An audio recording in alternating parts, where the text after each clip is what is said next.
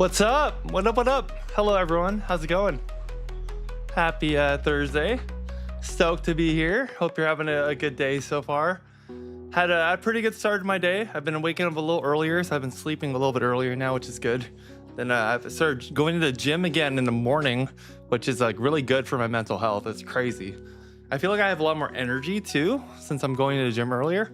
So it's been good, and like less people there too, which is nice. Like when you're going at like 11 in the morning, there's like no one there. Except for like these two UPS guys who go in the gym at like noon until 1. Literally on their lunch break, they're in the gym lifting and they're in their UPS like uniform.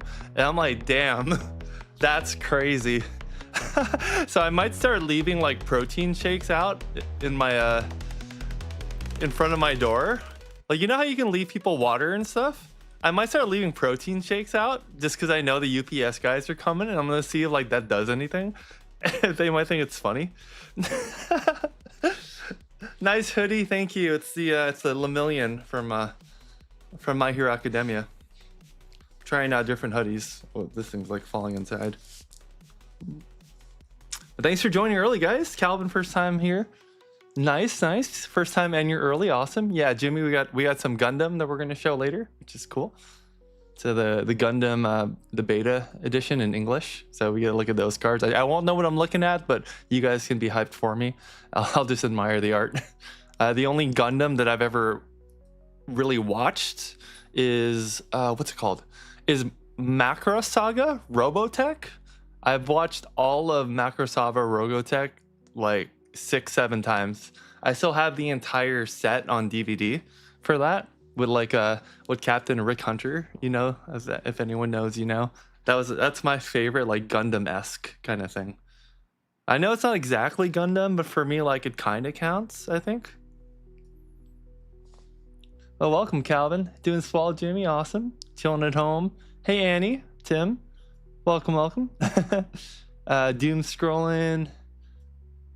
Gundam is your childhood? Okay, so you guys need to be hyped for me. I'll do my best. I won't understand everything exactly. Do you guys have a favorite Gundam? I think that's like a popular conversation. Usually like people talk about like their favorite Gundams. I gotta look up which was my favorite Gundam. Oh, what was it, dude? It had like swords and stuff. Schwartz? Something like a Schwartz? Schwartzette? Does that sound familiar? It has like a Valkyrie shield or like Valkyrie wings or something and a sword.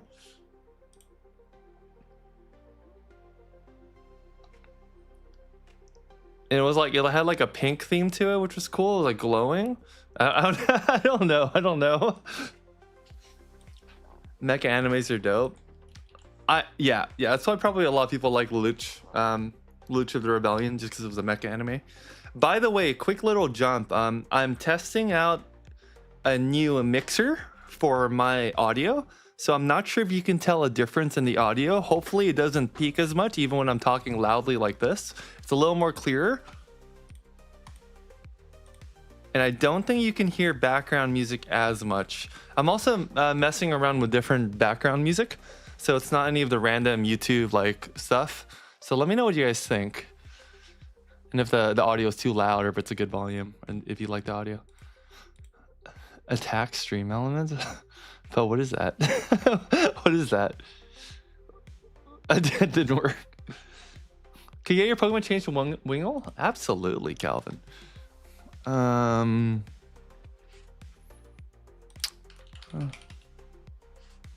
think it was something like change Calvin B cards. Was it the Pokemon Wingull and then Avatar?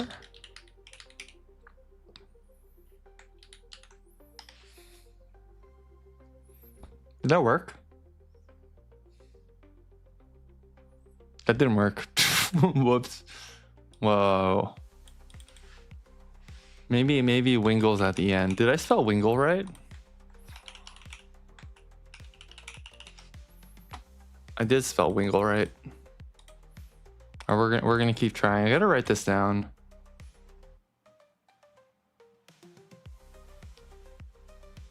There it is. Okay, I did it. Okay, it's change name, then the change name, avatar, and then the Pokemon. Okay, solid. Sounds good. Streams get better and better. Thanks, Sim. Where's my Gunpla builds, dude? Would you guys watch if I try to create like Gundam on screen, like with my setup? Would that be entertaining? I don't know. That would be kind of crazy. I would mess up so much. But isn't like making Gundam easy? It's just like Lego, right? It's just like Lego. I'm sure it's easy. Can you make your Eevee shiny? I don't know if we can do shiny.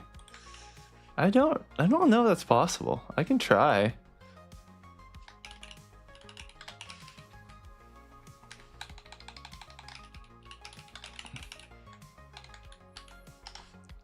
If this command, I typed it in. No, it doesn't look like we can do shiny.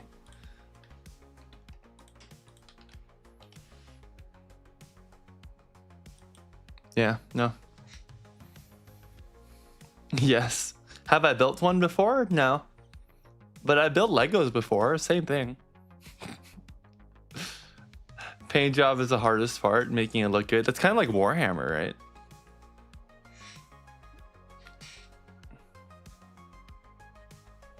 Something like color shiny. So Eevee color shiny. I'll try that. Eevee color shiny. All right, typed it in. It didn't work. So sorry. I guess we can't. I guess that doesn't work. I typed it into YouTube, to Twitch, by the way. Just because there's less people watching on there. Getting the nubs cleanly off. Oh, that's that thing where you got twisted around, right? You do a little twisty twist until it works.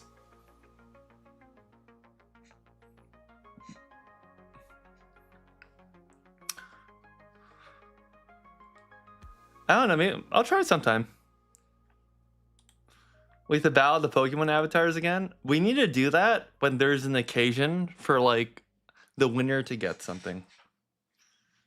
That way everyone is like invested in the battle. Maybe we can do it for like packs and stuff, but we'll see. We'll see. I would love to start doing regular giveaways on the stream. Like I really want to do a ton, but the problem is shipping. I've only started to realize since I've been shipping out Sen.pai stuff, shipping is expensive, guys. It's actually crazy. Like most of the Sen.pai shipments I was doing are between $8 and $15 to get it shipped out. Like when someone gets like 2 of the cases with the card and like 2 cards in the top loader, sending that out is like 12 to 13 bucks. It's crazy. So I want to do giveaways where I give away packs and stuff, but then if I give away a pack and then I have to mail it, it's like $6 in shipping alone, which is gonna add up. I could do something like when we do giveaways, I'll put it in the pile of stuff that you would normally get on Sen.pai. But then I would feel bad because then some people might not buy from Sen.pai, might win the giveaway, and then it's kind of awkward for them to like force them to buy something. So it just doesn't feel right. No twisting, you need proper tools. Oh, is it kind of like when you clip open like slabs and stuff? It's worth a try. I think it might be fun. Where's my card cam? Oh, yes, it's working. So one thing that we're gonna look at later. So what I'm gonna do is we're mostly gonna be pricing out cards first because quick announcement. Tomorrow, Friday at 6 p.m. Pacific, we are going to have our Kingdom Hearts stream. So I actually need to make an announcement for that. And I can show you really quickly, actually.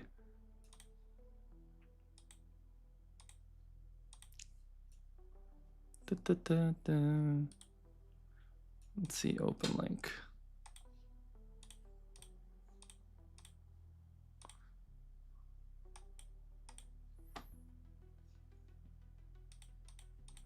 Here we go. Right there, we have a little thing for it. So Kingdom Hearts stream happening on Friday at 6 p.m. Pacific. So Friday is tomorrow.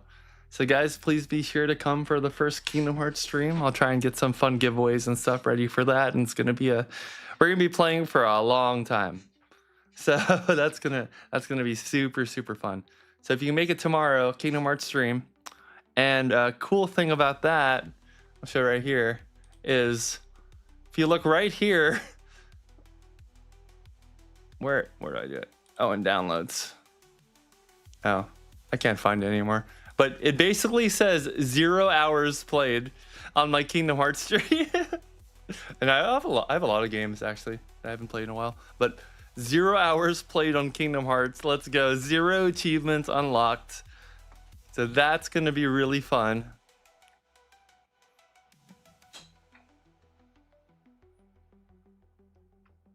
You seen channels like you have a few things before it gets shipped? Oh, you have to win a few things before it gets shipped? That's a good idea. Yeah, we could do something like that.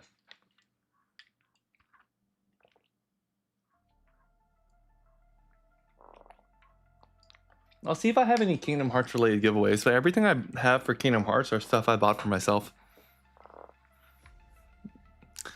We can look through a little bit of that later.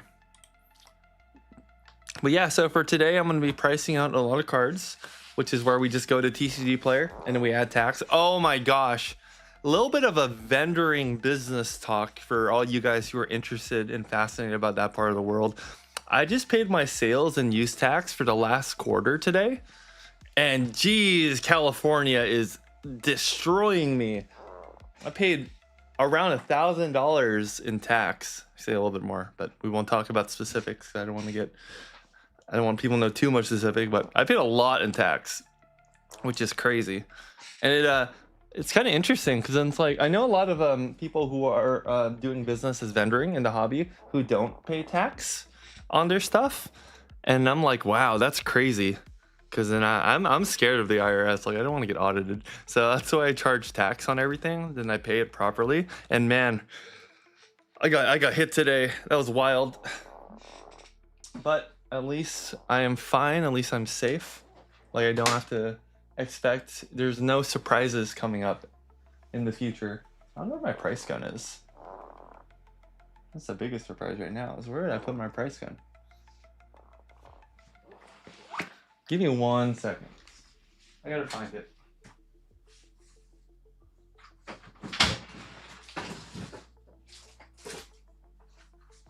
Let's go. I have a backup. My backup's price gun.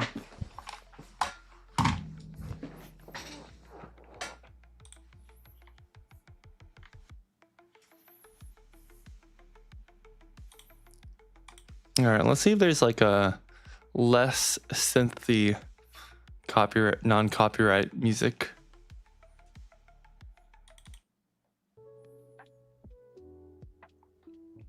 There we go. That's a little chiller.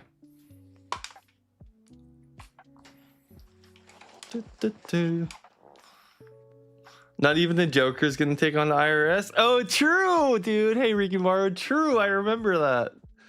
That's so funny. I remember that in the movie. Or that was part of the movie, right? Or some kind of joke, right?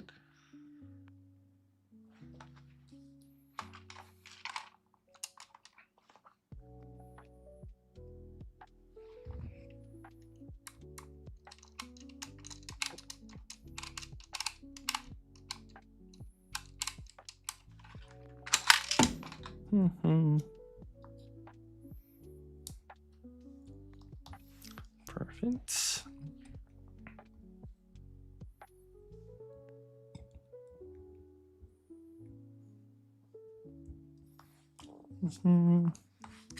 I've learned that you don't have to let them know all your cash transactions.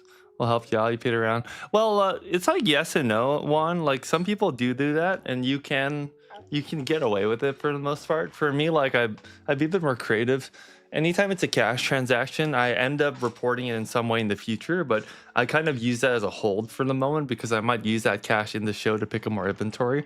Then it becomes like an inventory to inventory like trade kind of transaction, if you know what I mean.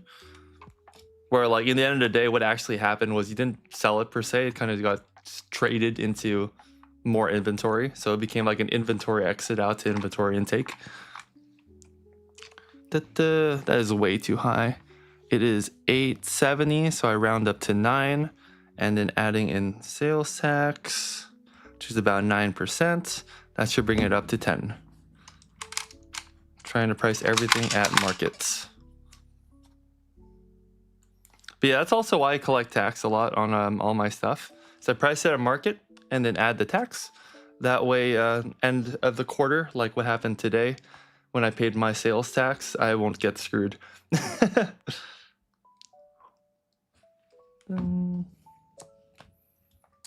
Gotcha, businessman. I try, bro. I try. LMNOP. So L first, then P. What's up, Marshall? Yeah, I've gotten people angry at me before about why that I pay sales tax. I'm like, why are you angry at me, dude? It's just, I'm operating in the safest way that I know how, and that makes sense for me. And if people think the price is a bit too high, then it's like, okay, then I just lose out on a sale. But it's in the day, you know, I think I'm pricing things pretty fairly at market, and then just adding tax to it to be safe. And then I can always go down too. Like I do go down a lot when people ask for, or say like if I can do it for cash. See that right here? Armor Rouge is 536. Add sales tax, it becomes like 6. So I mean that's kind of good where it is. I think this guy went down though. Yeah, he went down a lot. A lot of modern cards are kind of tanking, but I'm not gonna hold on to them.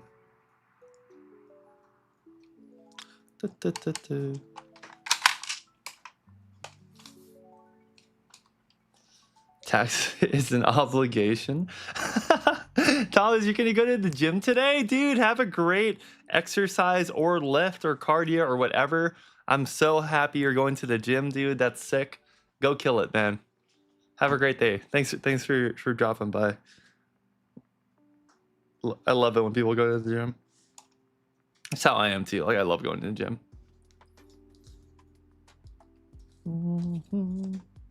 How dare I be a legit businessman? I know, dude. How dare I want to be compliant with California sales and use tax?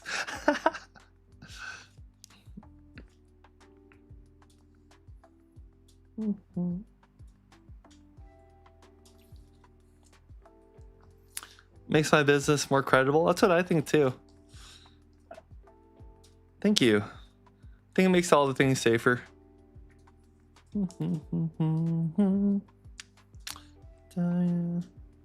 So this is why I did everything in order, because it just goes from, I can just go one by one, and then when I put it inside my binder, now everything's going to be in alphabetical order. It's going to look really crazy. Blaziken V full art, 711, basically just round up. Bravari 567, round to 6, add 9%. It's like 670 or something, so 7 is fine. That's another thing too, is I don't want to do quarters. I don't want to do like 650 or something. Just make it simple.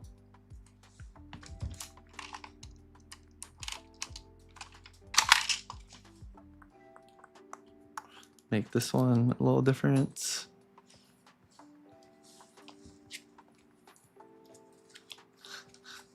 Double Caterpie, double Cerulege. What's up, Trent? Do I have a Blaziken VMAX from Chilling Rain? The alt-art or the regular? Oh, VMAX. I don't think I have the Blaziken VMAX.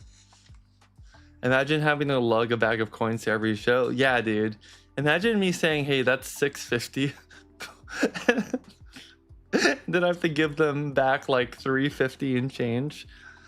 Have you ever been handed back a quarter?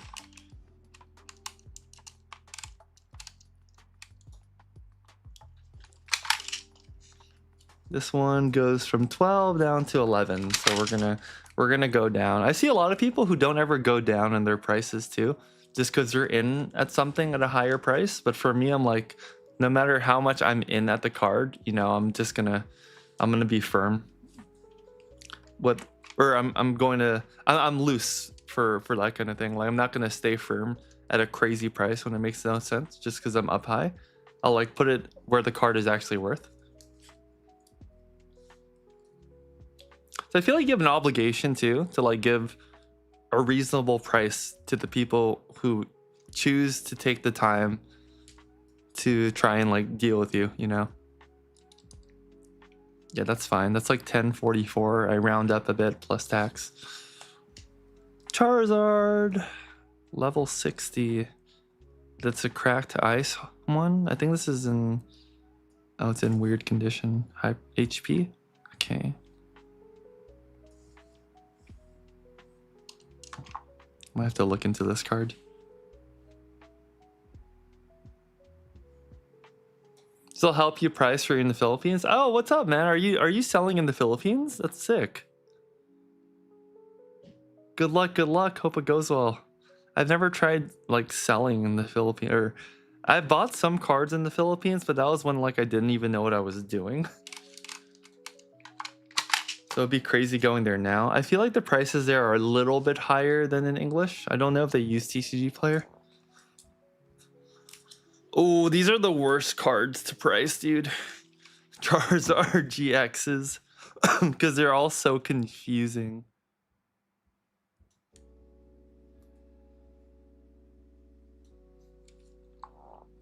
That's good at 10. Charizard GX, that's good at 8. These ones are good at 7. Okay, so they didn't really move that much in price since I last did them.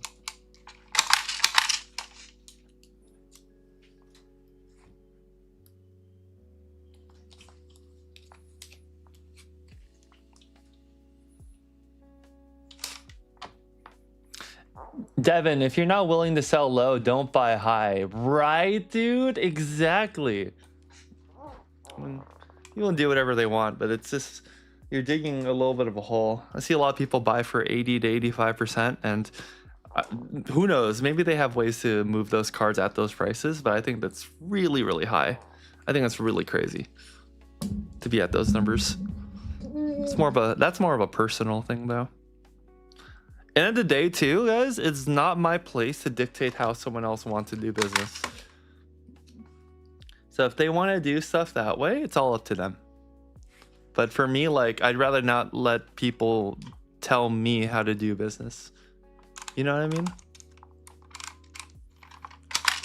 Because, like, end of the day, too, if I'm not pricing well to most people's standards, then no one's going to buy from me. And that's, you know, that's the end of that.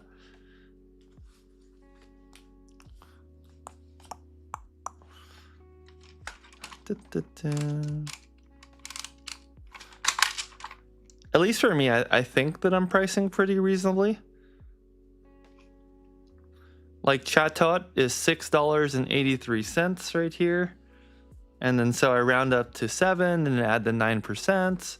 And then a little bit up, it's like 770 or something. So I just put it at 8 because I don't want to deal with coins. And then boom, I feel like I'm pretty much at market there. Especially like when you're looking at market price on TCG Player, technically market price on TCG Player, it means the last solds of TCG Player's amounts. And when you're buying last sold on TCG Player, it means you're paying tax. So if a last sold for a Charmander is $14.50 on TCG Player, and you're buying it on TCG Player, and TCG Player sold it for that amount, you're still paying that 9% or so sales tax to finish that transaction on TCG Player where it was recorded. Does that make sense? I don't know if I'm reaching or not by saying that, but like, I feel like that sounds reasonable to me. That the established sale price on TCG Player technically does include tax because it's there. Same thing with eBay, actually.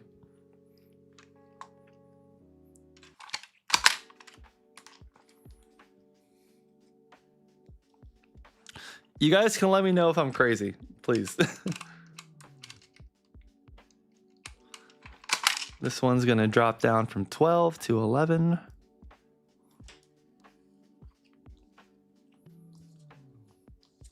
7 per U will be around 350 pesos. I think exchange rate right now is like 54, 55, right?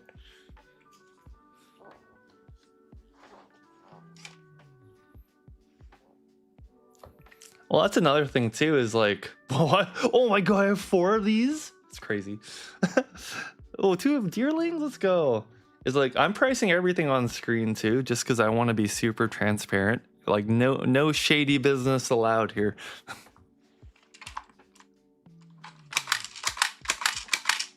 Oh, they all dropped from 12 to 11. Oh, that one's already 11. Oh, let's go. Oh, they're already 11s.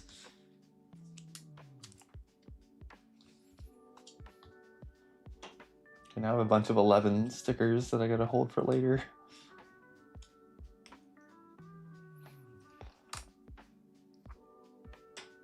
I canceled my Japanese rocket boosters right before shipping. Thank God, already dropping. Dude, smart call, Devin. Smart call. For card shows, I also think you're paying for convenience. Well, one cool thing about a card show, which I tell people sometimes too when it comes up, is when you're paying for a near mint, you can look at the card in front of you and see, yeah, this card is near mint. The centering, everything looks great to me. There's no, small little dots, because you can have like 2 or 3 dots even for it to be still near mint under PSA standards. So when you're having it in person, you can see the quality of the card, and you also don't have to worry about it being shipped to you, which the shipping will take a while and it can get hit in transit, and there's a bunch of variables that could happen during the shipping process. So that's also part of like that convenience that you're saying in person, is that you don't have to worry about any of that. Finally, a couple cards that went up in price.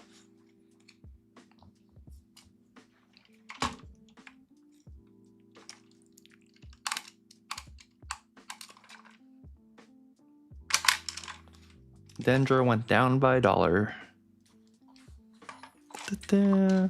Diplin is good where it's at.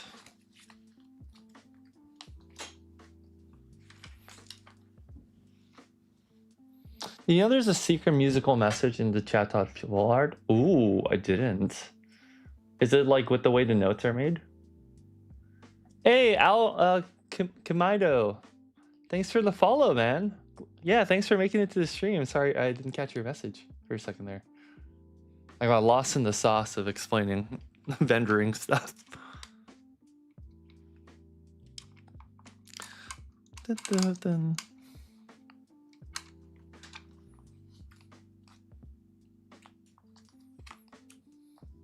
Can you price cards at PSA 7 if you do not grade? I personally don't price singles at PSA like ranks, because it's all speculation whether you think or not that it would be a PSA 10 or 8 or 7 or 6 or whatever. So it feels a little disingenuous to me to price it at a condition when like you haven't paid the $30 to price it or to have it sent in, and it still has to take a while to come back. So there's a lot of negative value there.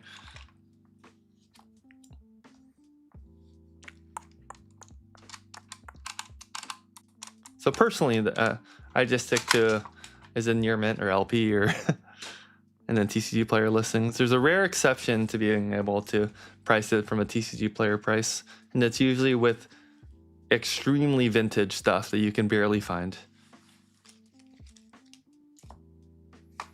It's a Pokemon chime? Ooh, cool.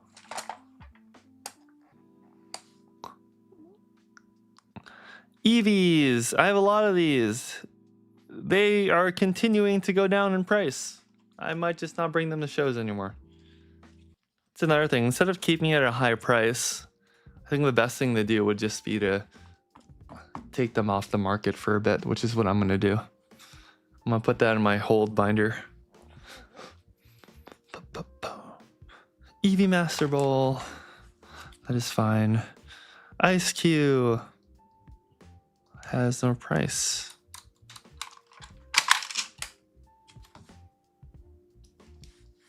NTGX, that's good. Did you find a pre-order, Dustin? Kijabi here, Gundam. I saw Gundam beta in your details. You were curious. Oh, cool. You can't wait to play it? Yeah, I might as well show you guys now. So I have two cool things here. So I have the sealed Gundam beta in English. Oh, I'll put it in the screen actually. Oops. Card cam, there it is. So here it is. This is a sealed Gundam English beta kit, which is really rare, and they're like $700 now. Funnily enough, I have two of these actually. But today, what we're gonna look at together is I bought an opened Gundam beta kit from a friend, and everything in here is in perfect condition. All of the legend rares and all of that are still in here, and we'll be able to look through it together and see all the cards. So it's kind of as if we're opening them live, but not really. But that way we can look through it.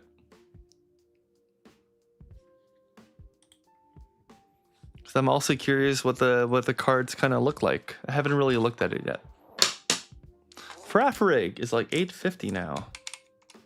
It went lower.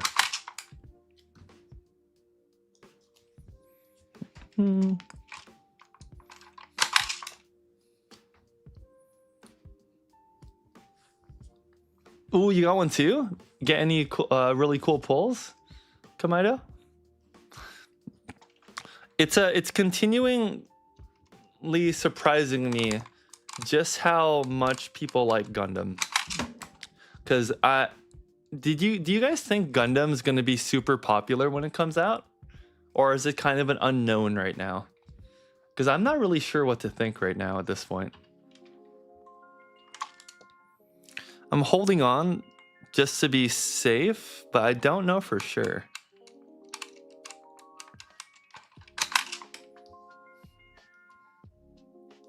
It's not really a game I'm going to play, though. It's definitely one I'm going to collect. Sean, what do you think about the upcoming Magic Final Fantasy? What I heard, the prices are insane. Yeah, the prices are insane, Kajabi. Yeah, that one's going to be ridiculous. All those limited collector sets for Magic always end up doing well. The Marvel one did especially well, too.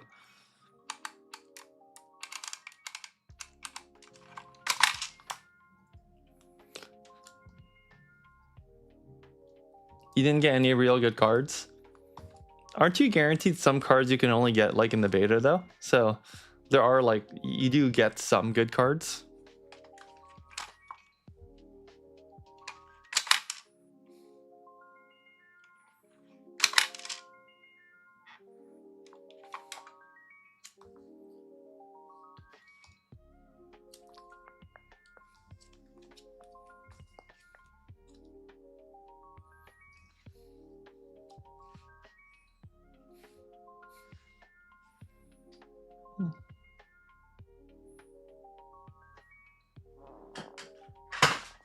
I look so lost there for a second.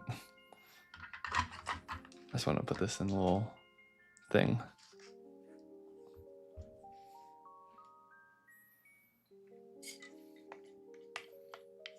You're out.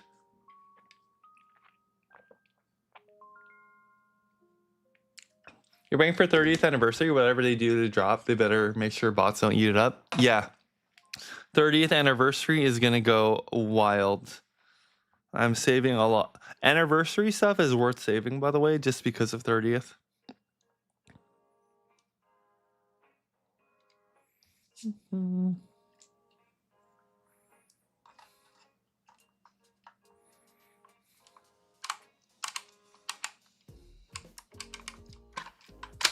I'm digging this music.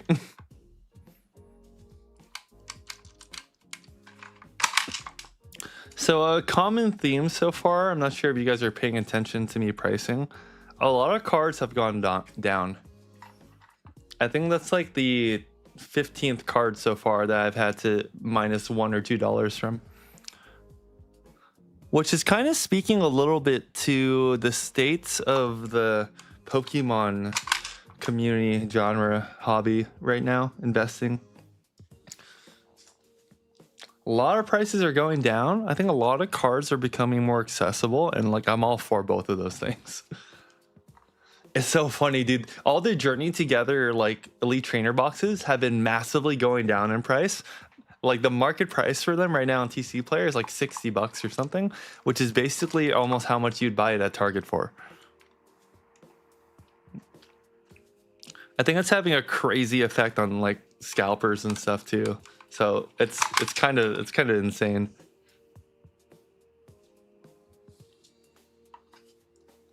Modern was about to go down. It's so high in price previously.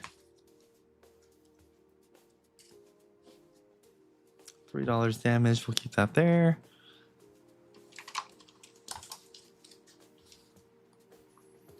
They usually drop near summer and go down during winter. Why do they drop during summer? Ooh, I have 4 Hounders.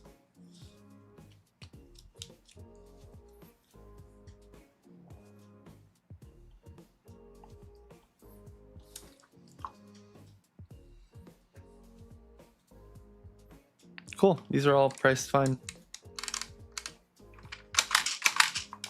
Journey together felt like a filler. Ah, that's true. That is possibly why also. Usually you have some like filler sets before crazy stuff. I feel like I wasn't super hyped about the Destined Rivals, about the cards that I've seen from the Team Rocket side. But then I only realized recently that like, oh wait, it's not just Team Rocket cards. You're also getting Heatwave Arena cards. So the Misty Psyduck, the Misty's Lapras, and a bunch of other cards from the Heatwave that look really good. Ethan's Typhlosion. Like those cards are also going to be in Destined Rivals. And for me, like that saved the set for me. It makes it worth opening.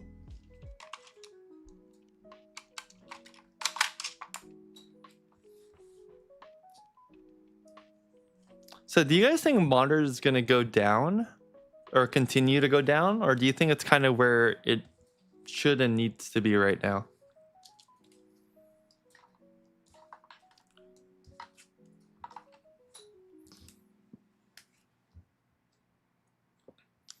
Everyone out there vending and selling for low. Oh, do you mean like people are going lower on their prices as vendors?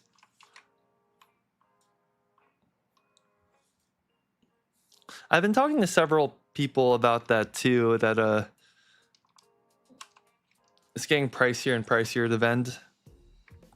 Or like they're having more struggles vendoring. But I think that's also because a lot of people are just buying really high. Down for now, come back to Anniversary. I still like that they're going down. Because like I feel like the average person in Pokemon is still going to be spending a decent amount on stuff. It's just now they can afford more things. Like if you're, most people have a budget going to the shows, and if your budget is like $200 for the entire show, instead of buying 1 or 2 cards, now maybe you can buy like 8 cards, but you're still probably going to spend your budget because you want to. So I don't think things becoming accessible is crazy. Also, I priced this like a few days ago. It is down to like $5.50 now. That's insane.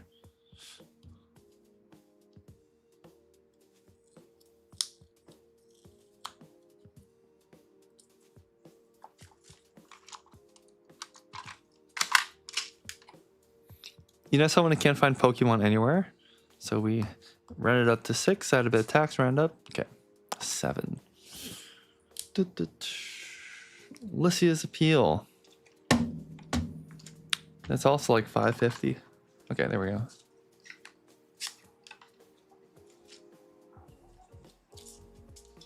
It seems like more and more people are vendoring. Isn't that interesting, guys? I've started seeing a lot more people like who are vendoring now.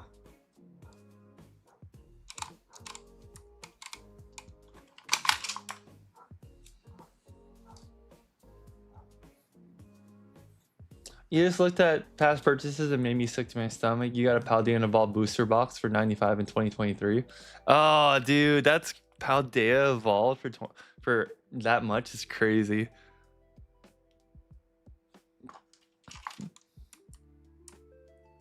That's wild.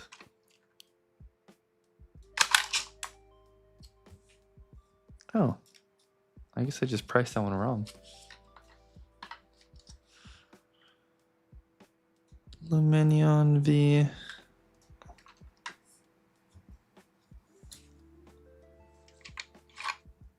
Oh, I priced them upside down. I put. Oh no, I priced them the wrong way. That's funny. I priced the alt art for the full art and the full art for the alt art. That's why it was off. Mabosif, Machoke, Metachan.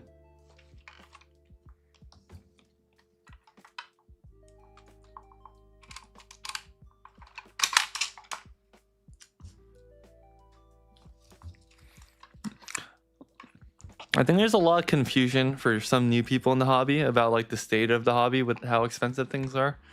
Because I also what happened, so I had a short I posted for the Evolving Skies Pokemon Center ETBs that I was selling, and they were going right now, they're like $750 each, which is what I predicted, but I sold them at the time for $500 each to someone who really wanted them for their PC. And I had a message in the comments like, wow, I can't believe you're selling this for that price instead of MSRP. How dare you sell it? You should have just sold it for MSRP. I'm like, wait, I should have sold the Evolving Skies Pokemon Center Elite Training Box for MSRP. Wait, what? What? It's like, are we getting mad to find something to be mad about, or is there logic behind the anger? That threw me in a riff for a little bit.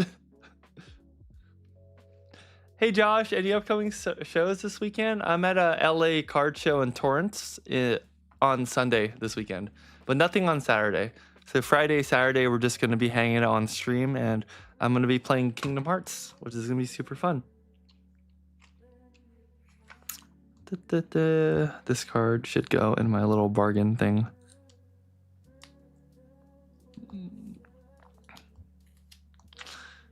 Any upcoming North Cal shows? I don't think I have any for a bit. Let me check my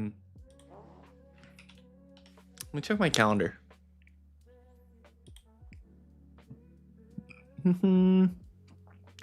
I have June 7 and 8. I have San Francisco Card Show. That would be the next one.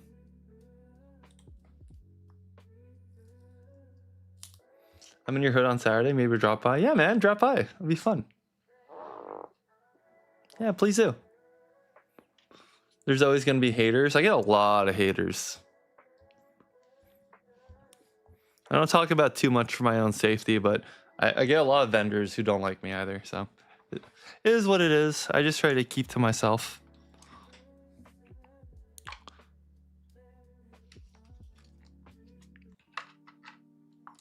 Mespritz, Mew EX. I think I might be maybe I'm just too transparent with how I do things.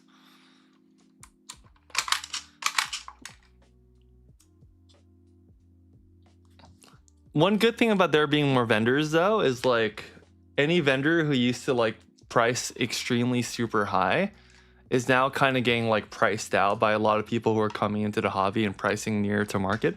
So that's probably one of the good things about there being more vendors. More competition means that there's not much of a monopoly anymore on like getting away with pricing things crazy.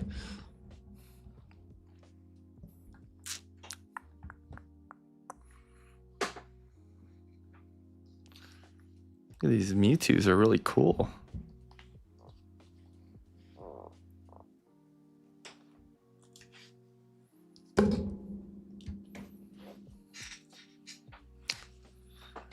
For your birthday, Jinder Joshua? Dude, happy birthday, man. Awesome. Marsha, tell everyone you can only buy at 80% MSRP. Yo, that's wild. 80% MSRP is insane. The Evo Skies ETB, the regular one. Yeah, I'll take that for can you do $35? Is it like a 80% MSRP? Imagine. You get I started to get that a lot though in the vendoring, the game of vendoring is people will fine tune pricing to fit their situation that's most advantageous for them. So I think these cars I'll have to reevaluate later because they're a bit older, so their pricings are a bit different.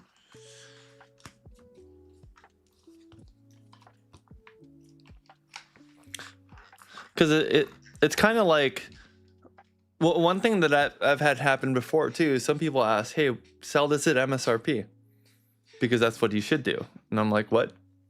I don't even carry stuff in RP and in SRP, you know? And then like, so they'll be like, all right, you should sell this to, like I had, for example, I had a 151 booster bundle that I got secondhand that I did not find in a store or something because I don't even do that. And the 151 booster bundle was like 65 bucks, 60 bucks, something like that. And they're like, hey, sell it to me for MSRP, which is like $35 or something like that. I'm like, oh, I got it secondhand, you know, I haven't found it in the store. So I have to be at this price so I can make a little bit off it, because then I make like 20% off it. So I make like 10 bucks, right? Something like that. And if I do sell it for the right price. And then so like, sell it to me MSRP. And then like, no, I can't. It just doesn't work. But then if there's something like a Paldea Evolved Elite Trainer box, and you can buy it, it's selling for like 50 or 55 bucks on market, but then you can buy it for like less price. Wait, I'm losing myself. But there are some instances where it's like the MSRP price is higher than the like market price, but people will then be like, oh, let me pay the market price because it's lower. So people like change it around a lot based off like what's more convenient to them. It's happened a few times. It's hard to kind of pinpoint just because they're really subtle about it. It's the main reason why I like watching your videos. You're fair, polite, and kind. Thanks, Sal. Thank you so much. Thanks, I appreciate that. Only it bothers me is the fact that we barely can buy stuff in stores anymore. You're almost forced to go to third party. Yeah, pretty much. Like for me, I am lucky to sometimes get stuff from like second party distribution. But what I mean by that is like a store who gets distribution who will be happy enough to like sell me some stock at a little bit of a higher price than distro, but it's still less than what market price is. But even then, like that stuff I can't really sell at MSRP either, because the whole MSRP thing is kind of a myth now in a way, because some distributions, I'll give you guys some like insider info, is sometimes like big distributors will bundle and package a lot of things. Like if you want this Stellar Crown booster box from us, then you're gonna have to buy 6 Charizard Ultra Premium, like the square ones with the figures in it. For every 6 of those you buy from us, because we have a lot of stock of that, we'll allow you to buy 1 Stellar Crown booster box MSRP or distro price. And then those ones are like, you'll make like 5% off those because there's a lot of those in the market, or they're selling them at Targets and stuff. And by the time you get to the Stellar Crown booster box, you've already kind of had a loss on the rest that it's hard to move that one.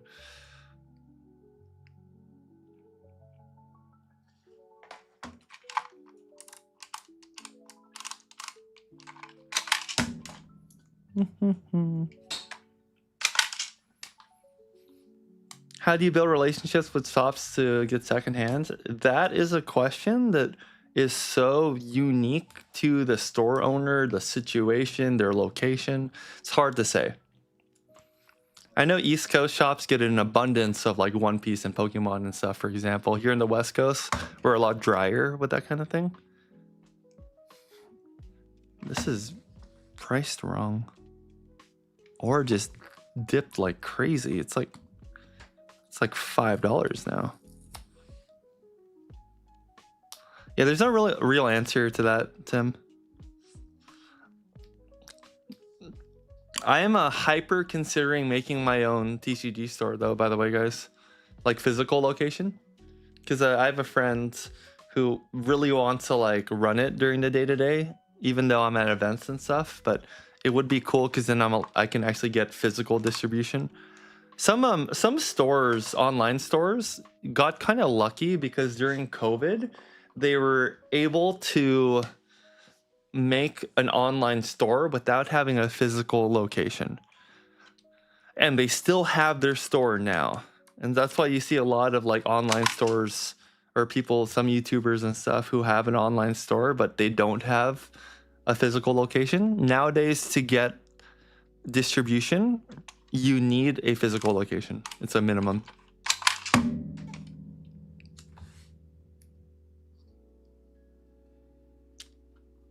Hey, brick and mortar. Only way you found was to spend a lot of money on them. Yeah, and then that opens it up, the relationship. You'd pull in next time you're in LA. I wish I could open one in LA. I mean, there's a lot already in LA. I would have to open one in like Bakersfield, which is an hour and a half away from LA, which might be worth the drive for some of you guys, like once a week or something, or depending on the day. But at the very least, what it would allow me to do is get distribution, which is what would be the coolest thing, because then I can actually sell things at MSRP, which is great.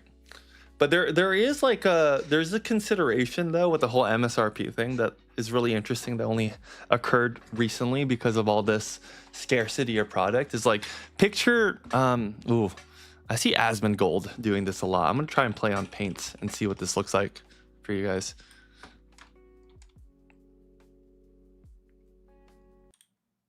Okay, is there like a way for me to get my banner thing at the bottom?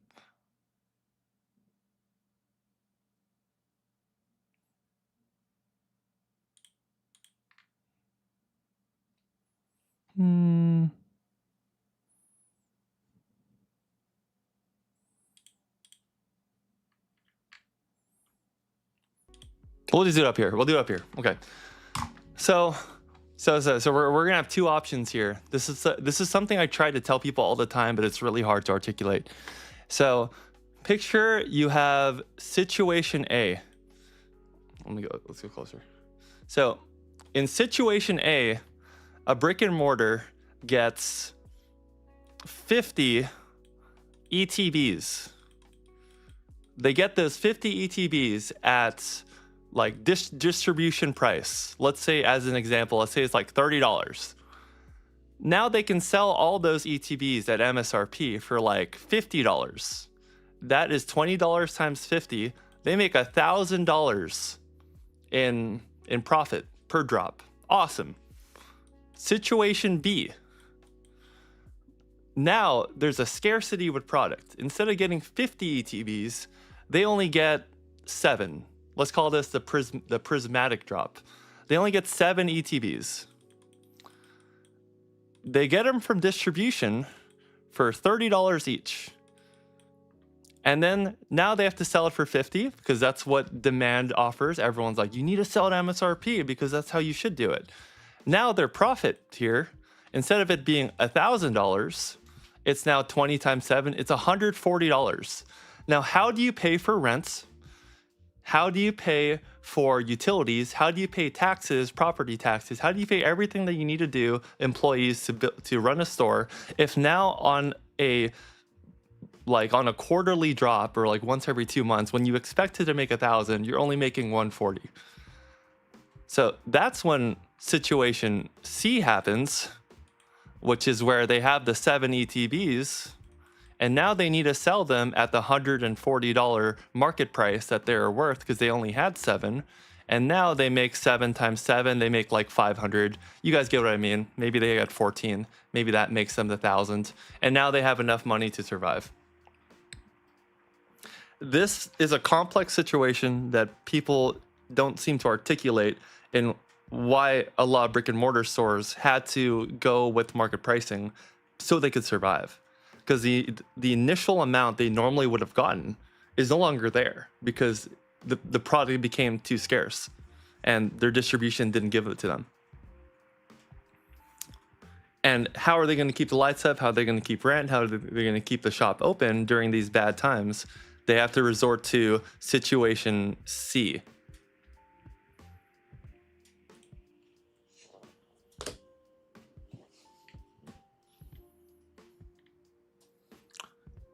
But unfortunately, people for situation C would call that whatever they would call it.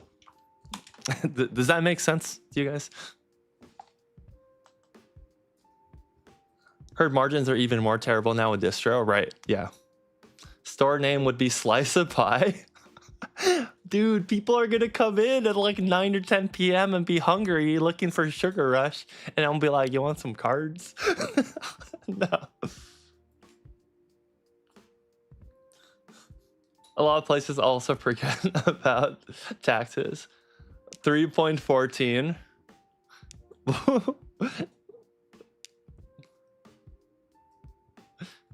A slice of 3.14. That's the name of the card shop. That's crazy, dude. That's crazy, guys. A lot of people also forget about taxes at the end of the year. Oh yeah, totally. They forget about taxes. I think a lot of vendors forget about taxes.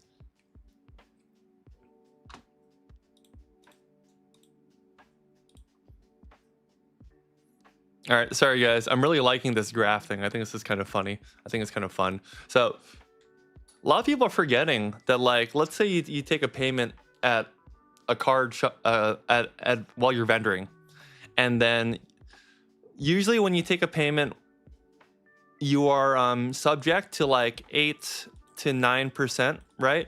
In sales tax. And then if they use card or something, usually there's like a 3% plus 30 cents transaction fee. And then afterwards you sell the card. But let's say you bought the card at 80%. Let's go extreme. Let's say you bought a card at 85%. You're like, I'm gonna be competitive. I'm gonna outbuy everyone. You buy it at 85%. At the end of the day, you are still responsible for that 9% sales tax. So plus 9, you basically bought the card at 94%. And then now you have 6% left in profits. But then what about like cost of hotel, cost of gas? What about cost of like table fee? Your time, your energy, your expertise, all that. That'll make that 6% less.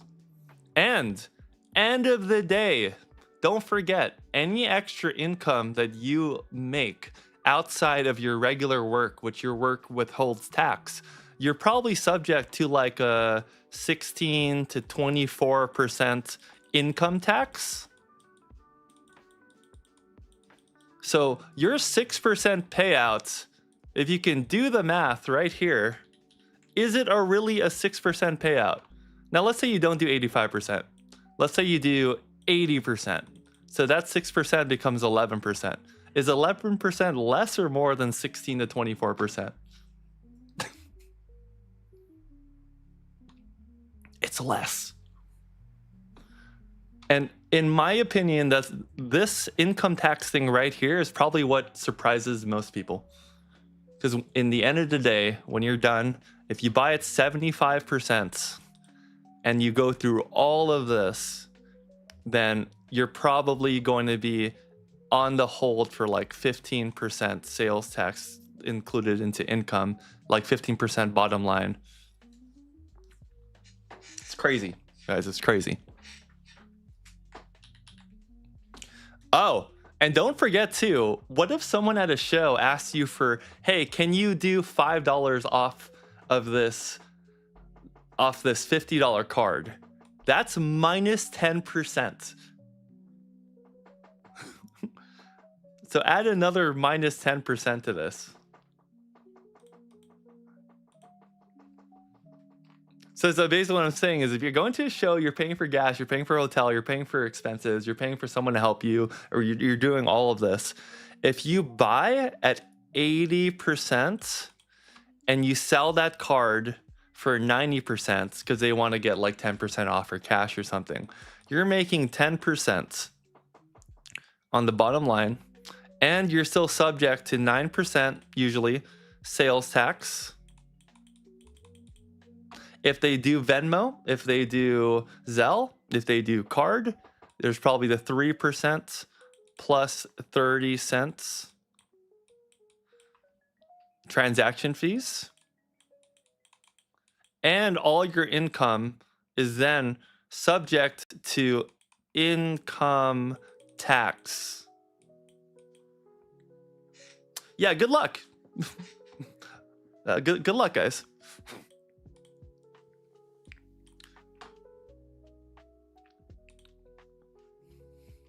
Are we cooked? I think people don't know business 101 enough yet. Now, there are things I didn't cover. There are tax write-offs. There are deductibles. There's, you can deduct your hotel expense, sure. You can deduct your gasoline expense, depreciation on your car. You can deduct a lot of things. But at the end of the day, I think people who are not taking into these account you're going to have a rough time.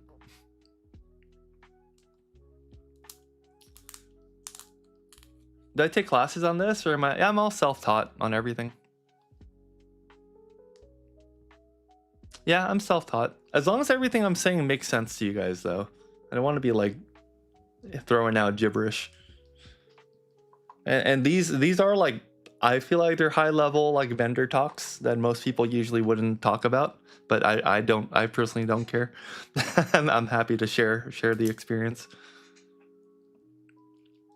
Did someone asked me for advice earlier? Hey, Bilko, did I open an online store? I did. It's sen.pai.sen.com. Joshua, as a vendor, do you need a seller's permit? Do you need one?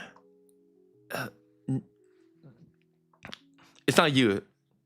It's a question. Because it's a debate right now that people hate me for. Do you need one? People would say no.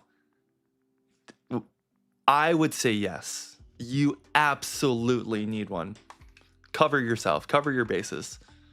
I registered with the DFTA, Department of Foreign Trade, something for California. DFTCA? Yeah, DFTCA.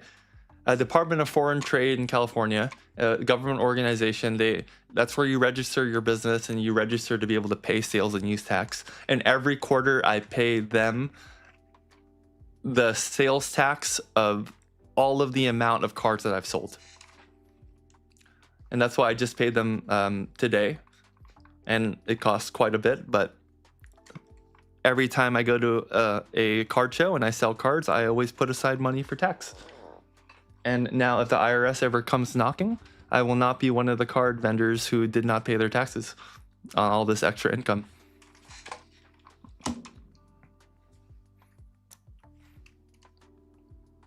Do I have a seller's permit? Yes, I absolutely have a seller's permit.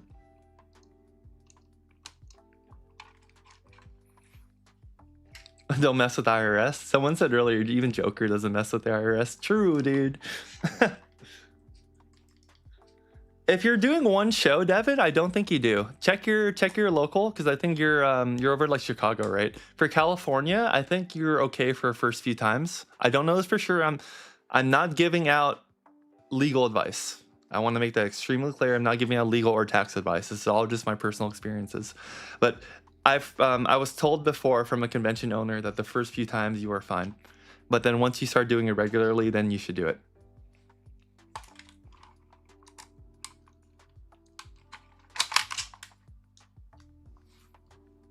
I think it's once you meet a certain amount, but I would just say after doing it 2 or 3 times, that's when like you should probably really consider if you want to get one or not. And heck, if you get one and you have no income, you just put no income. You won't get taxed on no income, I think. There's another step though, is if you actually make it into a business, which I do. I have an LLC, which makes me even more safer from liability.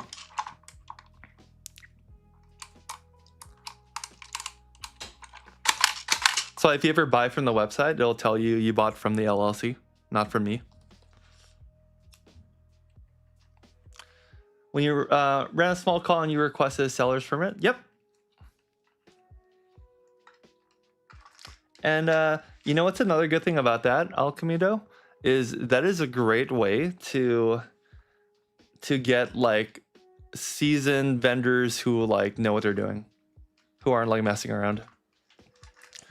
Because that is a thing though, like when you get into bigger shows, they do tend to want to have vendors who they know have more experience in the field. And so having only seller's permits allows you to do that too. They didn't ask you for seller's permit. They only asked 55 for a table. In most situations, you're fine. It might be a newer place, or some places just forget about it, or they don't care much.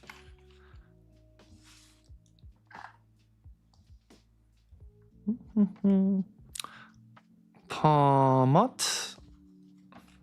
That goes in a different pile. Persian went up by a couple bucks. Awesome.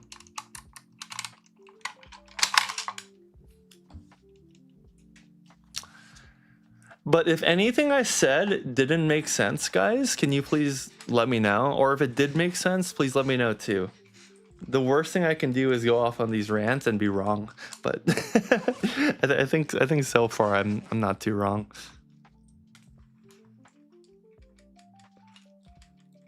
$55 a table is insane, by the way, Devin. California, we're paying like $125 to $280. The big shows are like $280. Small shows are like $125 to $170 in most places I've gone to.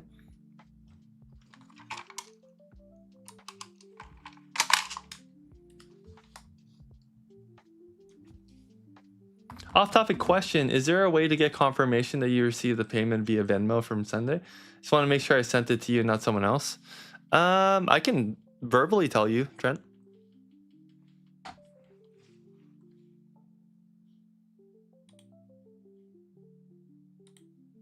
But if I shipped it out to you, then I'm pretty sure I confirmed it already.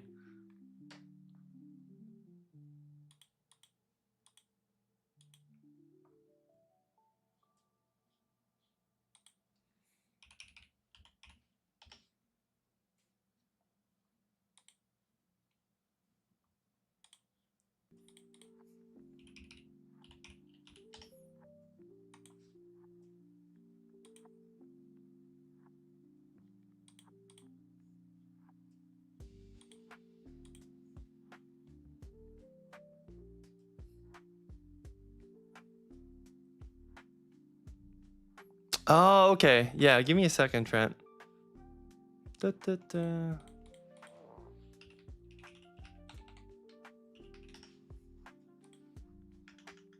Thank you for checking in.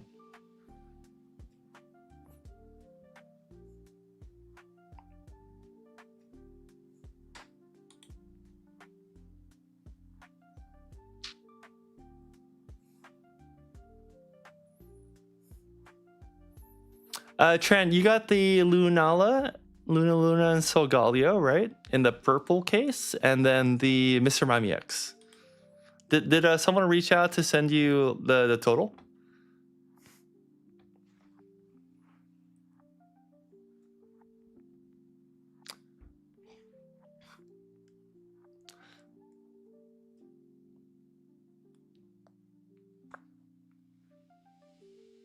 And the Beedrill V. Okay.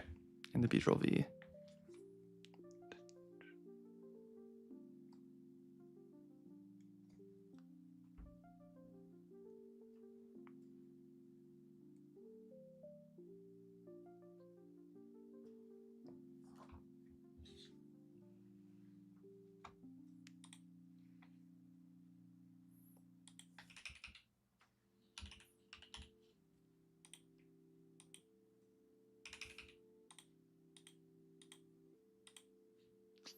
Okay, I made a group chat with you on Discord, Trent.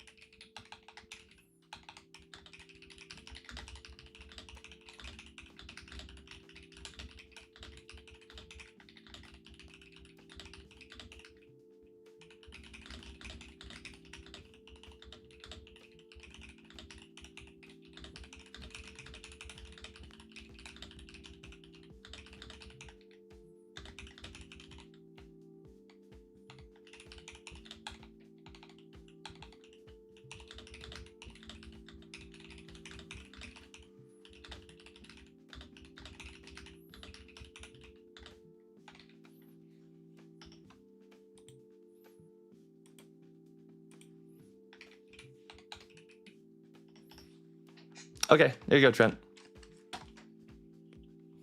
Thanks for for messaging about that.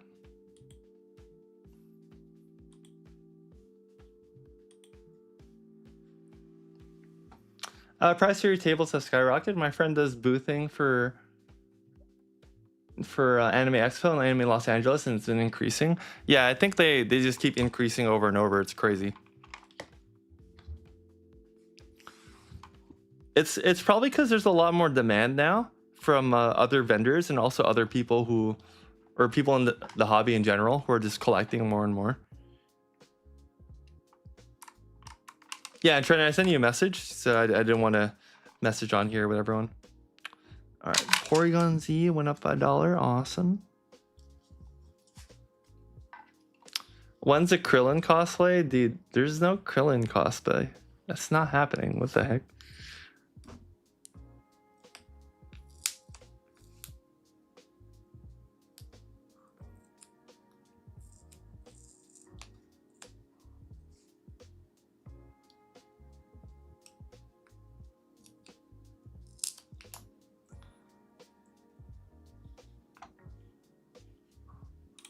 Perfect. I was just about to ask you for that.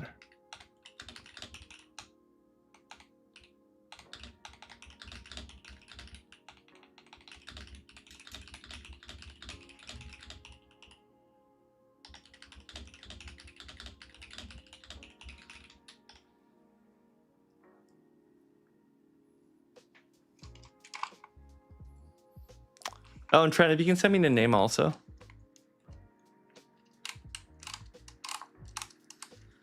All right, guys, we're over halfway done pricing, and then once we're done with this, we're gonna look through the Gundam stuff.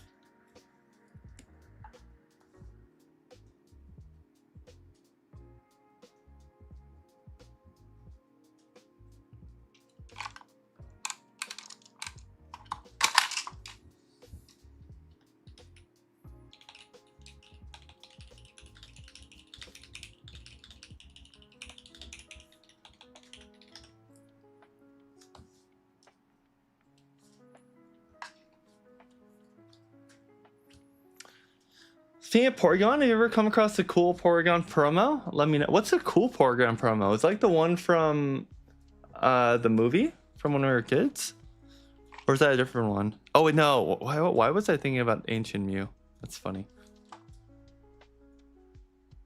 Lol, dude said, when are you going bald? I don't think it's in my genes to go bald, but if it were, I would rock it. I would embrace it.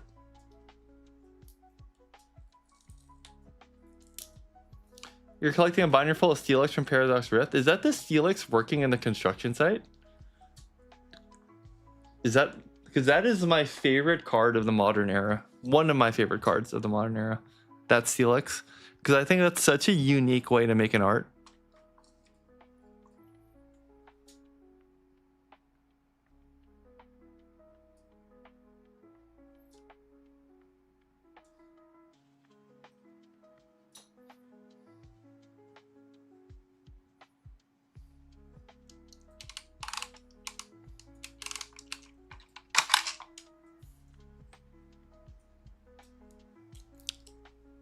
Oh, no, you're good, Terrence. Don't worry about it. I appreciate it, dude. Thanks again. Black Star promo 15. What's that?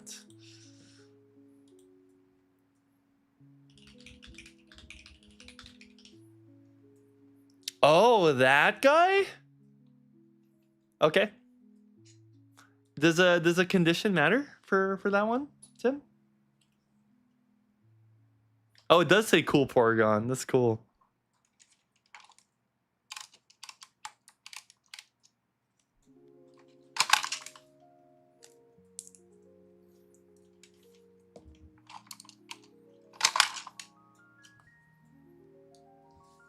Shining Jirachis.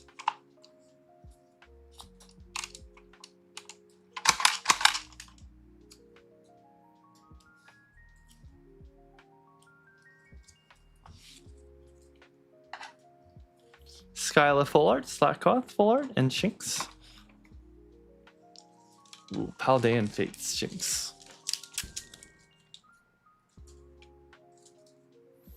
Da, da, da.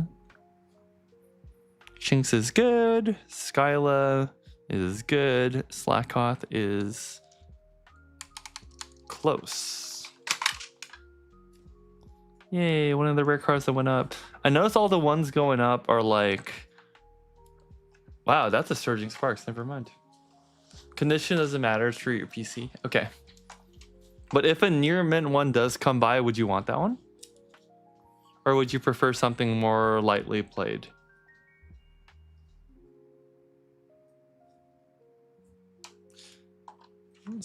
Just want to make sure.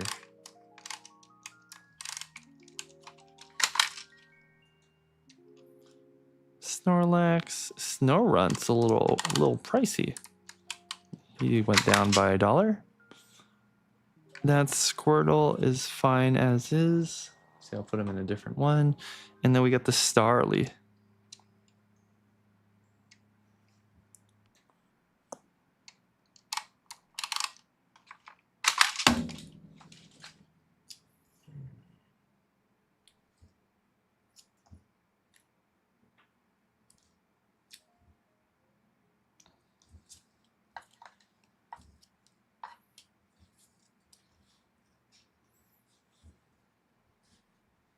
Do I have 3 Sunflowers? Oh no. Spark! Dude, Spark's my favorite trainer. Did you guys also get into the Pokemon Go craze?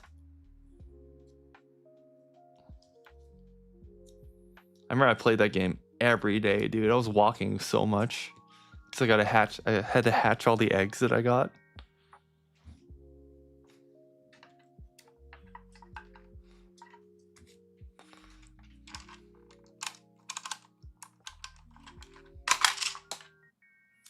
Yes. I was a maniac for that game. You're walking all over downtown district? I'm surprised I didn't make any more friends playing that game, now that I think about it. I felt like that would have been an opportunity to make a lot of friendships.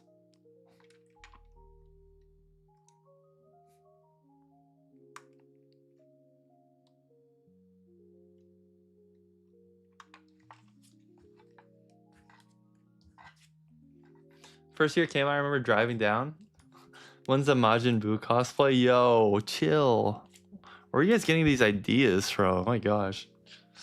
Which team were you guys for that game? What were your teams for Pokemon Go? I was Team Instinct all the way every day. I'm such a proud Team Instinct member too.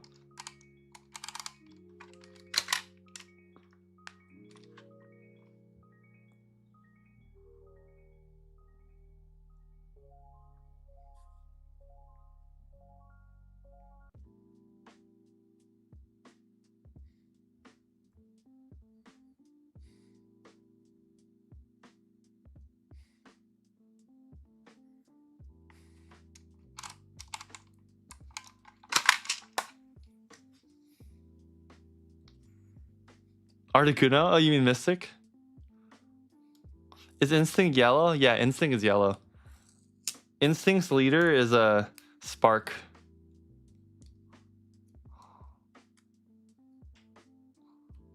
Trust in your instincts. Instinct is the so it's I think it's like Team Valor is all about strength and determination. Team Mystic is intelligence and wits, and Team Instinct is like go with the flow. We're just vibing. I don't know exactly what they stand for. Determination? Maybe determination?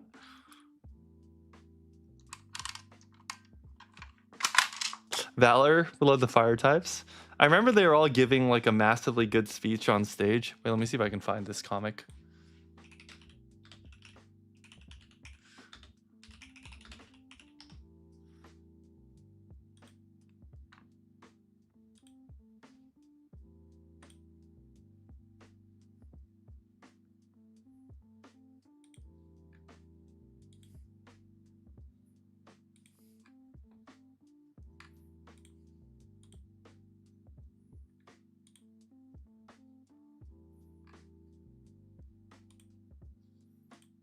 Where is the full comic? Time out. I gotta find this. It's so funny.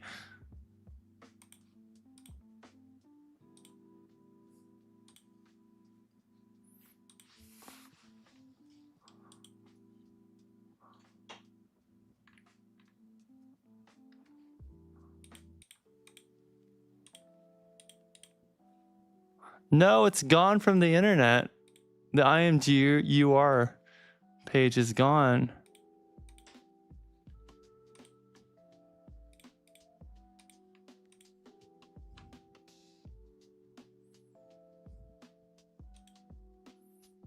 Oh, here it is.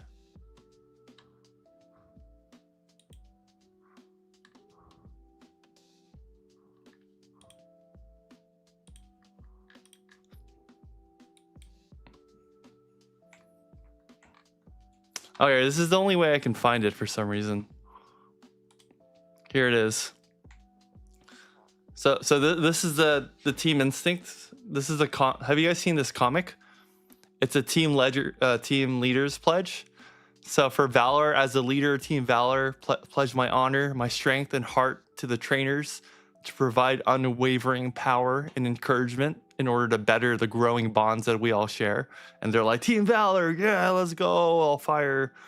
Team Mystic is, as the leader of Team Mystic, I do hereby pledge my knowledge, wisdom, and loyalty to every trainer to abide by all the laws and enforce the beliefs our ancestors once held towards a growing mind and body, soul, and for the good of all. And then they're like, yeah, Team Mystic, woo. And my guy Spark here for Team Instinct goes up on stage. He's like, flip the bottle, Team Instinct, let's go, woo. And that's it. That's his entire speech. And like that, like personally, like I connect so much with that.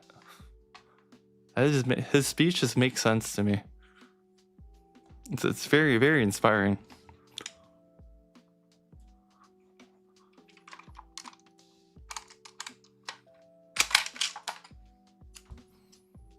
Never seen that card? The Vanillish card? People look for this card, actually.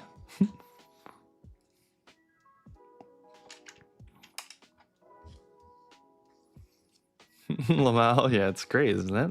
It's a great speech.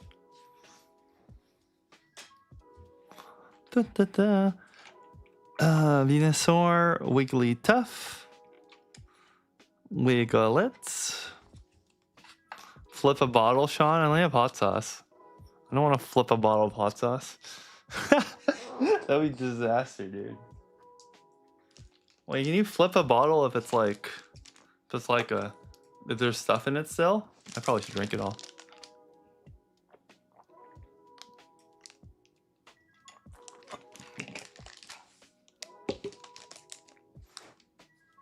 Okay, wait.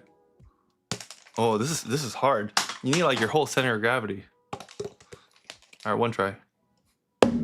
Okay, time out. First try. Okay, I don't have it. I'm not him. I'll do it at a show. It'll be in a video.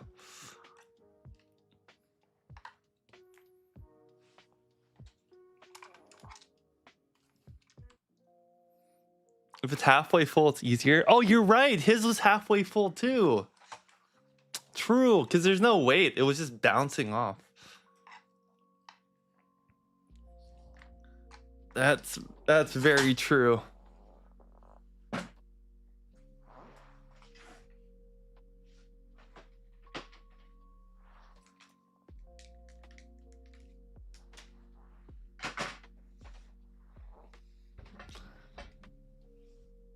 When I visit your table, instead of a coin flip, we'll do a bottle flip. I like that it's not necessarily gambling. It's more of a test of skill. I might be for that. I think you found a loophole past my no gambling rule. That's interesting. That's very interesting. I got this back too. It's a bunch of rares. Dark Vileplume, this Milky Milk, Raichu, Flareon, Charity, some Dragonairs. These are all rare cards. Magnemite, Lapras, Scyther, Misty's Tentacool, more Dragonairs. Crazy. Oh, a first edition Fossil Gengar. I gotta double check this. Oh, it's near mint. Okay, I gotta double check that card's price. Rocket, Sneak Attack, Dark Duck Trio, Dark Hypno, first edition Aerodactyl, Dark Magcargo, the Yanma, Skarmory, Alakazam E-Reader, Dark Tyranitar, Delibird, Magneton, Dark Alakazam, Dark Raticate, Breloom, Pelipper. Pelipper. I like Pelipper better. Seeking. Ooh, Ult Blaziken E-Reader card. That's pretty cool. Dark Magneton, Quillfish, Magby, Giovanni's Nidoqueen, Dark Weezing, Dark Golbat, Dark Arbok, Dark Slowbro. These are cool with the little Team Rockets on it. Dark Golbat and Dark Arbok. Sean wasn't very good at sports, so hey, I was great at sports. Hold up. Excuse me. I played so much sports.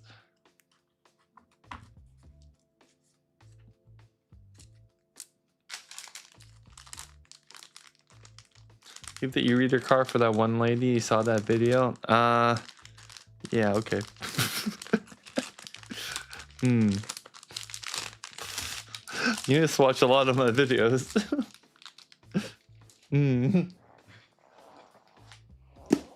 Alright, so we can finally done with all those. When's the Piccolo cosplay? Where did this come from? Are you guys all like working together on this? What's up with the Piccolo cosplay stuff? That's crazy. What the heck? What sports did you play? I played track and field in high school, and then I was captain of my track team. And then for college, I went to play basketball. So I played both JV and varsity a bit for that. And then I went to track and field, also in college. So I double sported at one point, and then I went straight just into track and field.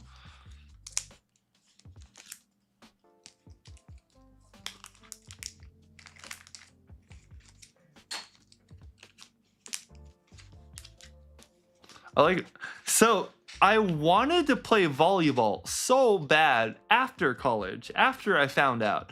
Because near the end of college, I found out about Haikyuu. And I swear, dude, if I saw Haikyuu and Blue Lock a little bit earlier in my life, I would have played both volleyball and football, soccer, football. No, it's all you. Okay. Good for you, man. Sports in college is hard any way you look at it. It's really difficult. It's a lot of competition. I was a power forward for basketball just because I'm 6'4" for my height.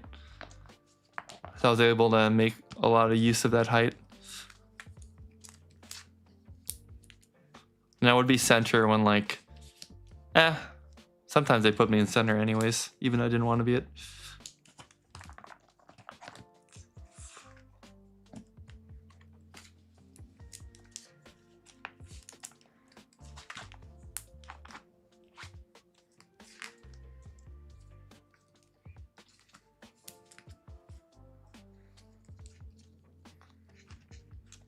You should do a basketball meetup. Yo, what if we did that? But then it would be 1st to 20 on like a 3v3 or something. And then every time a team would win, I would give them like some kind of rare card.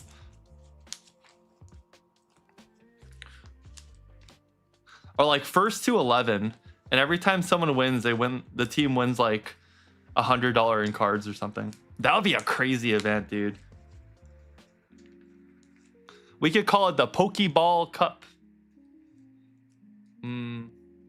Poke Dash Ball?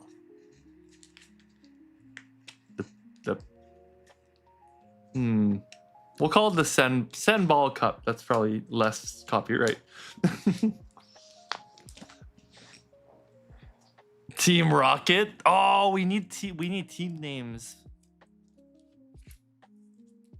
I don't think people would, if the community grows bigger, I think we'll have enough people to play sports with.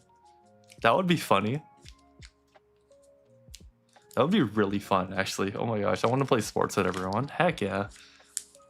Can you imagine how fun that would be? He's like thinking you win a pack. Yeah, each team that wins a pack. So we'll make it like first to 11 per team. That way the rounds can be quicker. And then every time a team wins, they win a pack. And then we'll shuffle teams often. So it's not just like one team winning. Everyone gets a chance to play with each other.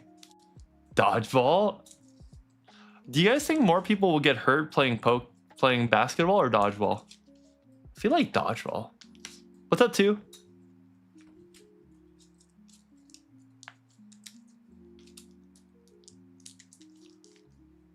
Dodgeball. Basketball? You think basketball more people will get hurt?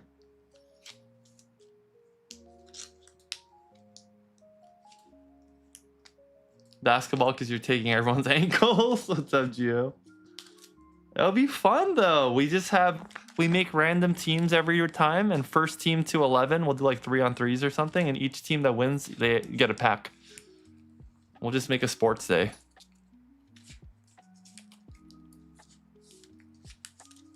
And everyone has to rip their pack. So we get ripping content too, and like people get crazy cards. See that because you tore your tendon playing basketball, bro? You can tear your face playing dodgeball. Oh, I see technically all of them. Accidentally throw the ball at people? Sure, accidentally.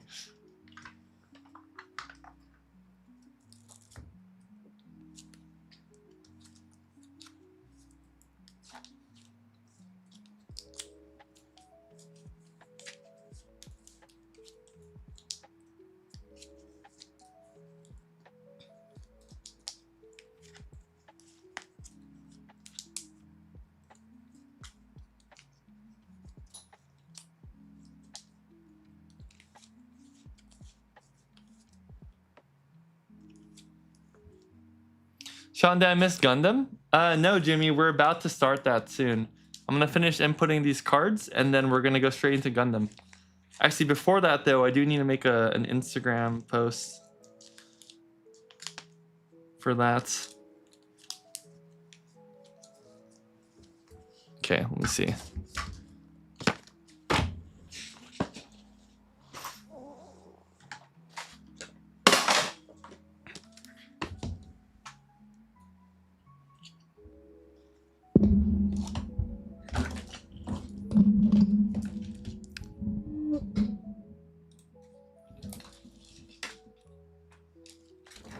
That was weird. I don't know what button I pressed to do that. I should learn what button I pressed to do that. Cool. Just putting this here for like the little video screenshot.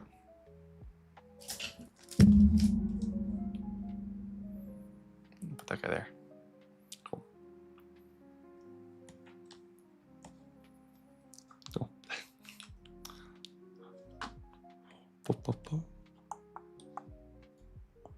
Okay, I got my screenshot for Instagram.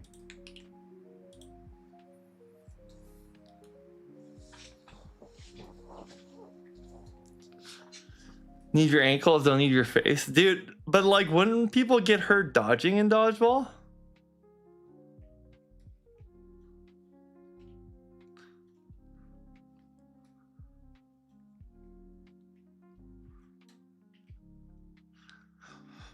I'm guessing no one wants to play football or soccer because of all the running.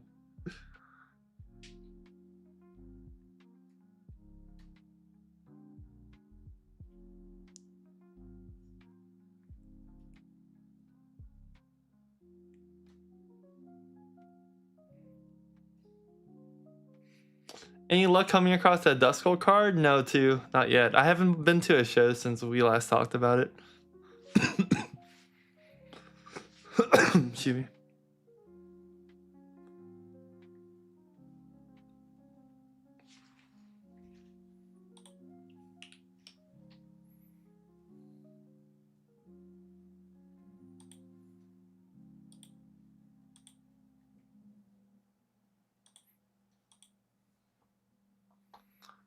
Oh, flag football would be good. That seems pretty safe.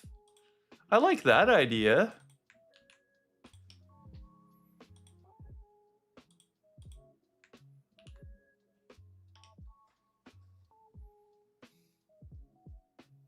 If you can dodge a wrench, you can dodge a ball. I love that.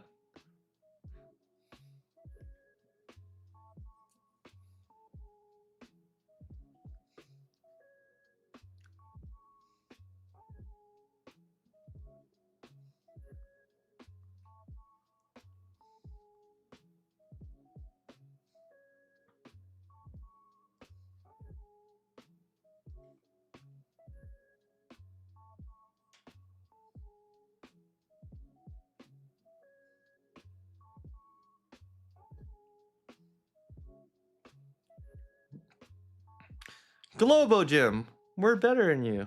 We know it.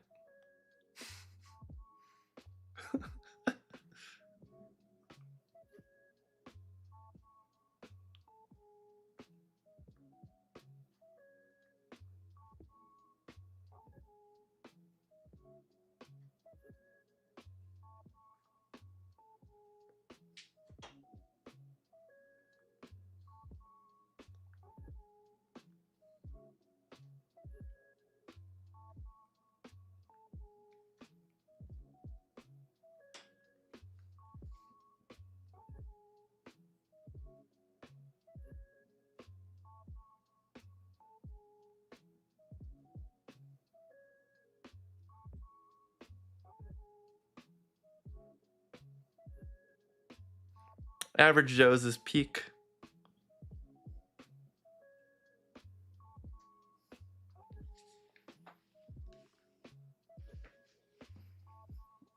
Disc golf? What's that? Duck, dodge, dip, dive, and dodge. I forgot about the 5Ds. That's so funny. I forgot all about that. The 5Ds. And the dude just dies in the casino. The freaking sign falls on him. Are these English? Yeah, they're English. They are English. Just got a few more cards to put into the binder, then we're done. And the binder will be all ready for the weekend. Golf with a frisbee. Oh, are you trying? So you're trying to like land the frisbee into a certain spot?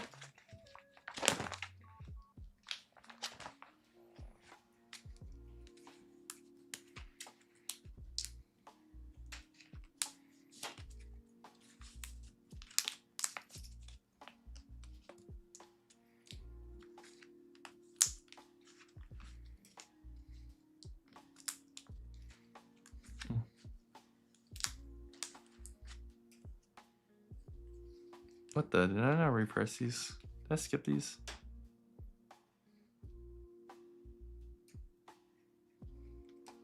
Did not. I just missed it.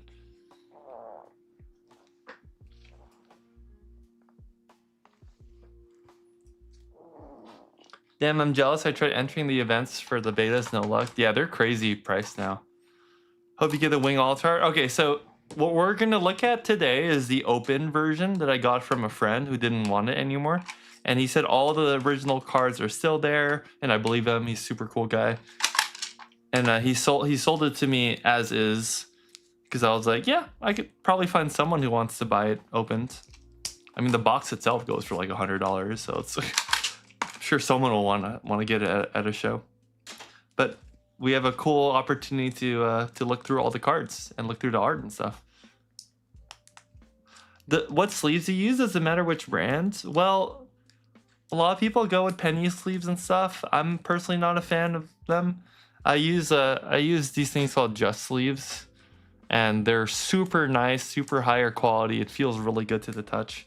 You'll notice if you get any cards with me that the sleeves I use are a lot higher quality. I was thinking about selling sleeves and also top loaders on my website, but I'm not sure if that's something I should put up there. Kind of like card supplies and stuff. What do you guys think? Like, I was considering also putting up like Dragon Shield stuff on the website too, which is more intricate cards for like playing. But then like the general like cards, high quality card sleeves too, and then like top loaders and stuff, I could also put those. You like Dragon Sleeve? Yeah, me too. They're good. I use Dragon Sleeve Perfect Fits for the Senpai cards.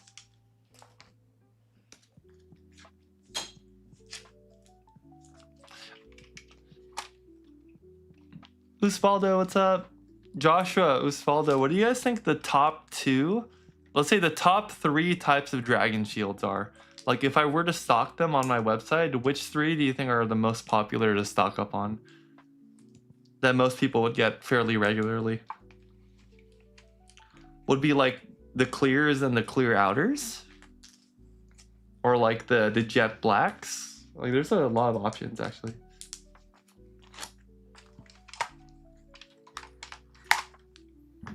You just ordered Perfect Fits? Ooh, yeah, I can stock those also.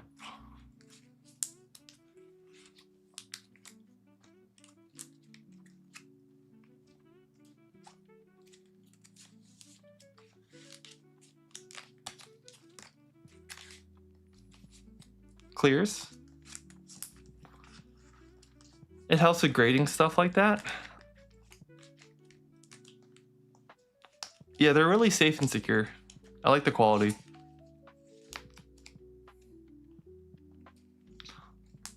Yeah, with the clears, you want to know how they look like in the front and back, true. Card savers over top loaders. Top loaders always give people a hard time getting them back out. Yeah, if you're grading, they want you to have top loaders. Or card savers, I mean, instead of the top loaders.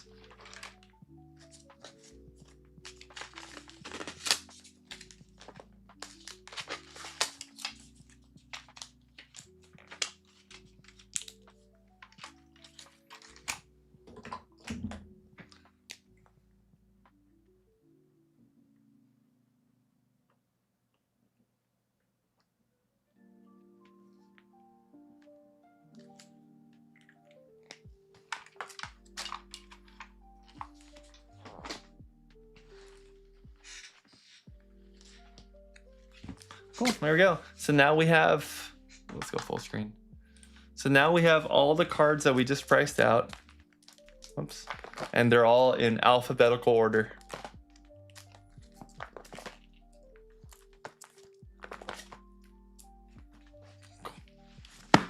Ready for the card show this weekend. And we're doing this now because tomorrow we're playing Kingdom Hearts on stream.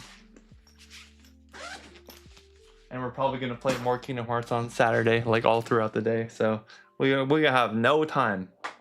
No time at all. Now is the only time. It's getting hot and to jacket off.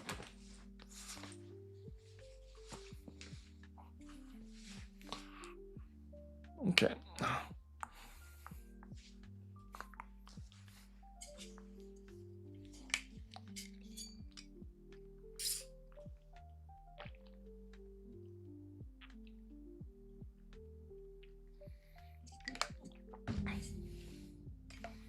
You didn't know they had a side loaders? I'm not a big fan of side loaders, especially when a lot of binders have like side loadings on each side.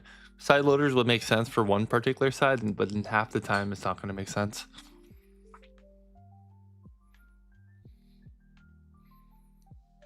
The card was sliding out too much. Yeah, they like penny sleeves though if you're submitting to like PSA. But I don't know. I'm not a big fan. Not my thing.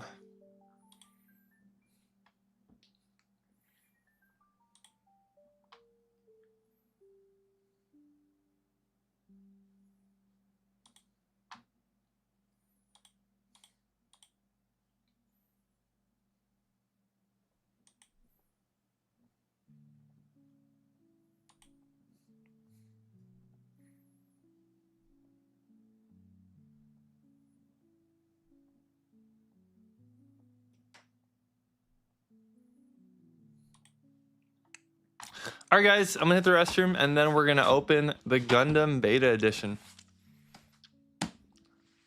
We're gonna look through all of the cards. It's gonna be fun. So I'll be right back.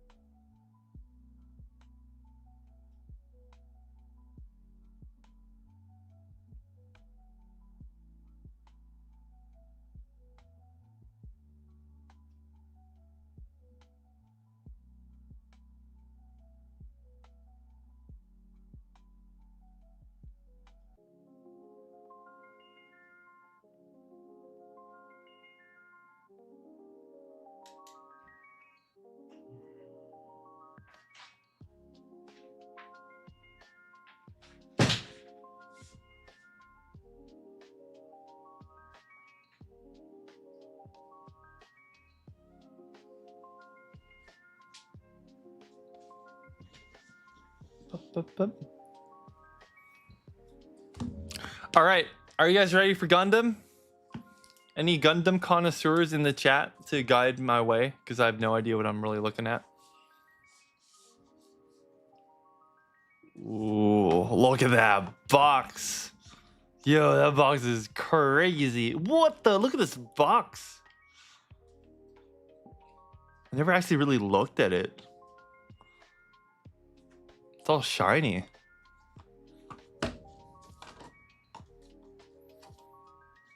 Ooh. Is this in French? What's the English version? GUNDAM. Imported and distributed from the United Kingdom. Oh, it's supposed to be pre-tariff, bro. Let's open it.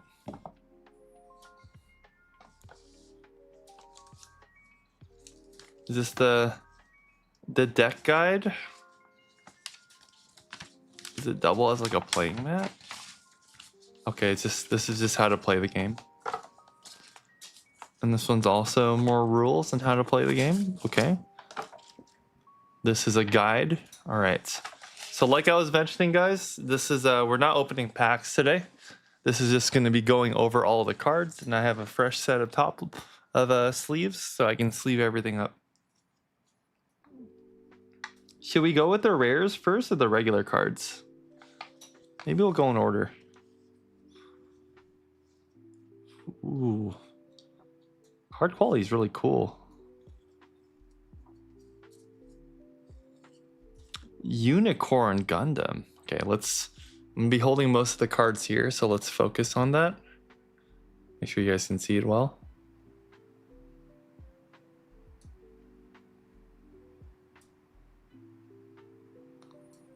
There we go. Unicorn Gundam. This one's a rare card.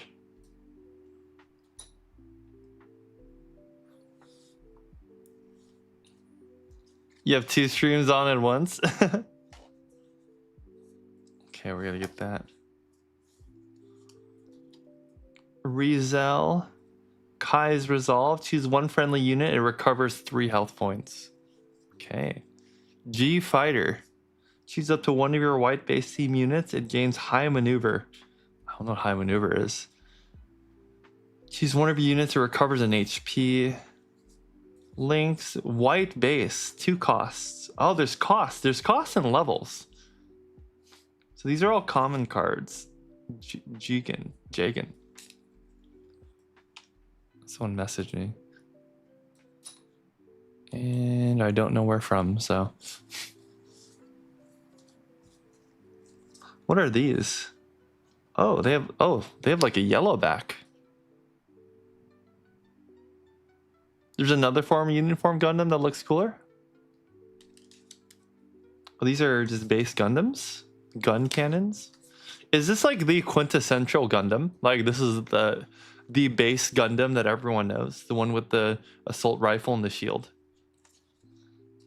Gun tank, Charzaku. EX resource. At the start of the game, the second turn player places one EX resource into their resource area. The rest in EX, then exiled from the game when playing a cost. Oh.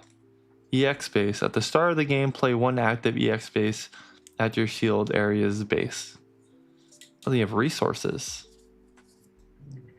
RX-78s. Oh, that's the OG. Okay, so these are all resource cards. I wonder if the beta has like beta specific resource cards. I wonder if that's what the B is here in the top right corner.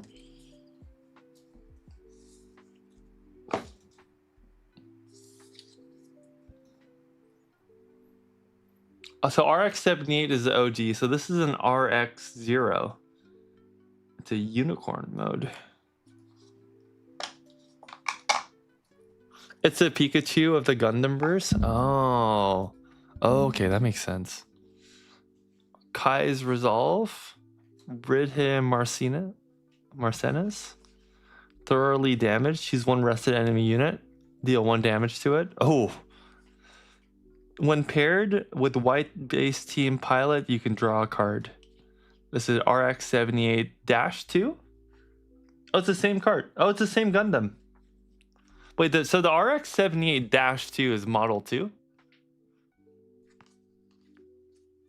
Char is the antagonist. Ooh, another Unicorn Gundam rare that was missed. White base. Jagan. A Show of Resolve. Draw 2 cards on your main turn. G Fighter. Deploy a base. Rizel RGZ 95. I like the color of this Gundam. I really like the color of this Gundam. What the heck? Unicorn is the same timeline, so it has the same naming convention. Oh.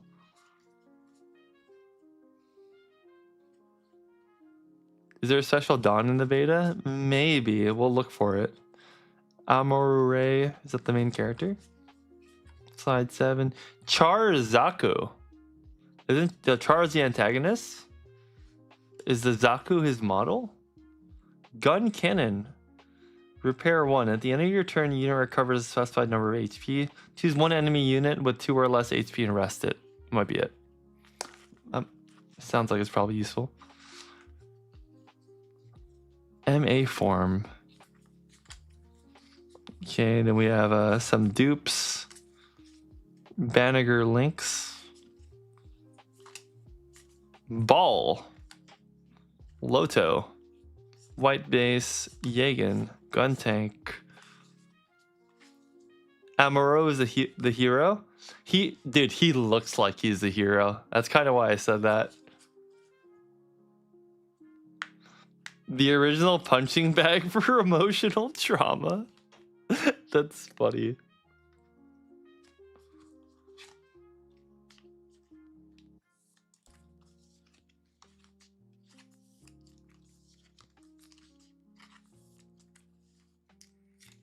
That is mega funny. All right, here we go. Maganak, Zaku II. Oh, now we're in green decks. Wing Gundam. Why does that sound so familiar? Wing Gundam. Simultaneous Fire. I like his hair. Char as Nabel.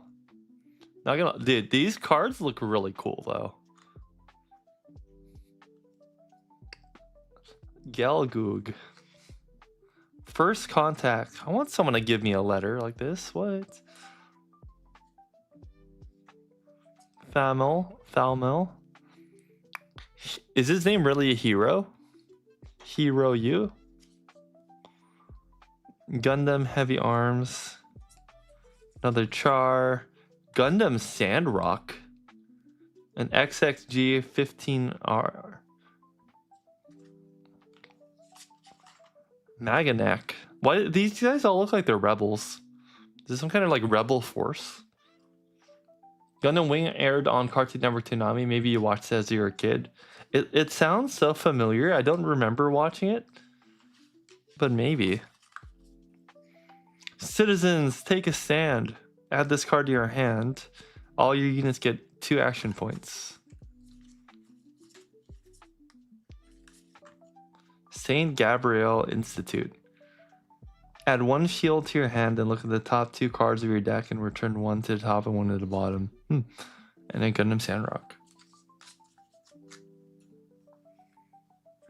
Gotta dive? Alright, Jimmy. Take care. Yeah, I'm getting rid of the box and all the cards. There's some rares, though. I can show them to you really quick since you're about to dip. This is the rares of the set. Or the LRs, legendary rares. Wing Gundam. Another Wing Gundam. Then this guy.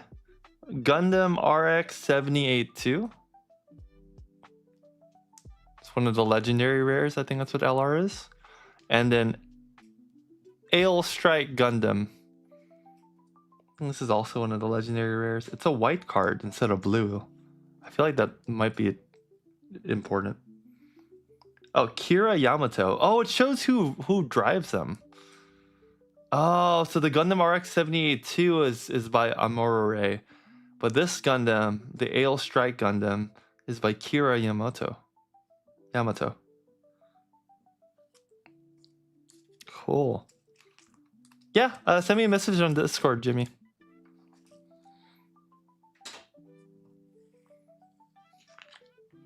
I'm gonna re-sleeve these too. I want the nicer sleeves. So these other sleeves, this is a penny sleeve. You can see how like there's a lot of room in between and it can shift around a bit. It's like that, right? And then it like pops out super easily. The sleeves I like using, when you pop them in, there's like a smaller amount of room and it doesn't move. Like I'm trying to do the same thing with the sleeve and it feels a little bit firmer. It's just nicer overall. It slots in and out of binders much better too. Here you can see the difference. See the difference right here?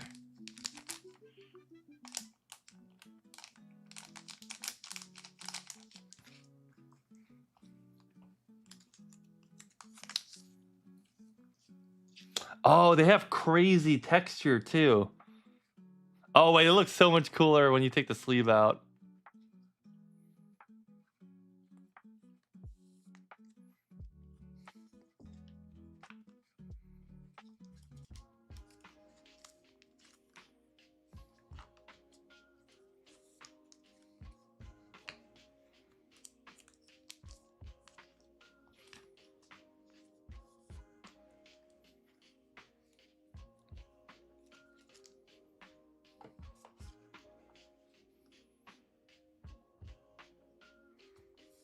All right, let's sleeve these bad boys.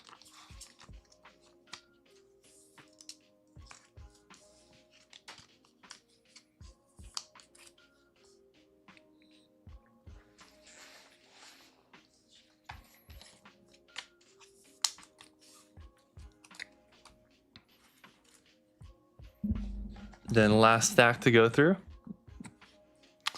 Peaceful Timbre, Wing Gundam. So is Gundam the ones where they can turn into fighter jets? Oh, there's a white deck. Oh, there's a green, a blue deck, and a white deck. Okay. Ah, so that Ale Strike Gundam was for the white deck.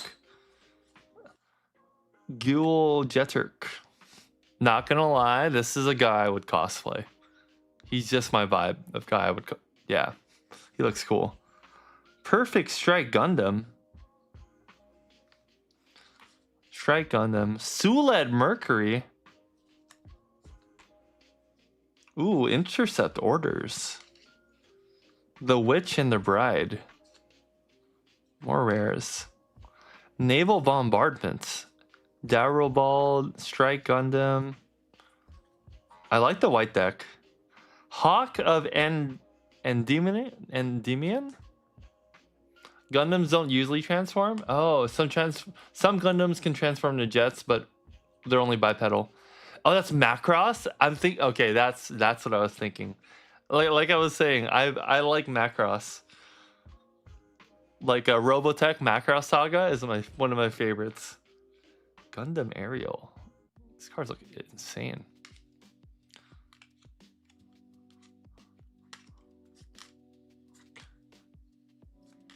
M1 Ashtray. Why would they name it Ashtray? Overflowing Affection. Sulet Michaelis.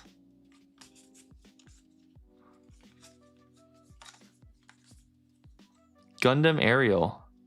Bit on form. Wait, is this a Jedi form? There's a gun tank with upper body treads on treads? What? Look at her hair. It's crazy. And Anticasia School of Technology, Earth House? Was this like an Earth house and a Mars house? Perfect Strike. Strike Dagger. So there's the Strike Gundam. I guess that's like 3 attack, 4 life. Strike Dagger is 3 attack, 2 life. What's a level 2 compared to a level 4, but they cost the same.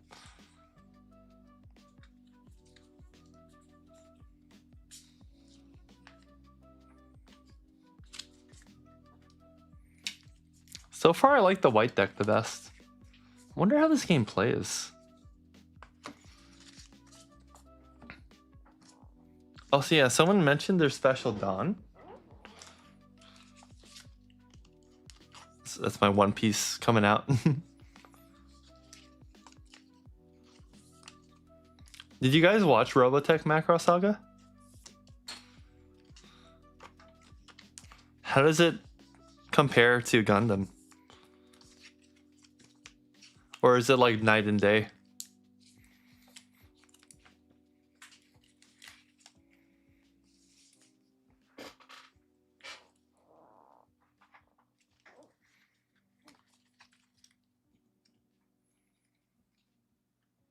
This one's cool. I really like the Unicorn Gundam card.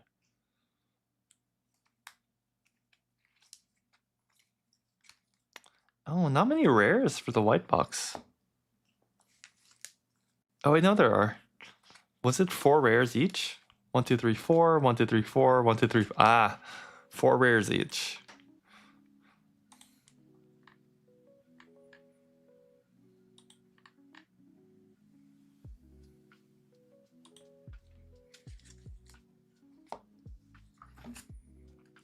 And then a legendary rare.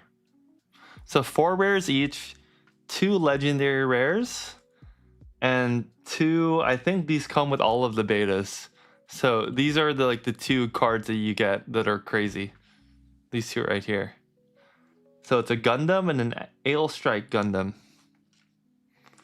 I'm actually curious what they go for. I'm gonna check that.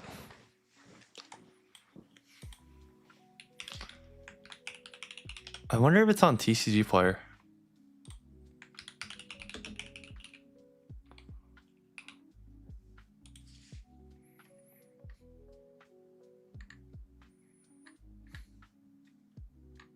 Oh, there's a legendary rare plus. So there's one above this. Okay, so this card alone is like $20.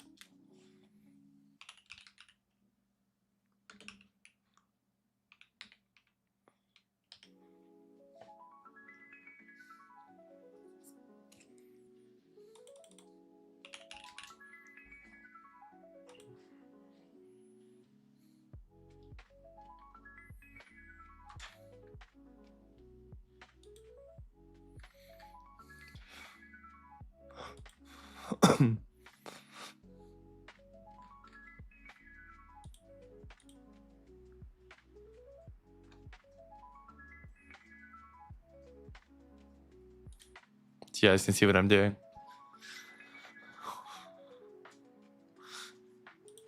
Oh, overflowing affection, uncommon plus is $700. Yo, no wonder these boxes are crazy. Also, listing for unopened beta edition boxes are $800 now. That's crazy. 99,000. Last sold 700s. Available for purchase 800. Sheesh. So I'd have to put, like, with sales tax, it's like 850 or 880 actually. 880, 890 is crazy.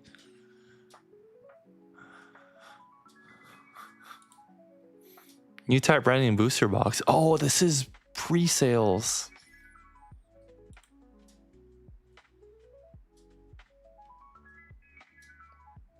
Damn.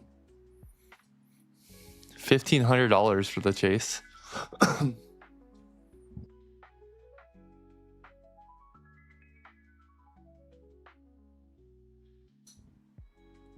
think Macross and Gundam are pretty similar. I feel like Macross has more music and songs and idols. So Macross is more anime. Maybe that's why I really like it. And then Gundam has more war crimes.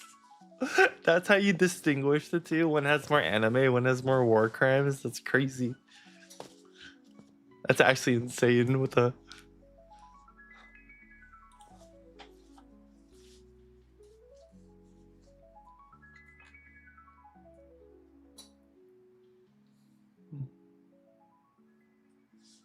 So all of the big chases are the pluses. Interesting.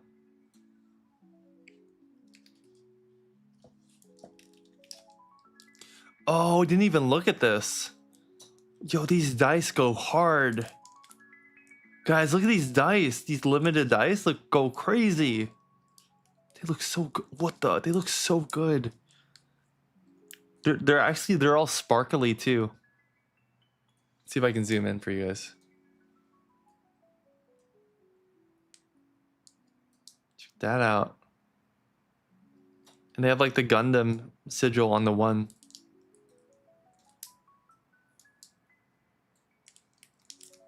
That's cool.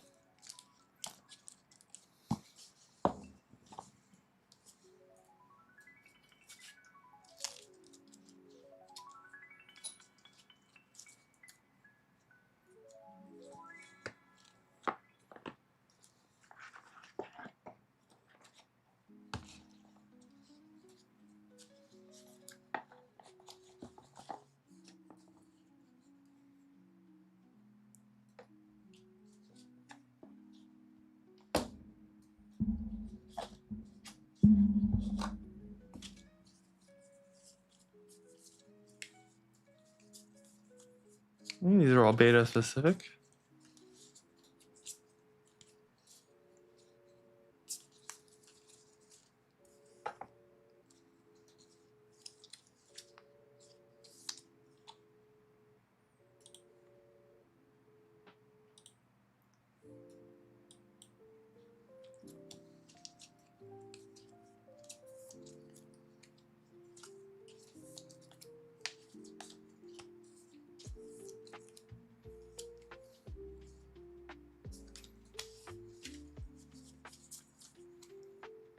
These ones might be EXB001.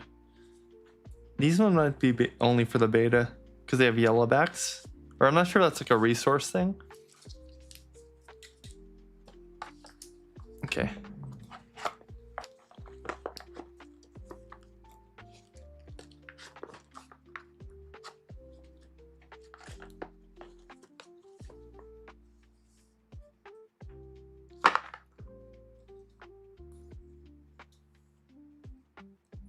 All right, let's put these away now. It's cool. It's cool looking at everything with you guys. Thanks for watching me open it.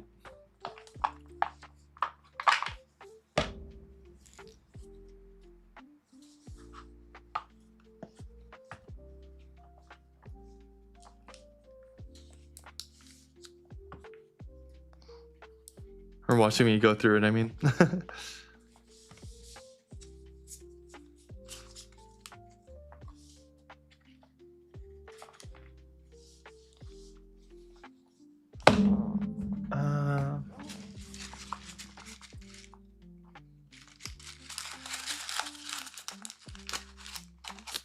that there so it doesn't move around.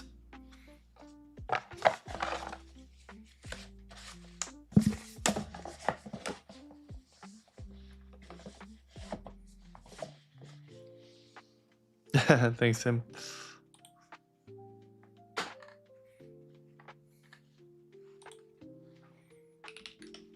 Wonder what they're going for. Gundam beta opened.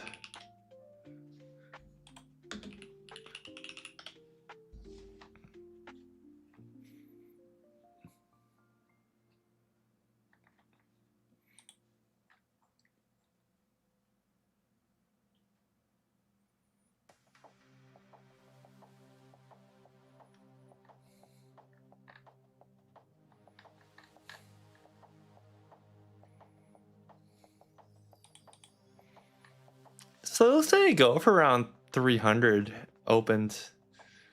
Huh. Open sorted sleeve for 420.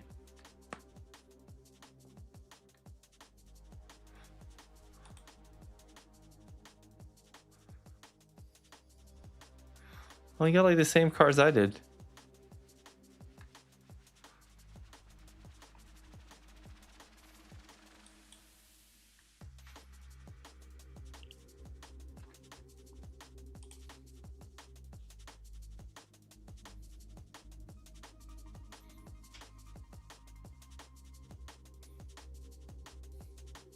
Last soul, there's a lot of 300, there's a 400.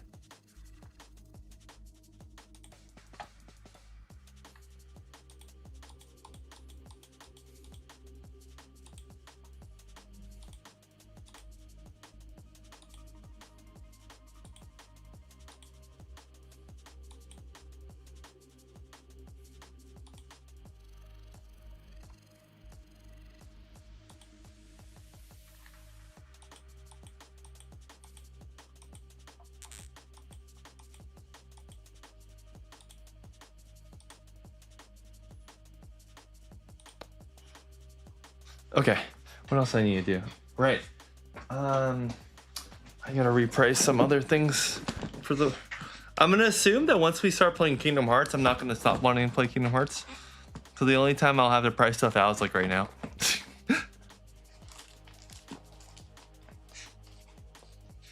Don't think the market's gonna die in 2 days, so now is probably a fine time to price some things.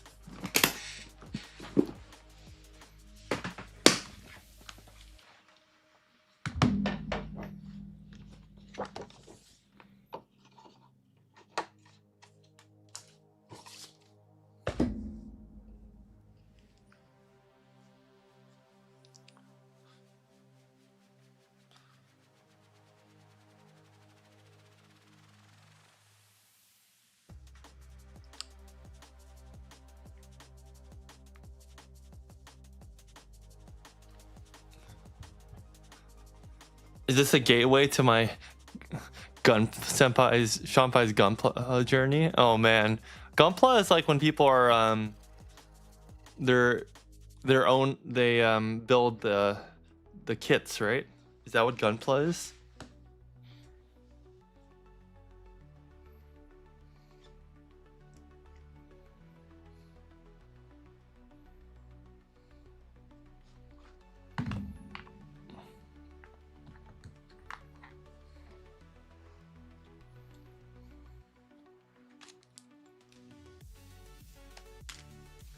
Two of those.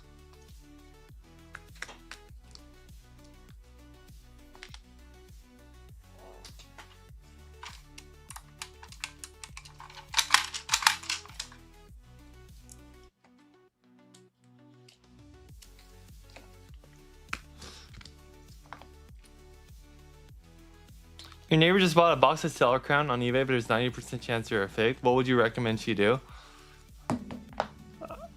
Take a lot. So first thing you should always do is whenever you open a package, you should always record yourself opening the package. Then after opening the package, then look at the thing carefully and then have it inspected with the video on, just so there's no cuts in it.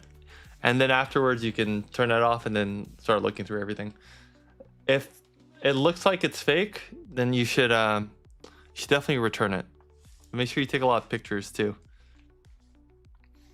You should probably message the seller and benefit of the doubt, I would say, hey, you might not have known, but this booster box looks pretty fake. Can I get a refund, please? And then you send it back. But that sucks. That really sucks.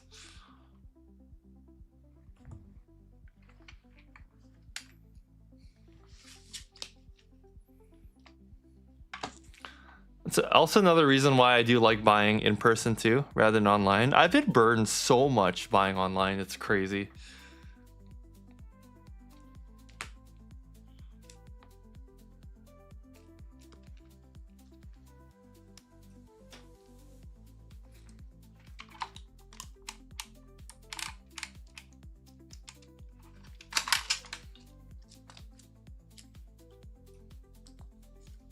Like the amount of times I've been like pretty much scammed by buying from Facebook Marketplace, especially, has been really bad.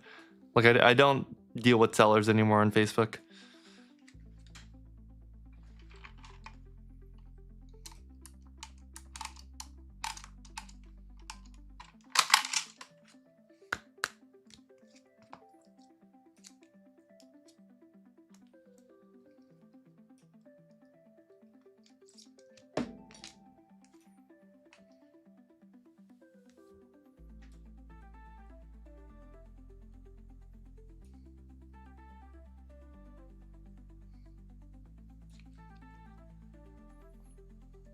What's up, Louis? 19. Hey, Richard. Nice to meet you at East Bay Card Show. What's the next show for you? Yeah, thanks, man. Great to meet you, too. When's the next card show? That's going to be, for me, is LA Card Show this Sunday. The next week, I'm so busy, dude. I'm going to be going to Vegas for Front Row Card Show, and then I'll be going to San Diego for Front Row. Hey, Prime. Thank you for the follow. Appreciate it. Thanks so much. Hello, good night. Okay, good night. Thanks for dropping by. What happened when I got scammed? I bought some stuff from someone, and then he kept delaying and delaying. I kept waiting for the shipment, and I kept waiting, but then it never really happened.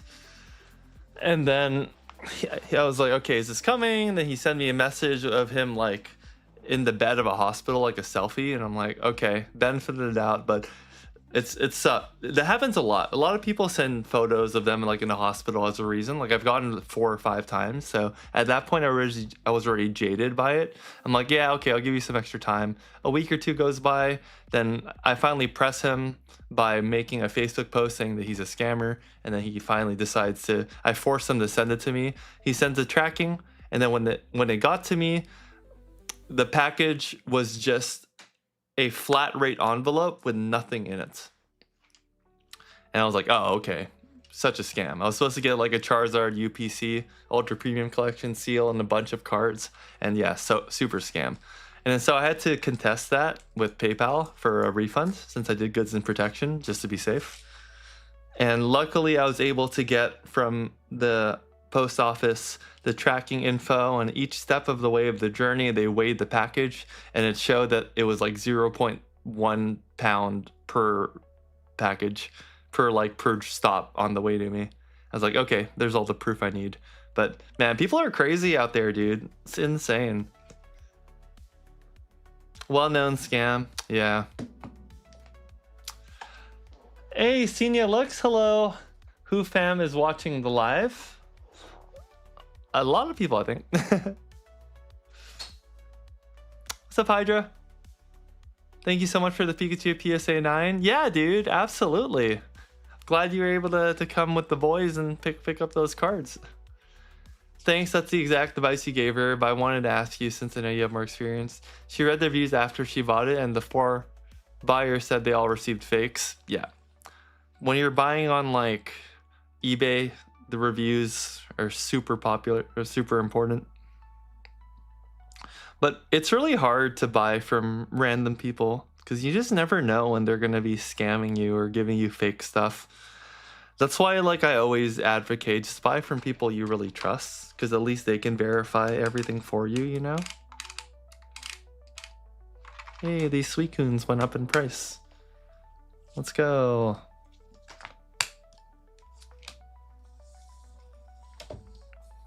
A lot of I'll show you guys what I'm doing. A lot of cards to go through.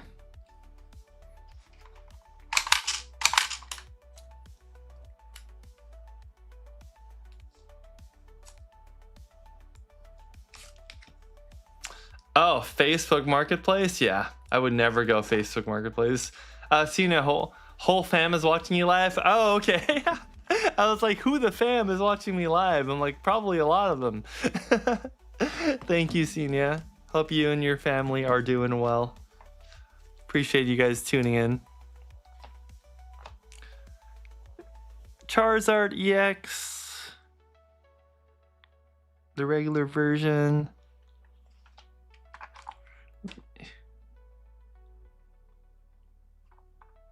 Okay, so he's about where he needs to be. Magneton. The Pokemon Center Magneton also went down again, I think. Should be 41. Should be what I'm... So he went down by $1.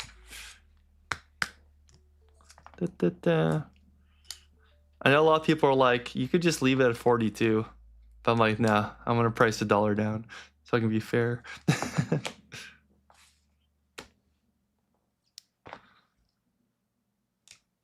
You know what I should probably have done? Probably should have put them in alphabetical order also. Nah, it's fine. It's fine. I kind of want to. I kind of want to, though. We're going to do it. We're going to put them in alphabetical order.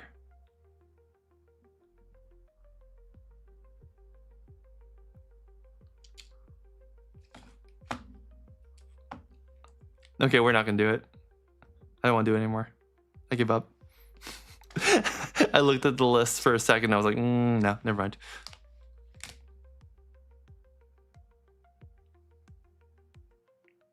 Pokemon Center Noctowl. Went down by a couple dollars also. Should be 58 now. You sell some on Facebook Marketplace, but only cash deals? Yeah, cash deals are better. But again, they are a little scary when you're doing in person. And I get apprehensive about shipping to anyone on Facebook. Because, like, that's another scary thing, like, about shipping. Like, I'm cool with shipping to you guys. It actually makes me feel a lot safer because then you're active, like, in the community and stuff. But when you're shipping to strangers, you don't know if they're ever going to dispute your package. And then you're going to be out and it's going to suck. That EX is good. I just priced that.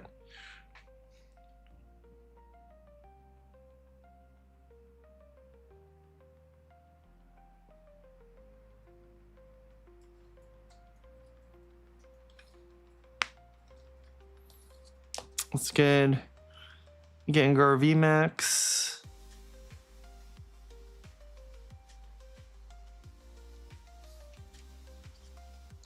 Yep, that's good. Blastoise, Crispin, World Pikachu promo. That's a rare one.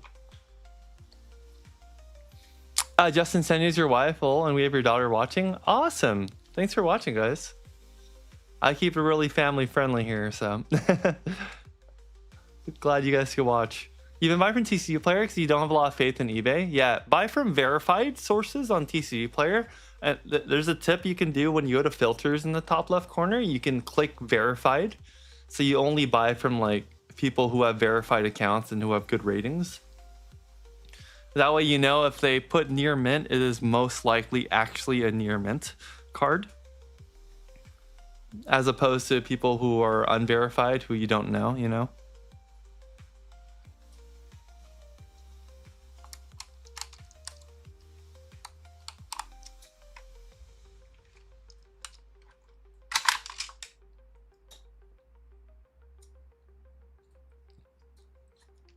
What could I get for a Snickers bar? You can get some energy back.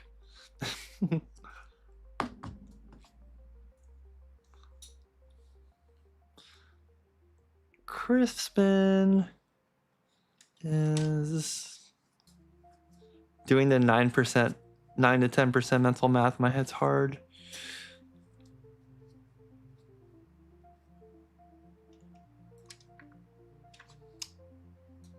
He went down by $1.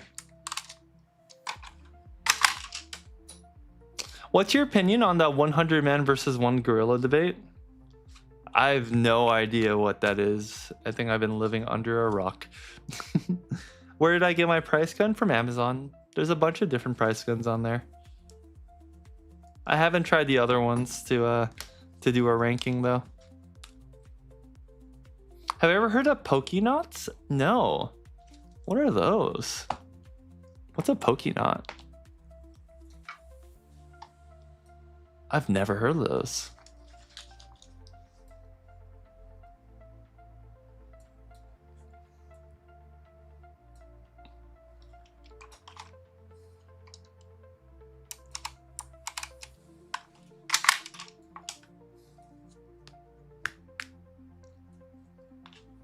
Went down by $1. Oh, also, I'm sorry. This is all really blurry for you guys, isn't it? There you go. That's better. Forgot we recalibrated for the Gundam stuff.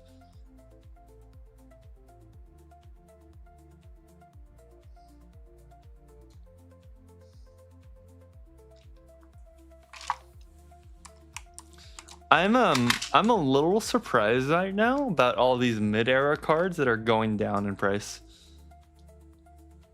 Every mid-era card so far has gone down by like $1 or $2. That is really weird. The market is adjusting in strange ways. I don't even have that card added.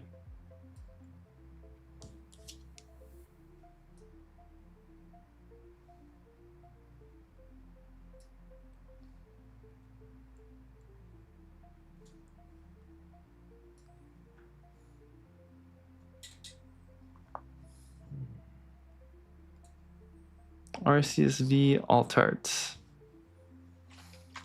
He's good. Mystery Poke Slabs. I think some people do those, right? Hey, Senia, a way to help if packages are disputed is if you use like Square, you can add disclaimers and ship from the site. It's another layer. Oh, yeah. That's a good one, too. The only problem, though, with using Square is you are subject to you always are subject to sales and use tax, but you're subject to processing fees if you use it through Square. Unless they can order through Square and then pay using a different method. That's a lot of extra steps. But for me, to avoid packages being disputed, I usually do, if it's strangers, I will do signature upon delivery, just to be safe. But if it looks like it's a reputable person, someone I've dealt with before, you can see regular customers and stuff, then I don't need to do that. Unless like I just want to be safe too, and you want to make sure the package does get to them, then signature upon delivery is really important. Fan-made derpy Pokemon cards, but they're expensive. Oh. Will you be at the next Concord card show? Yes. Yeah, I will be. That show does really well for me.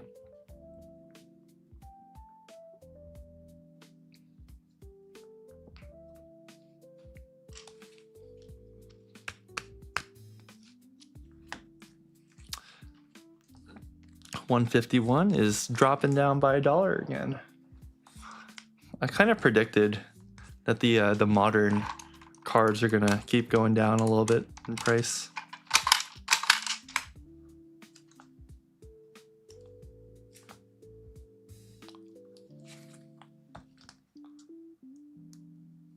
Market will go up once again when the game comes out. I think so also. Well, also we're just hearing right now that there's going to be a lot of reprints of cards, so we'll know for sure once the cards we can see actually how many reprints there are. Then that's when we'll know.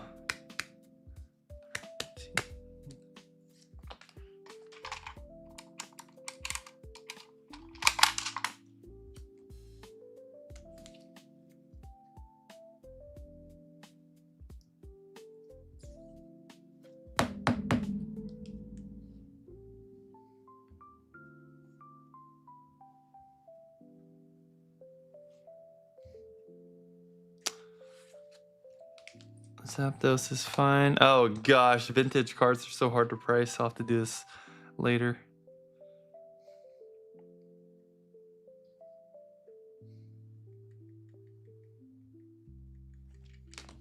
Oh, this Charizard went up. I should investigate that more actually. Why did it go up?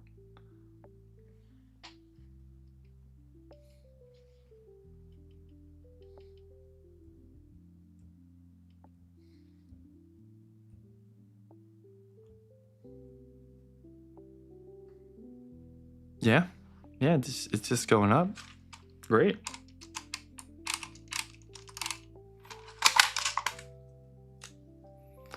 Do we know which specific sets? Yes. I believe it's going to be, well, Journey Together is going to continuously get printed since it's not out of yet. But by reprinted, it's mainly like a continuation of the modern prints. So 151, Surging Sparks, Journey Together, and Prismatic are going to continually be printed over our next year or so, I think. At least that's what people were saying. So you'll be able to find more product. A lot of Targets have been limiting their customers too, I think 2 per person. And they've been pretty good about that, so that's kind of nice. Maybe I can start actually going to Targets now and getting stuff so I can rip it on stream for fun with everyone. It'd be cool to start opening packs again.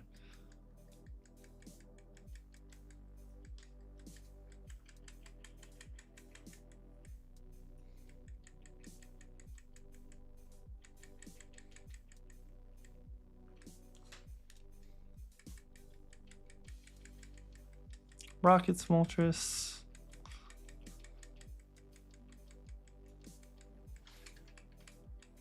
How do you think the new rival set will do compared to Prismatic? I think not as well. Well, it's hard. It's hard. I was not too hyped about the new Rocket set because they didn't have Dark Pokemon, which I was really excited about. And I think I only like 2 cards from the new Rocket set, like the Crobat and the Giovanni with the Meowth and like the Chibi form. I'm not too partial for the Moltres that a lot of people seem to like, but it's a personal thing. But what saved the Rocket set for me was the fact that it also combined with Heatwave Arena. And so we'll still get the Misty Psyduck, the Misty's Lapras, and the Ethan's Typhlosion. So if we're including those cards, the Rocket set has been saved for me. So I think it'll do fairly well, given that those cards are in the conversation. I think not as well as Prismatic, or I think it'll be comparable. Actually, it'll be comparable.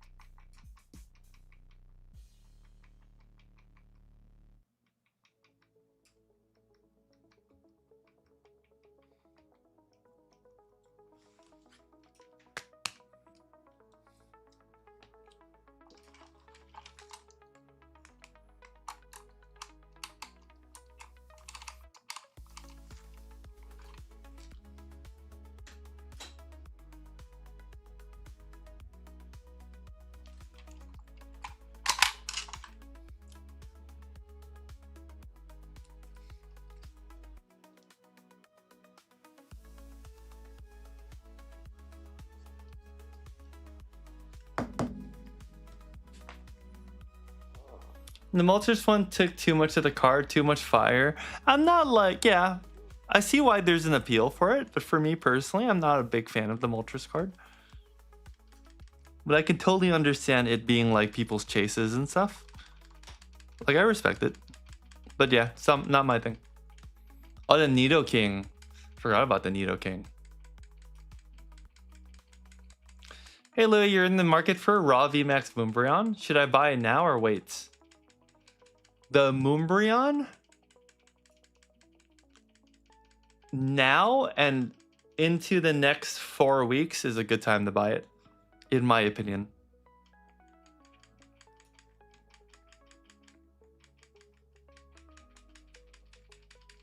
And if you're looking to find it for the best deal possible, let me know in advance, Louis, and if we're gonna be at the same show, I could probably hunt one down for you, even in the same show.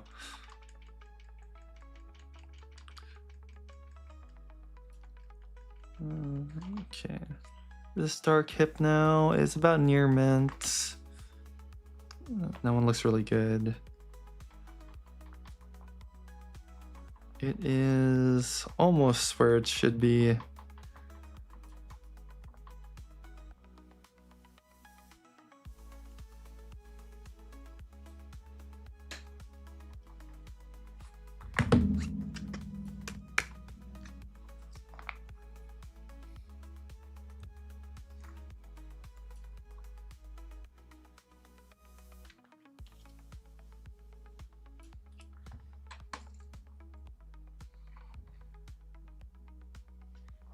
I gotta compare other listings of this card.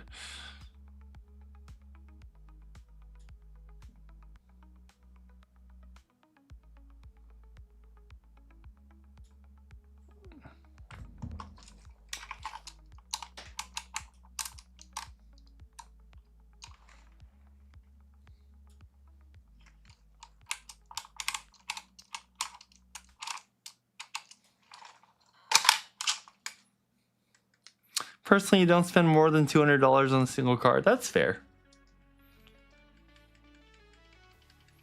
Yeah, Gio, I did. I did signature for the delivery. Just because we hit a pretty high amount. It's for your safety and also for like, I don't super trust the postal system. And especially with like packages like those that people could perceive as like having cards in them. With how crazy the market is right now. Still work, wanted to stop by and say hi. Thanks, Helen. Hey, go home soon, I hope. Rest up. Cooking up awesome sets for 30th. I think they are. Start nabbing your 20th anniversary sets, guys. Because I think it's gonna go up.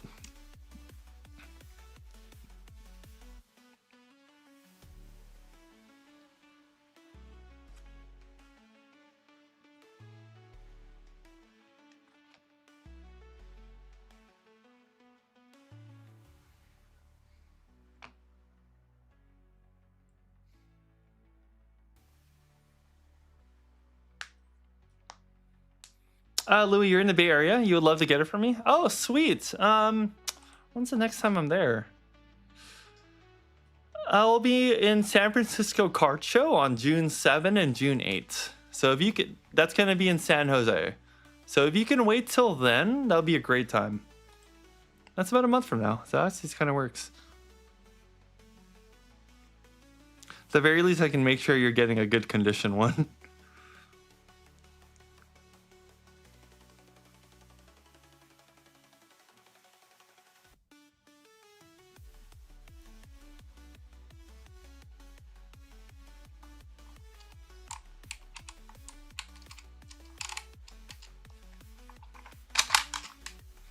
Do you like the Charizard UPC is undervalued? I think so also. That's a sleeping Charizard, right? I think that's an awesome Pokemon.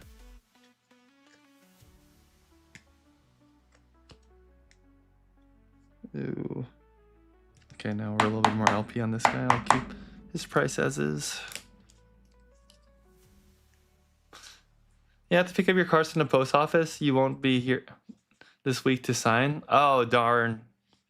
Yeah, well, it's better. Yeah, I'd prefer that though than them like leaving it in your front and you're not home or something. I think anytime someone gets cards from me that are over $100, I want to do the signature thing. I might have to rethink my shipping prices soon because most of the shipments I sent for this past Sunday were all like $10 to $15 in shipping.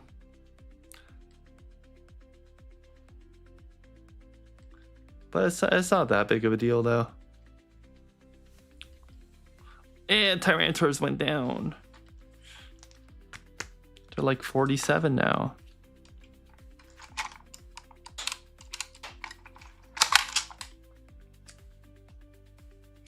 You'll wait till then? June 7, 8? Okay, Louis, sounds good. That's the Moonbryon, right? So that's the Evolving Skies Umbreon. And are you looking for one in near mint condition or is LP? And is do you want the near mint to have perfect centering, or can it be like okay? I'm not talking off center, but I'm talking like just like, oh, that's good card.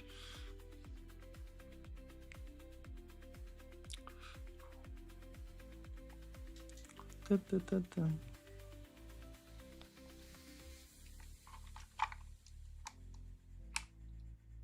Do you charge you full shipping? Don't lose money sending cards. It's fine. It's fine. I'm learning anyways, so it's okay. But it was funny. Like most of the shipping was like $14-15. I was like, oh gosh.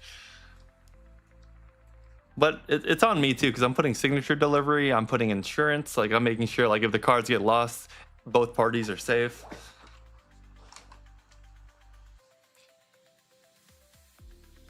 $5 for first-time sen.pai buyers. Oh, Oh, or for members only. That could work. Yeah, that could work. I'm thinking like, what if we do like a tier system too? Like depending on the amount that you order.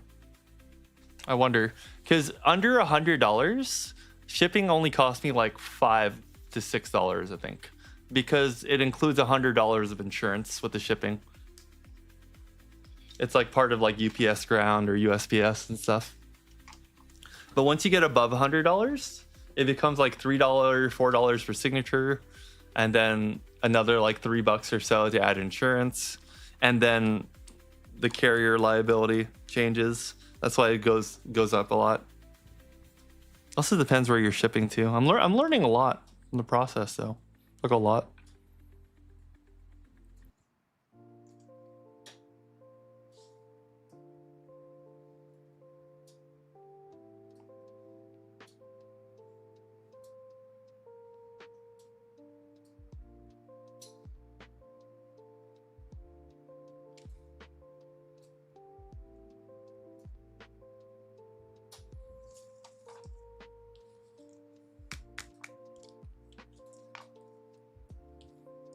How do you get those cool little pixel for your subscribers that are moving around the screen? Oh, it's just it's a paid program that took a lot of time for me to set up. Had to figure out how it worked. But if there's a Pokemon that you like, I can change your Pokemon too. So every time you type, it's you as your Pokemon.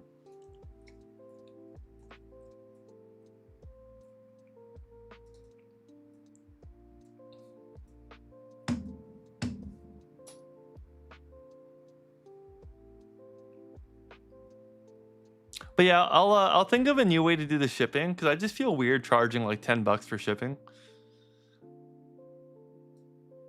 But it's one of those like is what it is kind of things. But I'm still just personal principle. Just feels weird.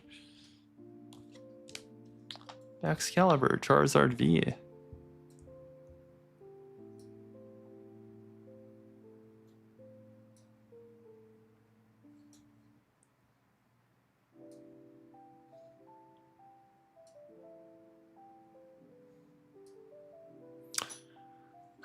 Are you gonna have One Piece cards this Sunday? Yes, absolutely. We'll have a ton of One Piece cards. Make sure to mention that you're from the stream too. We can get you some good deals. We have a lot of One Piece cards. Yeah, perfect.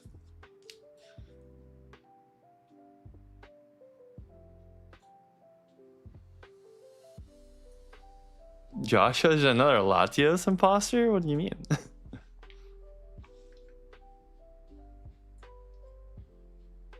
Almost 40 viewers for cooking tonight? What? I don't even notice that. Really? Did we even hit 40 last time? That's crazy. That's wild. It just feels like a regular day right now.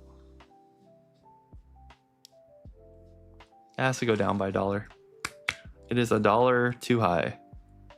We are not going to be grabbing an extra $1 when we don't deserve it.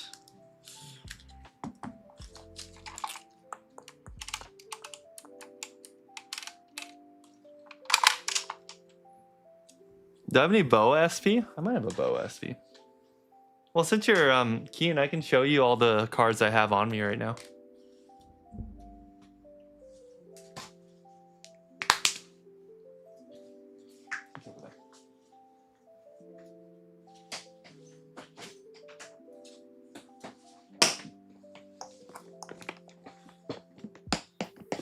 How do you get into card collecting? You find a favorite Pokemon and you collect it because you love it. That is how you get into card collecting. If you're interested in card investing, I have no advice for that. But if you like card collecting because you love the Pokemon and you're passionate about it, I got you. I can give you a lot of advice about that.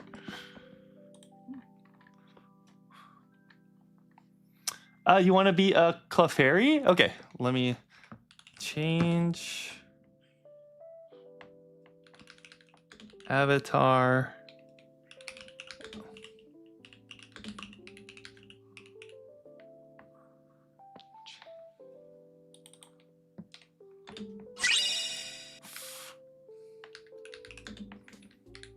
Okay, let's see if this works. Hey, Clock, thanks for the follow, man.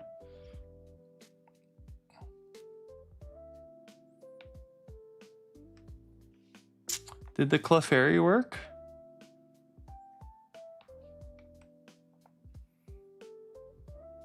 Yep, the Clefairy worked. Can you be Flygon? Yeah.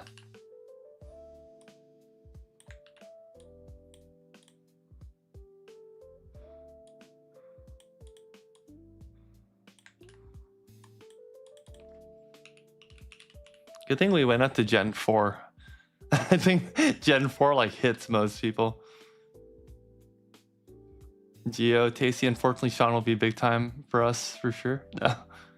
No. Tasty, remember, do you think Sean will remember us when he hits it big? Of course I'm gonna remember you guys, but I'm not gonna hit it big. It's fine. We're just doing this for fun. Kellogg, you had a PSA 8 and another one that's in a random great company, but they traded it to a 9 and gonna crack it and send it somewhere. Yeah, crack it, send it around. Kellogg, you're not Zapdos. What? Okay, we gotta rectify this. What happened? It shouldn't have changed you.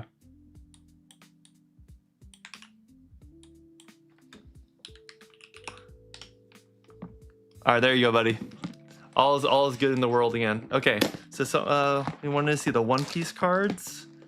I got you.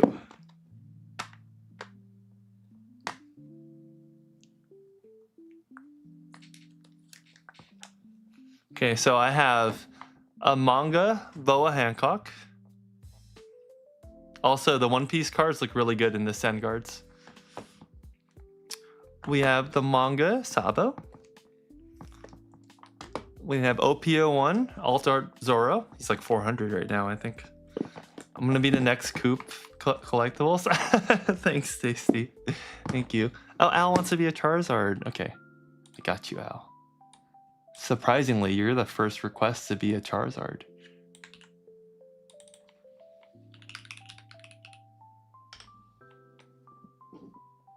Actually, you are the first Charizard on screen. That's funny. I have one of my grails, which is the pre-errata beta Trafficker Law.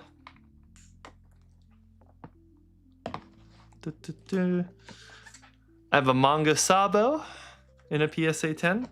Another manga Sabo in a PSA 10. Manga Law in a PSA 10.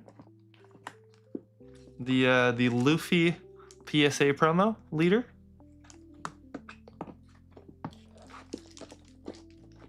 Then let's go into the singles. I don't know, Sean, your YouTube? What about the YouTube? Your YouTube and TikTok shorts been popping off. You're getting more viewers. It's a little wild. It's been growing for sure. I don't know how I feel about it. It's crazy. I'm not expecting it at all. So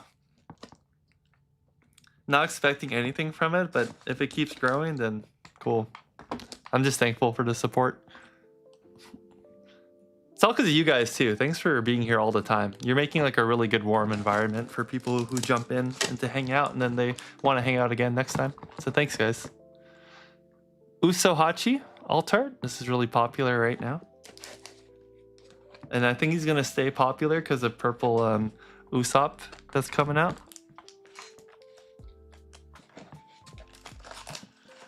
There's a Divine Departure. I'm not sure if this is up for grabs or not, but that alt art's really cool. Okay, now for the singles. There's some singles to go over.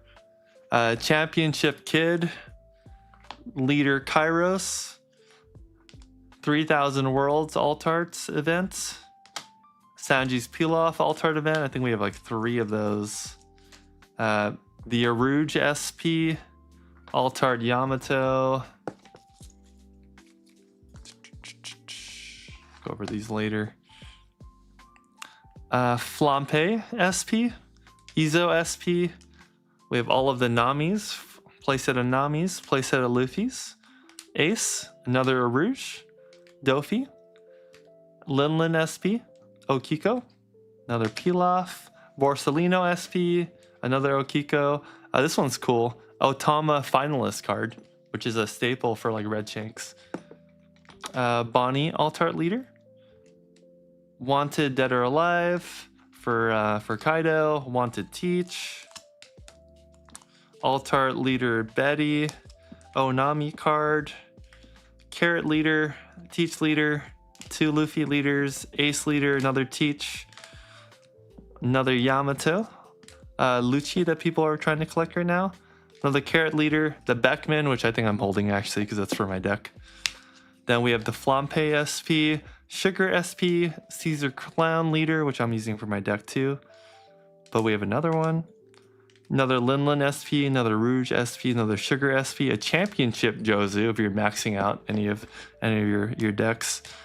Yamato, another Carrot, another Teach, Gecko Moria SP, Charlotte Linlin SP, Cammy, Championship Finalist from 2024.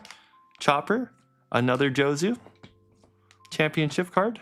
Linlin SP. The Bonclay. Bonclay is really cool. Alt art. Germa alt art. Great for Reiju. Another Reiju card.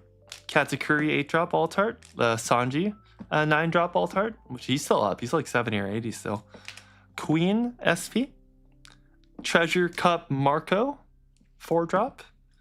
Luffy PSA leader. Boa PSA leader. And then Yamato and Reiju. And then to top everything off, we have all of these Goldon. Iceberg Goldon, Boa Reiju, another Iceberg. That's Enel. I forgot who that one is. Kagura. And then Luffy, Whitebeard, Rob Lucci. This is a Crocodile. That's a Rob Lucci.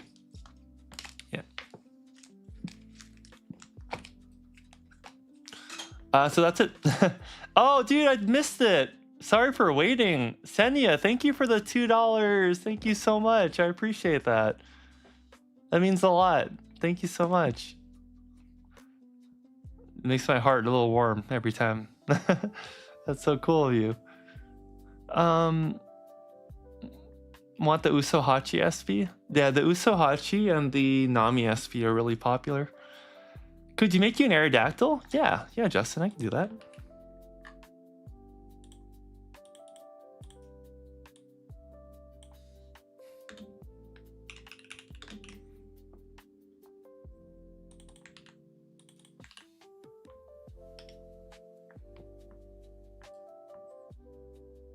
There you go. Got it. Kellogg, it's a wholesomeness of me during interactions with people getting to the hobby. Oh, thank you. I'm glad people, I mean, people are reciprocating it, so it's kind of it's on them too, so not just me. You need a Boa PSA leader?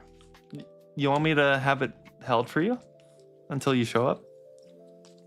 I can make sure that the One Piece boys don't sell it.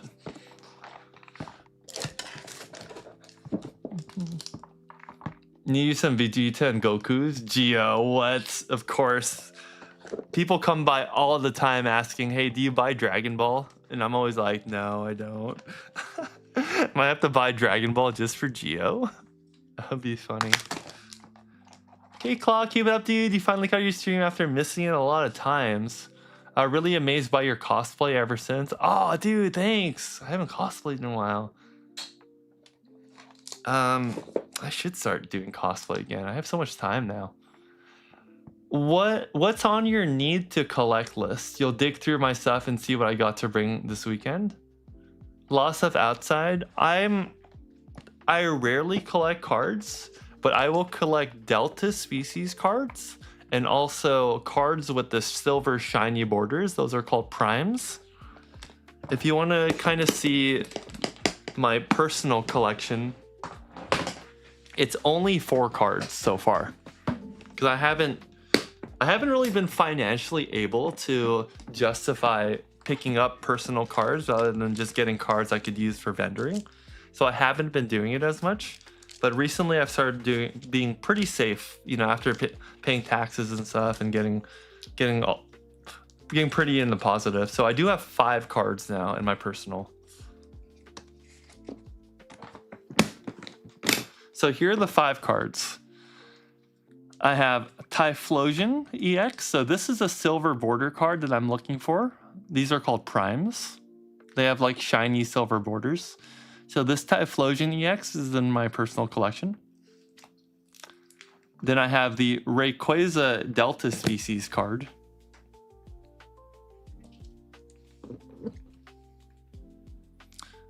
I have a Latias Delta species.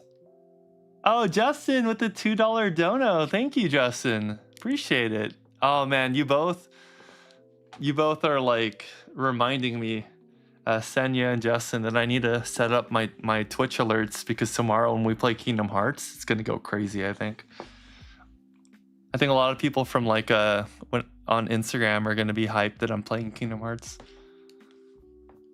W Justin, thank you. W Senya, W Justin. Thanks for your flying fossil. Oh, it's your Aerodactyl on the chat.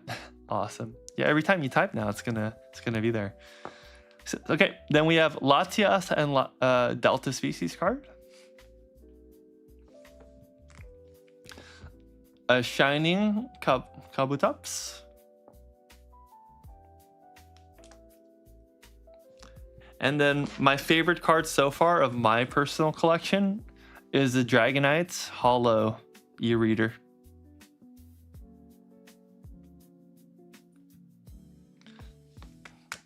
Words cannot express how much I love this card. Like, I have to show it to you guys outside of the sleeve. Check this guy out. Look at him. Look at him. He's so pretty.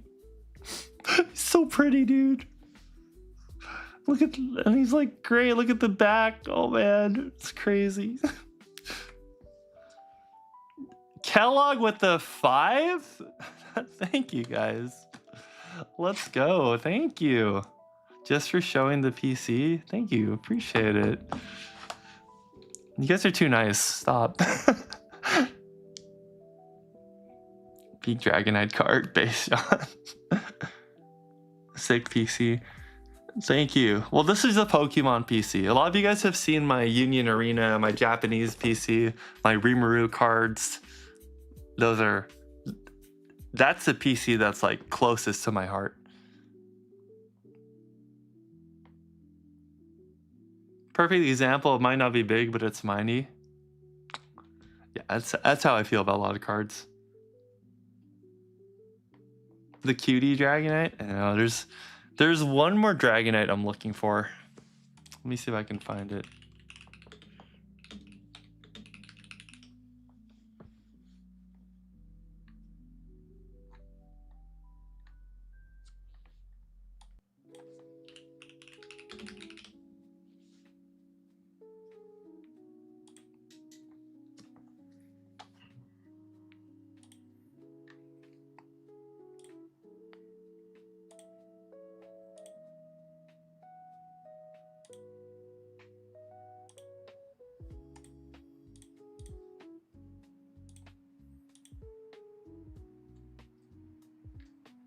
Here it is. It's extremely difficult to find. Like, I genuinely believe I may not ever find this card. It is The Legend Awakens Dragonites.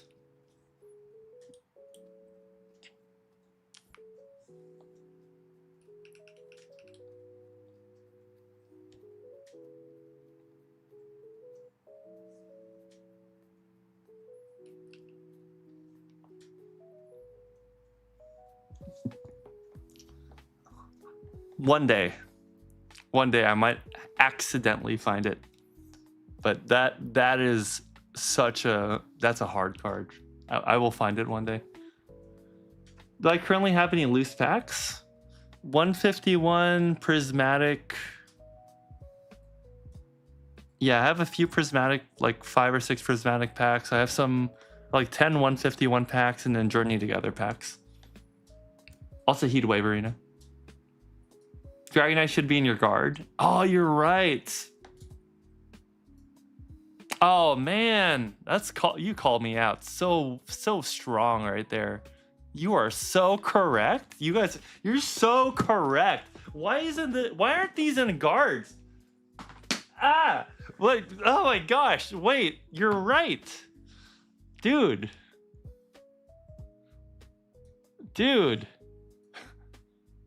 I'll GL rip them.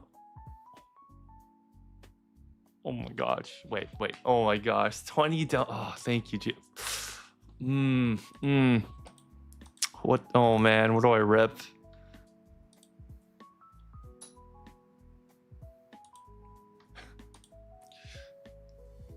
What do you guys think? Two prismatic packs maybe for fun? Yeah, let's just do it for fun. Let's do it for fun. Let me find them. Give me a minute.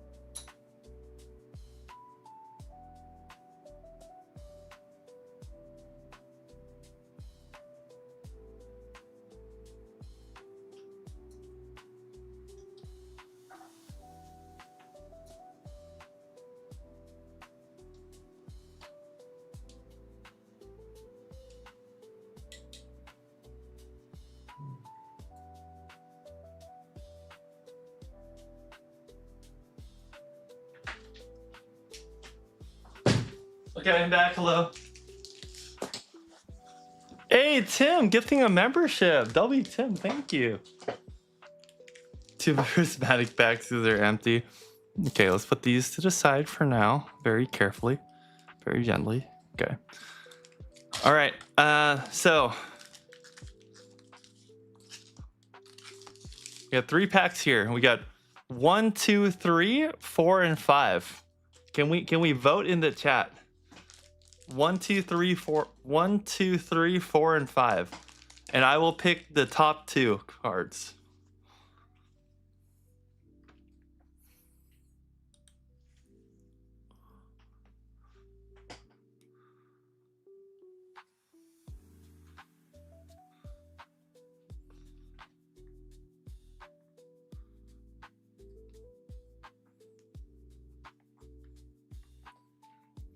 2 and 5 are winning. 2, 3, 5, 3. Top 4. Oh my gosh, top 4 cards. Shoot. No one voted for 1. Okay, so we're skipping that pack. We're opening these 4.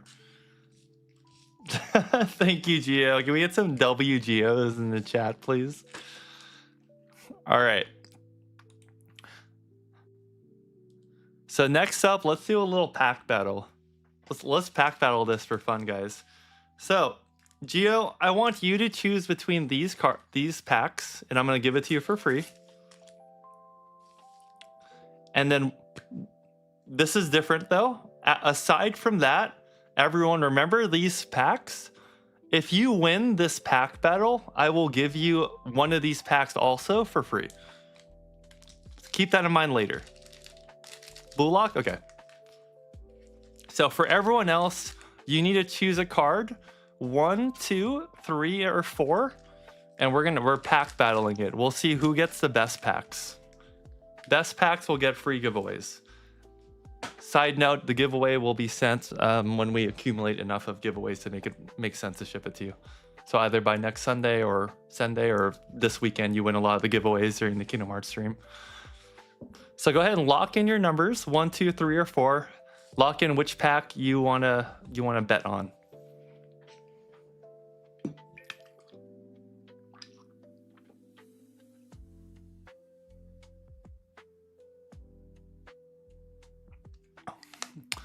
Four, 3, 4, 4, 1, 3, 3. No love for 2. All right, we're ending it in 3, 2, 1. When you see my message on the screen, the voting has ended.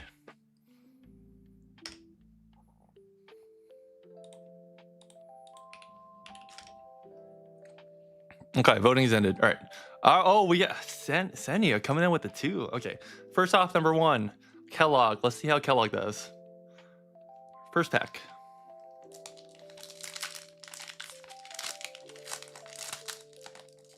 Don't think there's a pack trick to this guy. So we'll put that down, put 1 to the front. Or maybe that is a pack trick, the 1 to the front.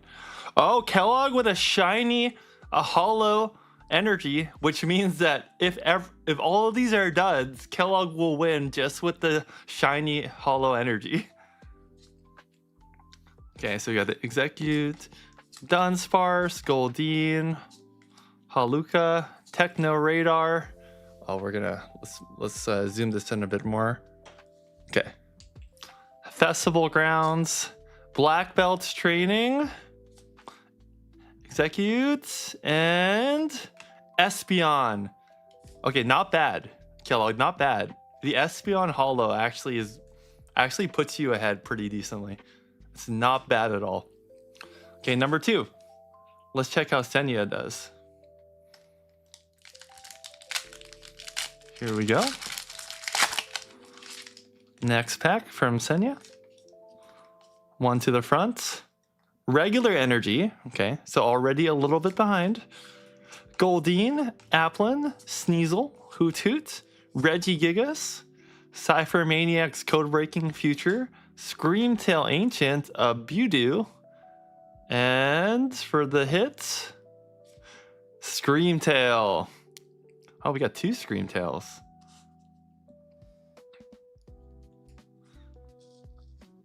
Espeon's posing like Rose in the Titanic. You can't unsee it now. All right, so I still love seeing pack open. We'll do this a lot, Justin, because I find it fun. So Kellogg's currently in the lead right now.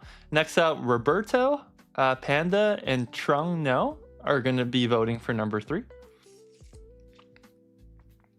So pack number 3.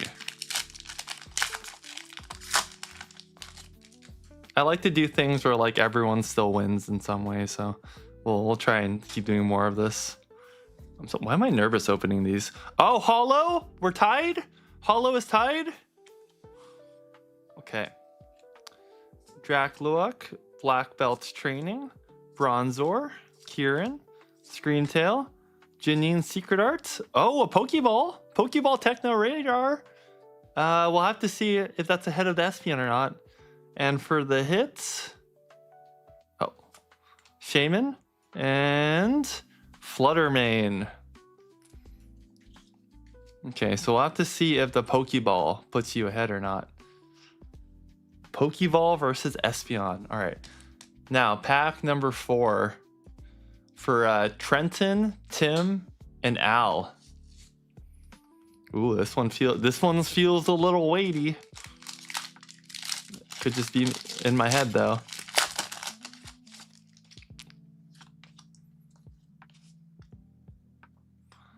All right, starting off with a regular fire energy. Goldeen, Rotostick, Fan Rotom, Havenberry, the Diplin, Code Breaking, Heatran, Friends in Paldea, Applin. Oh, number 4? Noivern EX. Okay, so is it rarity or is it value that wins? It's a hard one.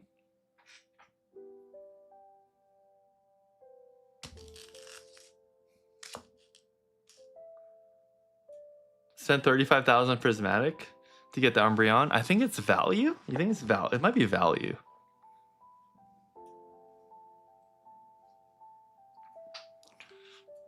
All right, let me use my pro comping skills to do this. Espeon, prismatic, holofoil, reverse holofoil actually. Screamtail, prismatic, also reverse holofoil. 46 cents, 16 cents. Techno Radar, Pokeball. 49 cents. Noivern EX. Oh, it's not that one.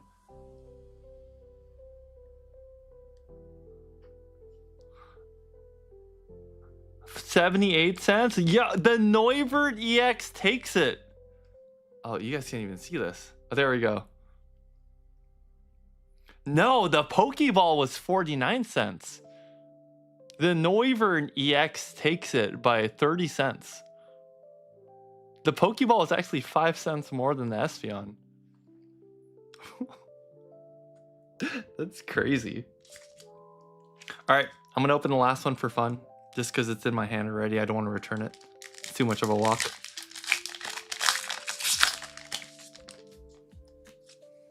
Oh yeah, we're the winners. Who voted for number 4? Let's go Al, Tim, and Trent. Big W's. Bonus rip for fun. Ooh, basic energy. Cool. Professor's Research, Budew, Bunnery, Hippo, Tusk, Carmine, Bronzor, Pokeball, Guide, and Monkey Dory.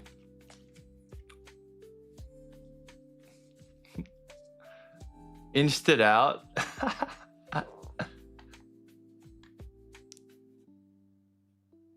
Wait, did you also vote for it too, Kellogg?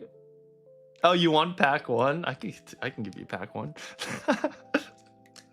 All right, let me put these aside now.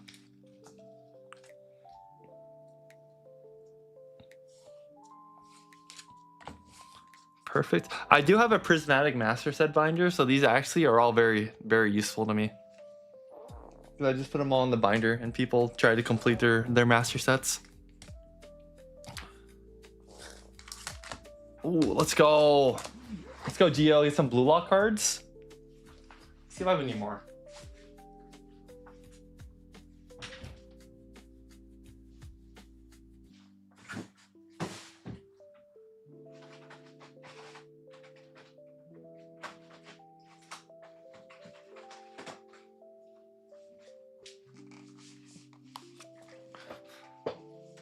All right, Gio.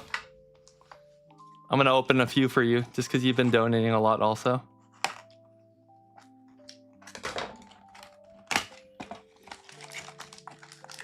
right, we're gonna give you 4 cards, Gio. 4 packs. Is Ray? I love blue lock. I love opening blue lock cards. That's what. Okay, here we go. I haven't opened these in forever, bro. Yeah, these are all for Gio. Gio, if you get a pink card, I want it. That's all I'm saying. Okay.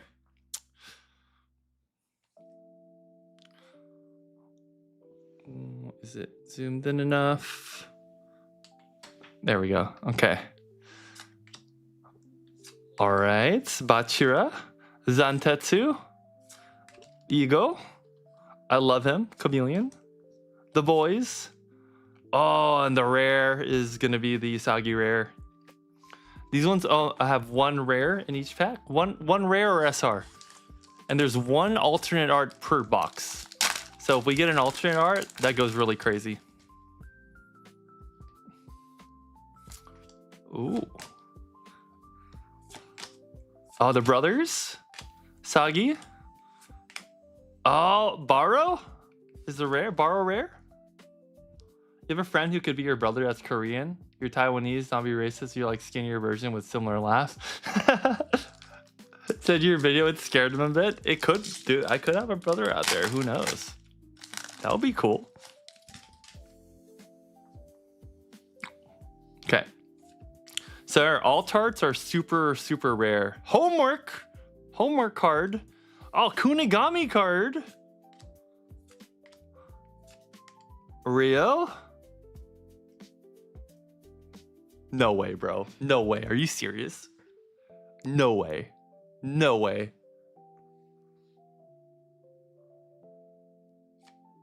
Oh, let's go. The super rare Nagi. That's a huge pull. Oh, this card's cool. We gotta sleeve that thing right away.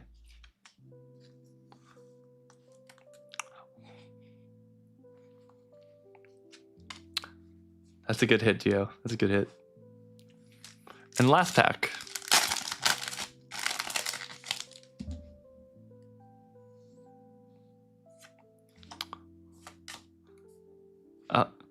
Ego. I want ramen now.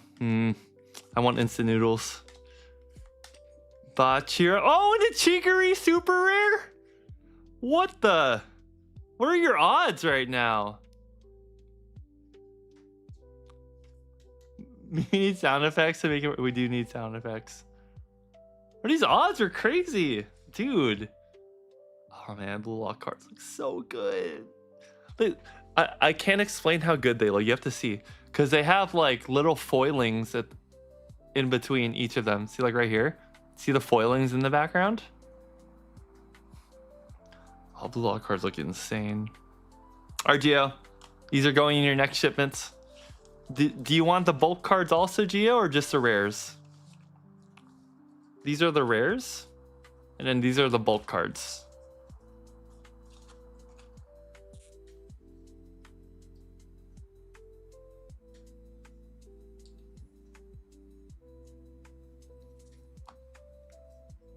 Bulk cards too? Okay. We'll add the bulk cards in for you.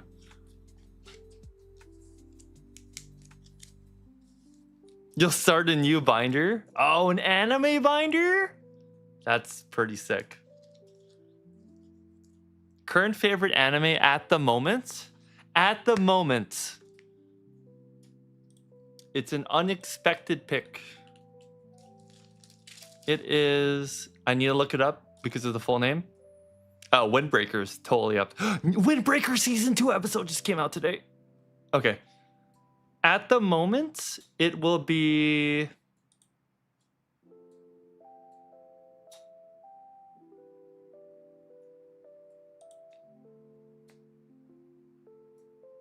Where can I find it? It's The Two Perfect Saints, tossed aside by my fiance and sold to another kingdom. It sounds really tropey, but it's a really good anime.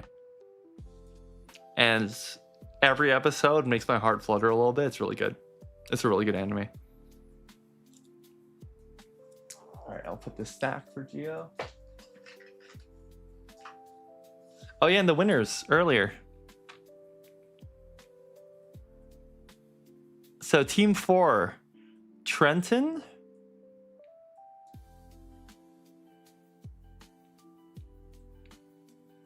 Al, and Tim.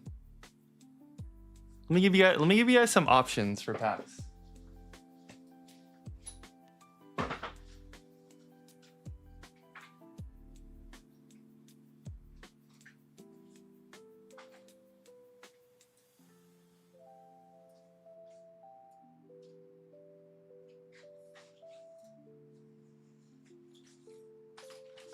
I think these will be better for you guys for options for packs, because the other ones aren't that crazy, but these ones are really fun.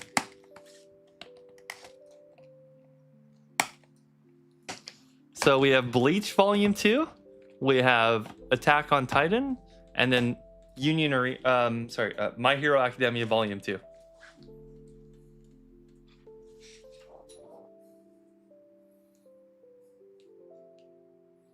Back to work? All right, Thomas.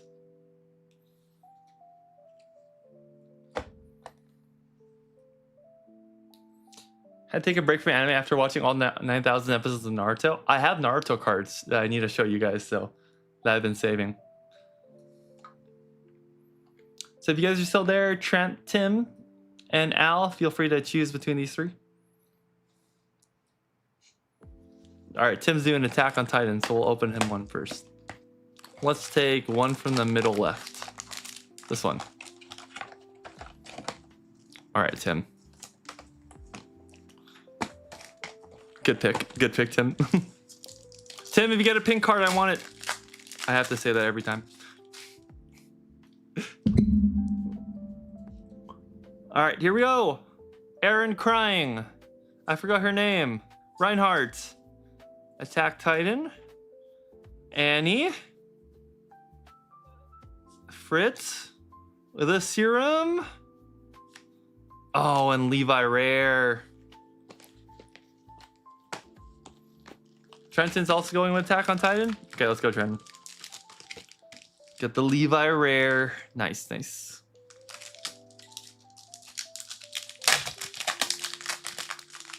Wait, you're all going Attack on Titan? That's crazy. All right, Trenton. We have Annie. With Sasha eating the potato. Sasha with the potato. Okay. Ooh, the Titan. Levi, Hans. Oh, and you got the Aaron.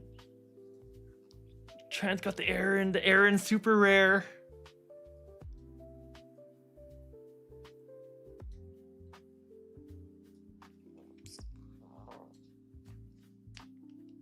Sound effect would be the Noni.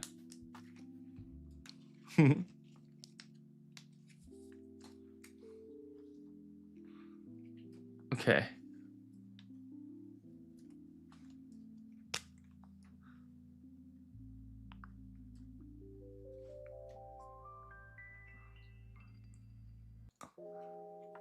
AW Trenton.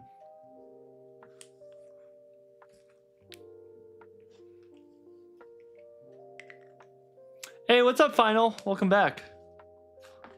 All right, and then last but not least, next up for Al. Al, do you want left or right? I'm gonna go in the middle of the left or the right. I pulled one from each side so far.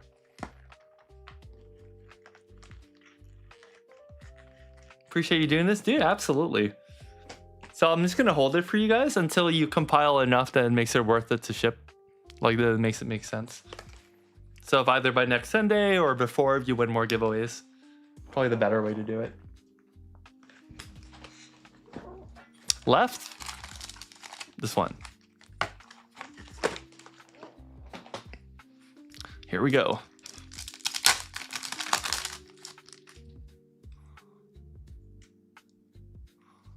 Ooh, okay. Ooh. Jean? Sasha getting yelled at? That's a good sign. That's a really good sign in the Attack on Titan world. Grisha Yeager's key. The boys about to tell Aaron on top of the wall. And you got the rare Zeke. Nice, nice.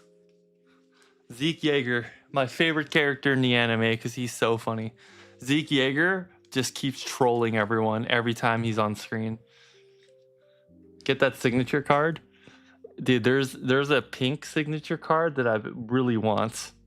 That's why I keep saying if it's a pink card, I need it. I need it. I will buy it off whoever gets it. Good at Hotel Sunday giveaways? Yeah. Welcome back, Final. All right, Al. Do you want me to give this to you on Sunday?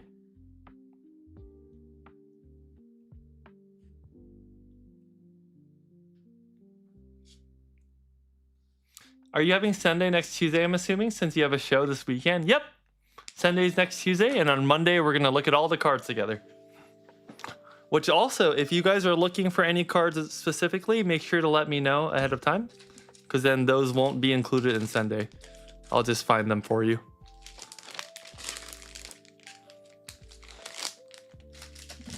Yeah, sure. Okay. Well, I haven't had packed like fluff stuff in a while.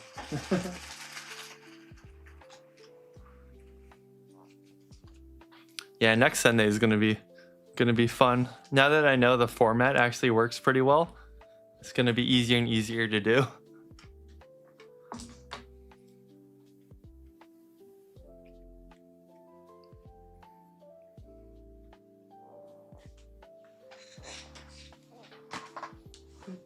Do I need like bags?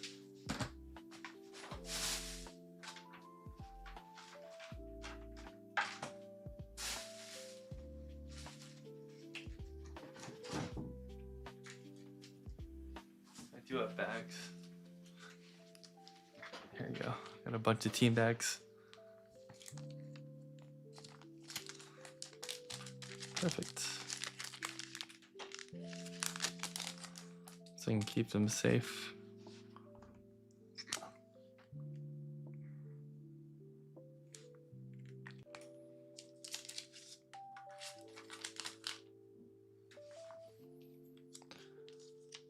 There's no good Naruto or solo leveling cards being printed right now, but I'm going to show you guys in a second some Naruto cards that I picked up.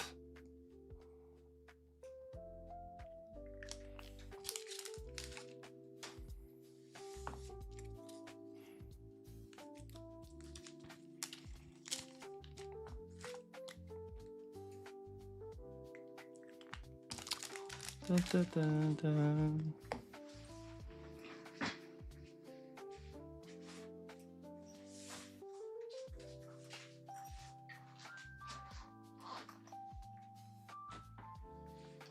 I think you guys are gonna like these. Pay attention, guys. You're gonna like these a lot. Hey Jay, hope all is well, brother. Glad to see your journey through cardboard. It's been a great journey, man. Keep up great work. You're amazing. Very thankful for you getting into Union. Oh, awesome, man. Yeah, happy to. Thanks for watching. Appreciate it. Your support means so much to me. Thank you. Okay. So I don't know too much about this card game. Now, the first cards I'm going to show you guys are apparently like mega super rare cards that like the Mizukage alone and the Kazekage are worth like $400 to $800, something like that. They're very rare vintage Naruto cards. So here they are.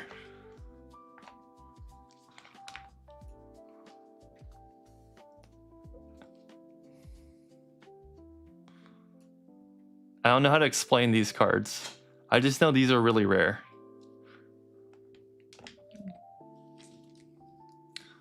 Last Sunday was so hype when someone bought the Gyarados. Oh yeah, oh the red Gyarados? That's Final. Final got that red Gyarados, I think. I think you mentioned you used to cosplay. What's been your favorite cosplay? Ooh. I can do a quick segue and show you guys really fast. My favorite cosplay is probably either Dio from JoJo's Bizarre Adventure or probably Tengen Uzui has been the most fun.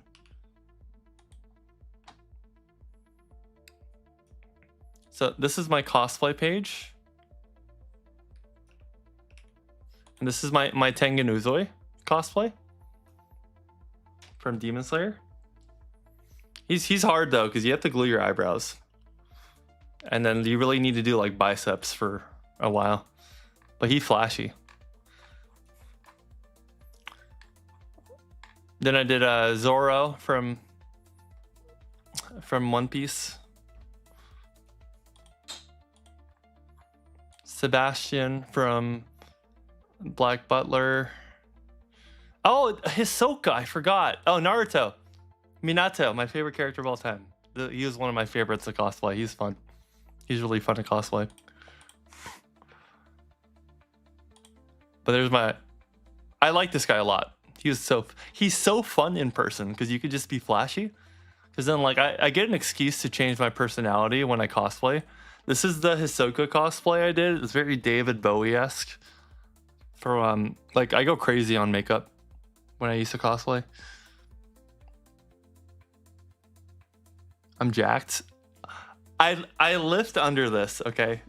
I wear a lot of like baggy clothing now. But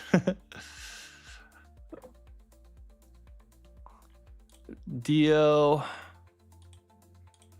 Jotaro,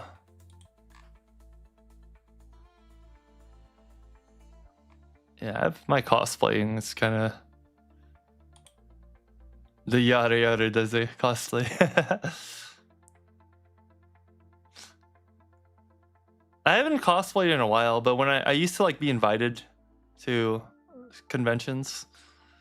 Yeah, I don't know if I can even show this on YouTube, dude. When I was like, this is me when I decide to cut for 2 weeks and go like straight anime mode. Go straight high Q anime mode. All my thirst traps are like deep into my Instagram.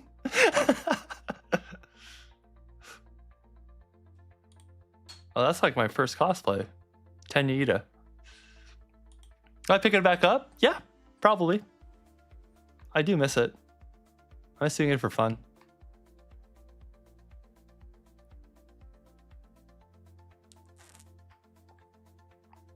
Seto Kaiba, bro.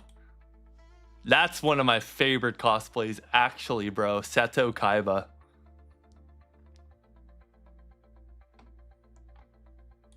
Yeah, let me, bro, I had one. This is the most embarrassing short I've ever done in my life, bro. It's when Seto Kaiba invites you to his room. Hey, welcome to my room. What? You thought we were going to have sex? Quit messing around. It's time to duel. Hey. I don't know why I showed you guys that. Can we pretend like we never watched that? Let's just all pretend like I never showed you that video. I need to delete that video off the face of the earth. Okay, let's go back to Naruto cards.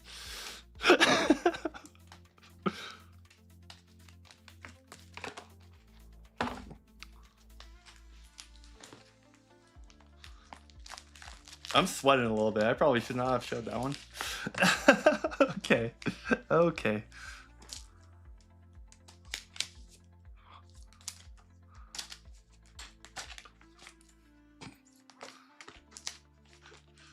This is now a core memory.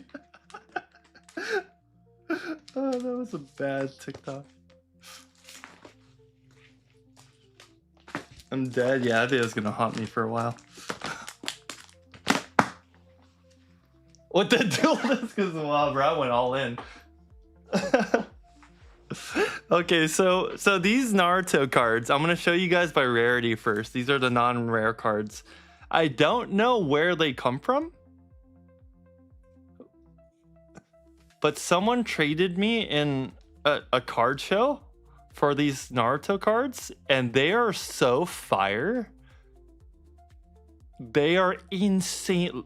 I have so many of these cards.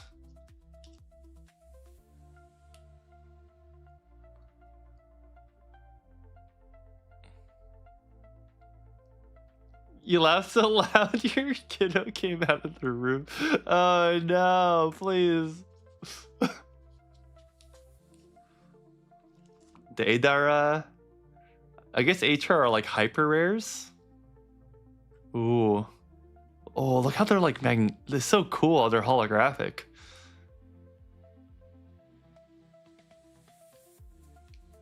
Conan. Broccoli.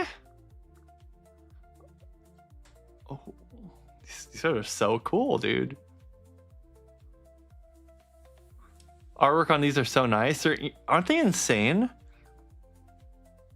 Oh, dude, Grandma Chigiri. Oh my gosh. I gotta watch Naruto again. Oh, is that Danzo?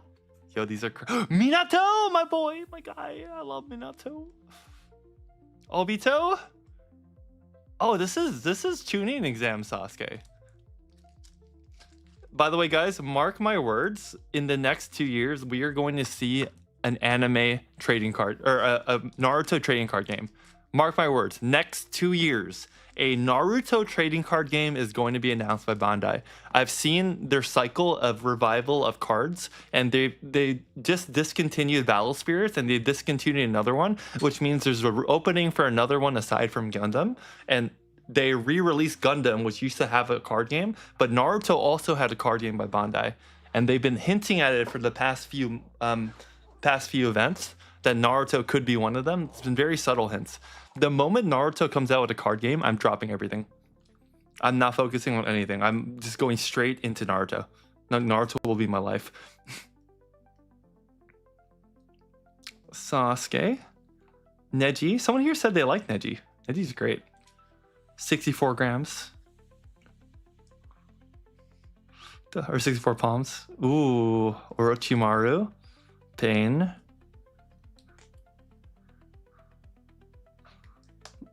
Obito, or whatever you want to call him. Oh, legendary rare? Itachi? Wait, dude, this card goes crazy. Sean related, but do you have any primes for sale? There's a few primes I have. Some are damaged, some are moderately played. There might only be one that's in like near mint condition. I can show you to you in a little bit. Using that on your wife next time, Jay. It's so funny. Sasori. Oh, I forgot his name. Hidan. Ooh, this one's cool. It's like they went all out on the art to make it really different from each other. Because each card I've seen so far looks pretty unique. Like this one. Look at oh my god, look at this card. This card goes crazy. Look at, oh my, it's the trap he lays for oh dude, what's his name with the scythe, bro? What's his name with the scythe? Sahidan. Oh no, I forgot his name. But it's a trap he lays in the forest of his ancestors. Itachi. Ooh, another Itachi.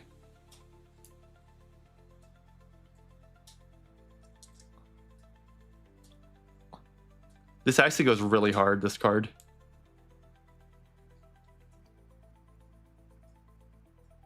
Dude, this card goes pretty hard too. Collecting Naruto cards is my ninja way.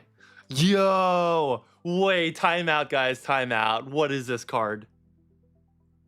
What is this card? This card's crazy! It's so cool, dude!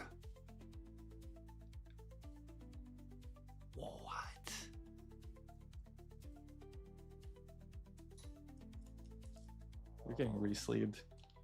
You're getting better sleeved.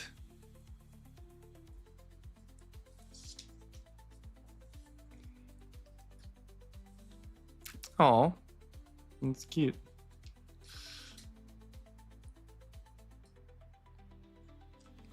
So cool, so cool. Oh, Anbu version, so cool. TV version, bro. And it's see-through. How do they make that? It's see-through. Jiraiya chibi, they're all chibi see-throughs.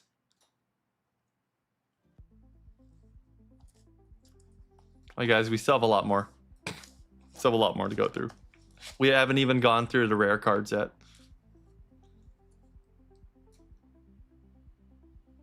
Your brother has those see-through cards? They're cool. Okay, this is Union Arena stuff. Ooh, the first Hokage. Kakashi. Tsunade. Minato? Oh, is this Minato flying Rajin form? Oh, from the Necromancer summon by. I gotta rewatch that show, man. By Orochimaru. Ooh, that Datara card's nice. These are not the rares yet. Well, I mean, these are rares. They're uncommon rares and like hyper rares, but we haven't gone to the crazy cards yet. Choji, second Hokage. He's not really nice. Tsunade. Oh, here are the more see-through cards. Super rare. Sai. Oh, I like Sai. Sai was a great addition to the kids. Minato Chibi card? Okay, this card is worth like $1 million. It's a heck expensive card, I'm sure.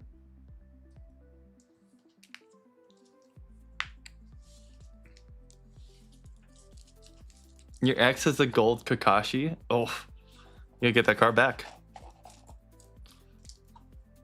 Ooh, Shikamaru cards go so hard.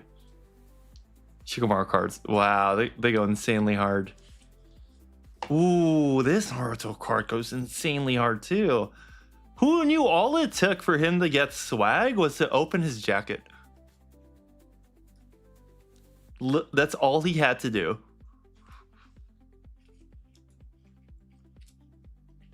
Oh, I forgot about her. Flute person. Sasuke, curse mark form. The Raikage?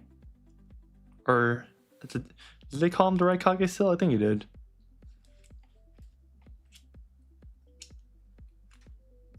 Dang, Shikamaru cards are crazy. Tenten! Tenten's the best girl, by the way. Chibi Sasuke. Might Guy! I think Might Guy might be the best Jonin in the Hidden Leaf Village. That might be a hot take, but I think he is. When you open your jacket, your belly falls out. Ooh, another Minato. Oh, so there's a super rare, and then there's the hyper rare version. And the hyper rare, like when you move it around, it like moves around too. Good to know. So hyper rare is above super rare. So these are all super rare cards. Shark. Oh, hyper rare Jiraiya.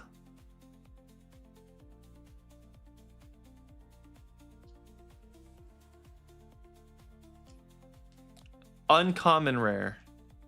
Super rare. Super rare. Okay, I'm starting to understand the themes.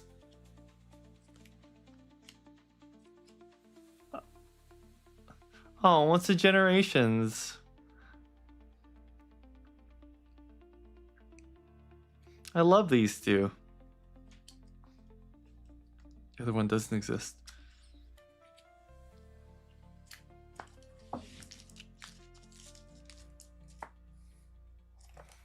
Okay, we're almost to the top loaded cards. We're not there yet.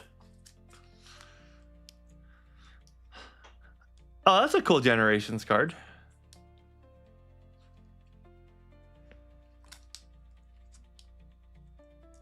Sean, do you have a Mew Prime card? If not, how hard is it to source primes? You can't really source primes. You have to be lucky enough that someone comes up with a prime and they're also willing to sell it.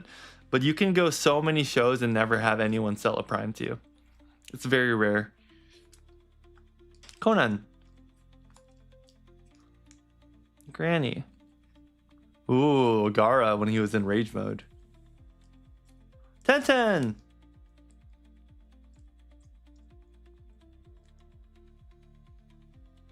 Oh, he's with all the other Kages.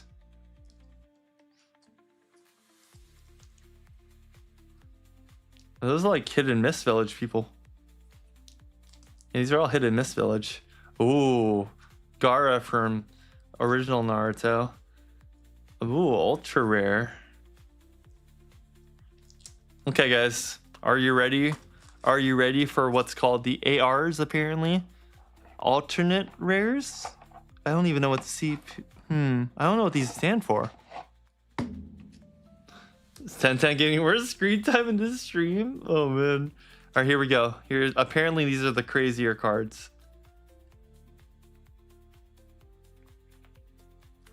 Ooh, Sasuke and Itachi. Gold. Yeah, I can see why this one's really popular. Oh, Sakura, and the pink like revolves behind her. That's cool. Oh, Team Sasuke. Team Ronin. Sasuke curse mark. Wait, it says 377? Is that numbered? I think this is numbered. It's number 377. I wonder if how many. That's crazy. Tamari. Tamari. I'm forgetting his name, dude. I know his weapon's called Samehada. PTR. What's PTR?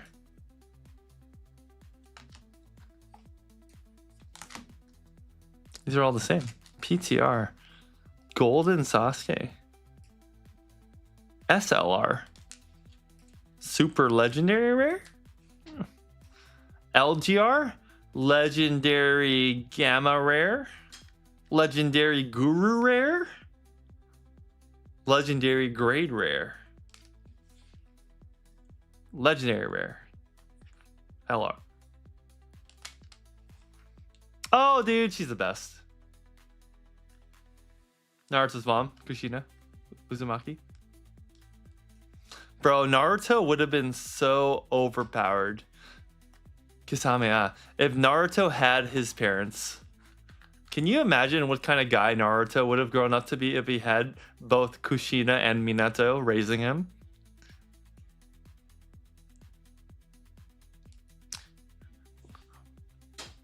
The OP. The Leaf Village would have been fine.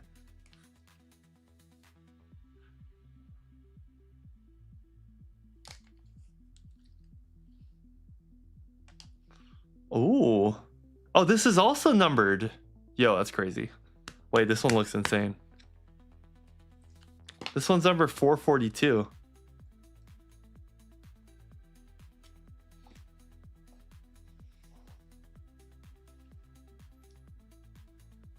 Guys, this one's crazy.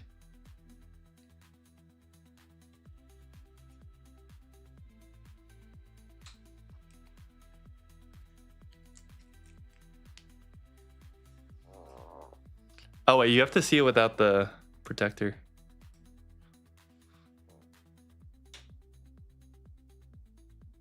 Yo, what the heck, man?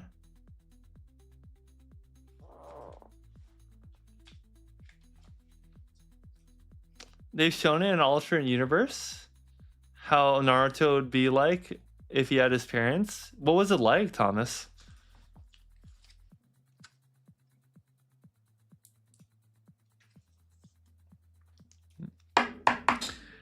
I remember that during the 3rd grade ninja war that there were only 2 shinobi that had retreat on site orders, and it was a Hokage and it was a Minato. That if any shinobi were to see them, you would immediately retreat, no questions asked. That is your directive, because they are that powerful. He turned into Sasuke? No, dude. Really? He turned moody?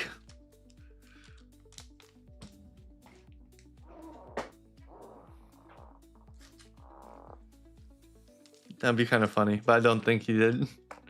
He was basically Sasuke? Oh my gosh. Okay, I go. Alright, I'm wrong. Oh no, Naruto basically became Sasuke.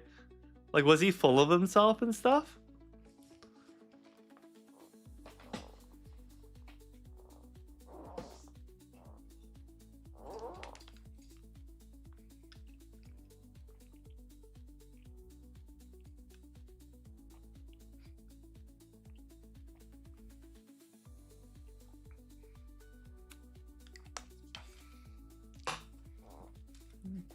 Oh, yeah, we need to put these in protectors. Ooh, which ones though? It's hard. Oh, well, obviously the Typhlosion goes in the red one.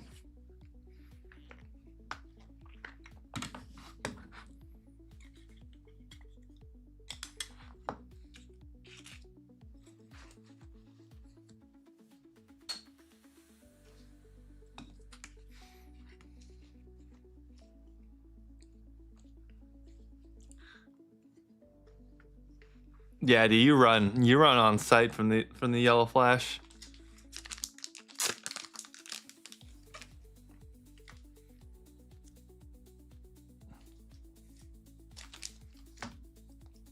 Okay, we gotta take the Typhlosion out very carefully. Pop!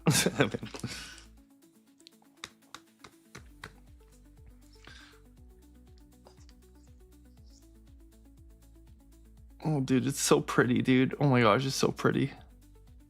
It's even prettier outside of the sleeve. Jesus.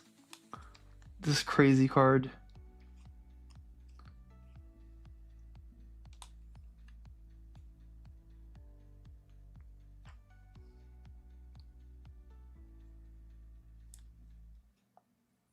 That is so stressful putting in this sleeve and pushing it in.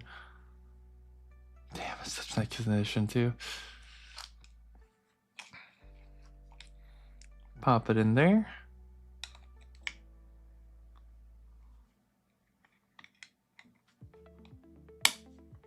Pop it in there, make sure it's insecure.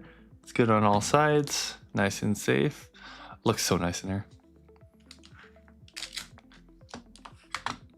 Is the Dragonite from Expedition? I don't think so.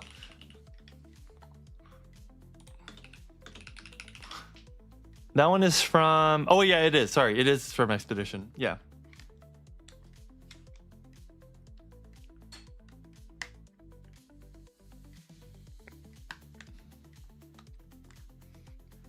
All right, there it is, guys. Excuse me. Typhlosion EX.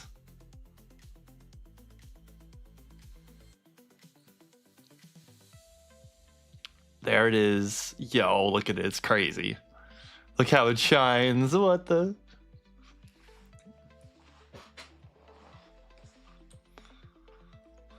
Dragonite has to be in... I'd probably put that one in a cyan one, actually, just because it's my favorite card.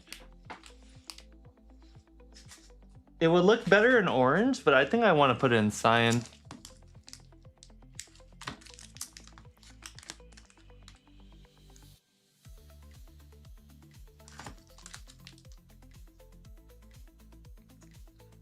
No, I'll put the Kabutops in orange. I'll put this one in cyan.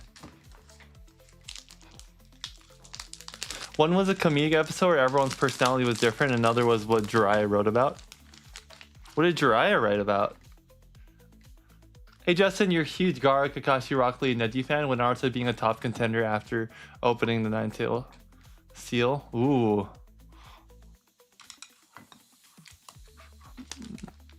Did they talk about if they were going to give it to someone else?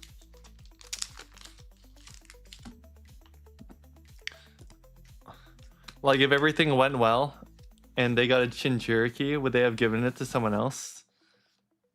They probably would have, right? I wonder if there was a debate about that in the Leaf Village.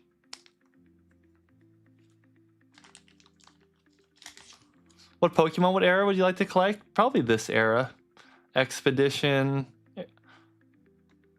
Fire Red, Leaf Green a little bit, Sandstorm. I do like that kind of era.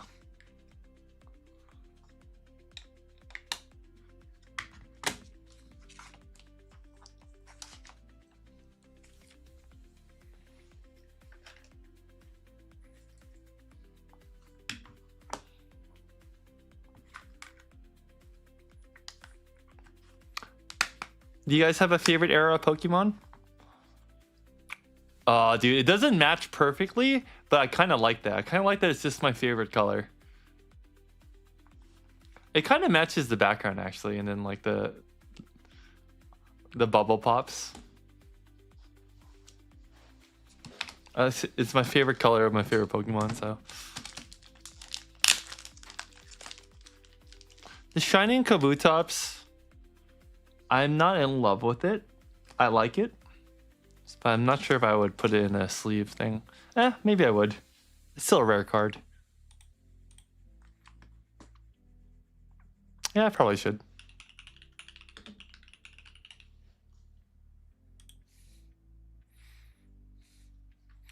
The Uchiha are the perfect police force for the village. I think they were really good at their job.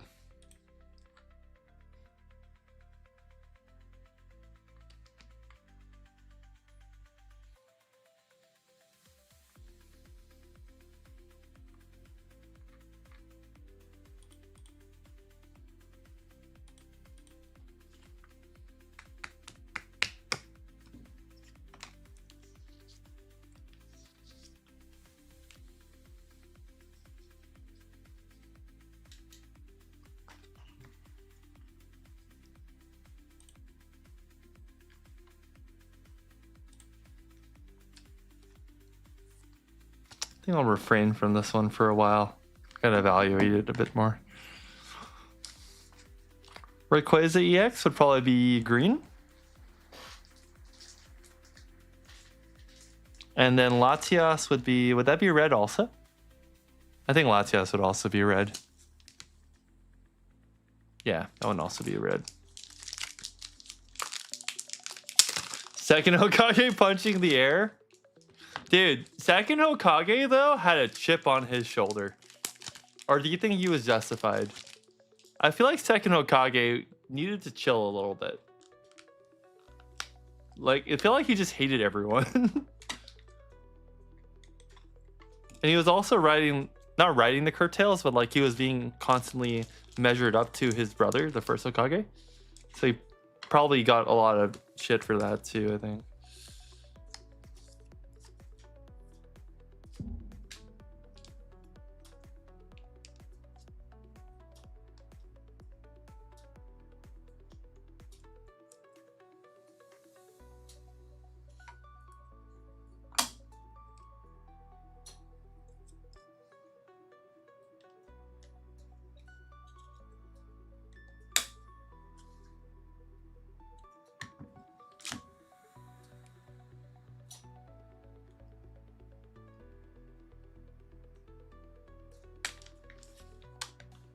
You think you would collect the baby shinies? That's a good one, Senya.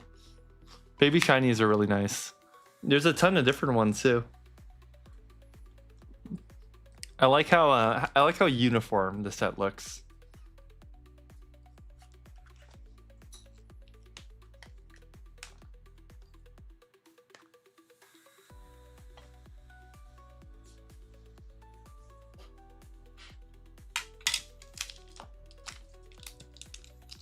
The Rayquaza looks nice. Yeah, thank you.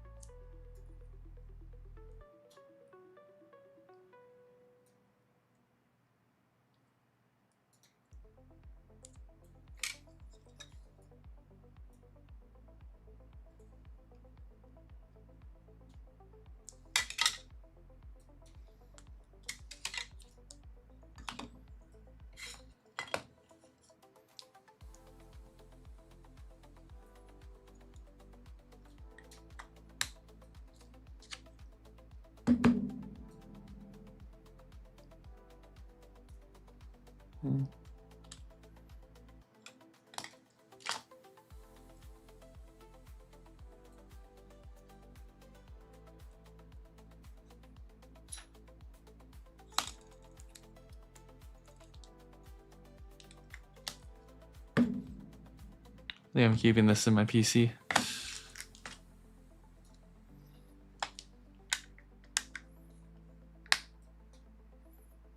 He created the flash set that Minato uses? Ooh, I actually didn't know that. Man, Final, you're Naruto lore. You, Riku, and just... Oh, man.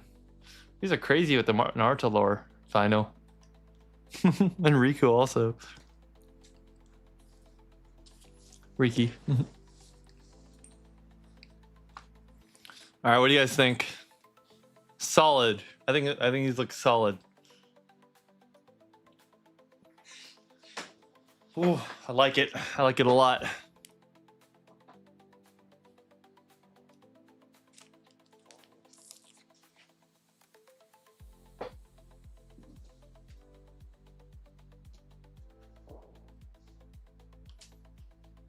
Sean, should I grade my beta wing alt leaning into a PSA 9 or just keep it raw? Beta wing alts for Gundam? I think the you'll probably want to keep it raw for people who want to play. Well, it depends. Are you hoping to keep it for your personal collection, or did you want to sell it eventually? That's going to be the question.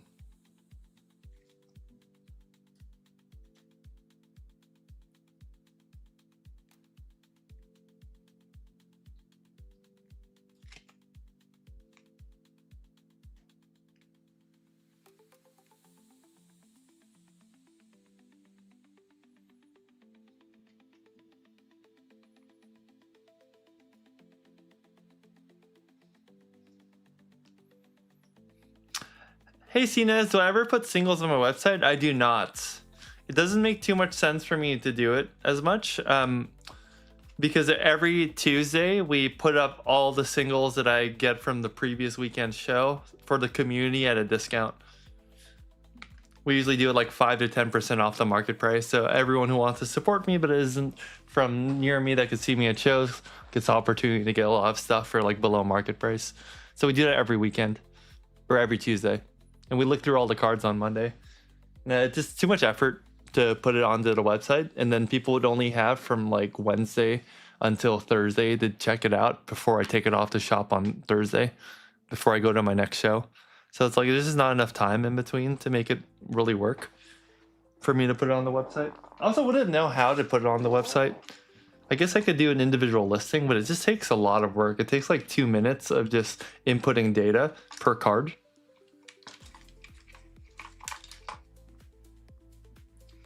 I see more if I'll need to like take a photo too.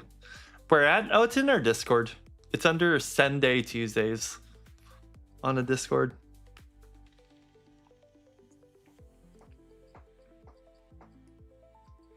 I did not realize I had another Rayquaza Delta species. I guess we're adding that to the PC.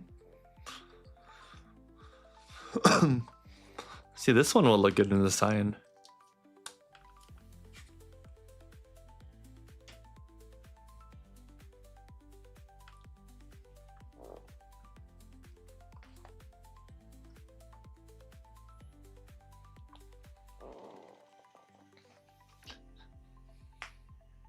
Yeah, keep it raw, especially if people are going to be playing it.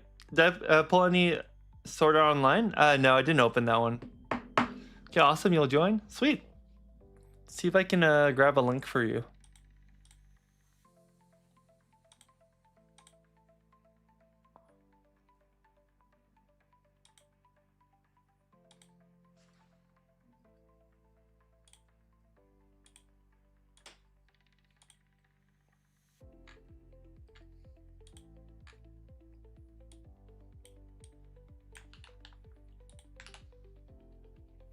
There's a link. How far have you traveled for a show? The furthest show I've traveled to would be Portland, Oregon for Front Row Card Show. And that show took me about 14 to 16 hours of driving. That one's crazy. And I'm not sure if I want to do it again. I mean, I am booked for that show, but I might just fly next time. I have to get used to flying the shows and figuring out a good setup for that because I'll be going to like Chicago for Collecticon eventually. And so I have to start getting used to the idea of flying.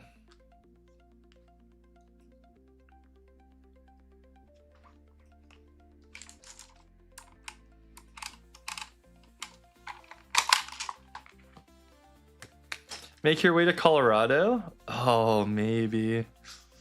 If there's a show in mind that I could look forward to, then yeah. Whoa, Chicago, can't wait. Gio, you already know this. You already know. You're there when you guys politely pressured me into it. Politely convinced me is a better way to say it.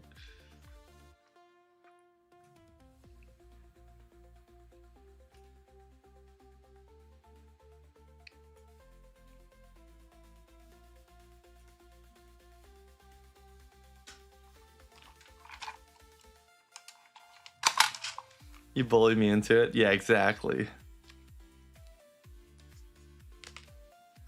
Hey, question. Do most people take the top loaders off eventually, or do most people keep the top loaders?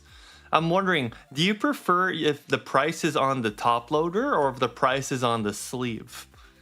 My first gut instinct right now is people would prefer the price on the top loader, because then you just take the sleeve out and put this, or you take it off the top loader and then slide it into your binders. That's gonna change the way I price a lot of things in the future. Bullied me into it. Yeah, exactly.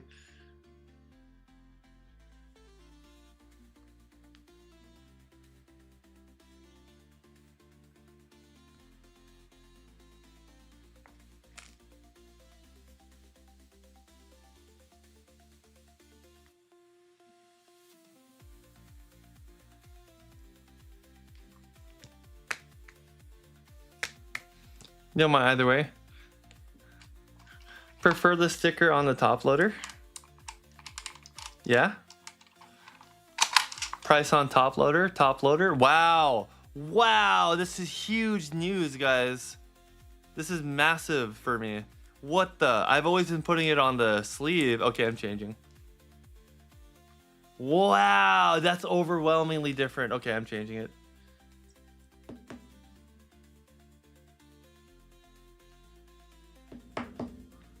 Oh, your good cards saying top loader storage box? Ooh, interesting.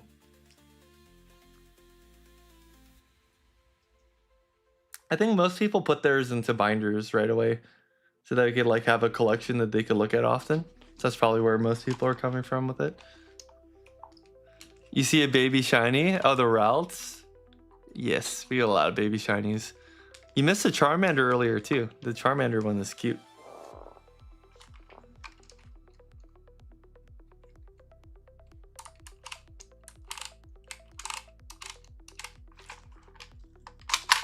All right, guys, from now on, I'm gonna put the price on the sleeve. That's a crazy change you guys have all like got me into. That's insane. Or I'm gonna put it on the top loader, not the sleeve. Easier to move if it's a sticker.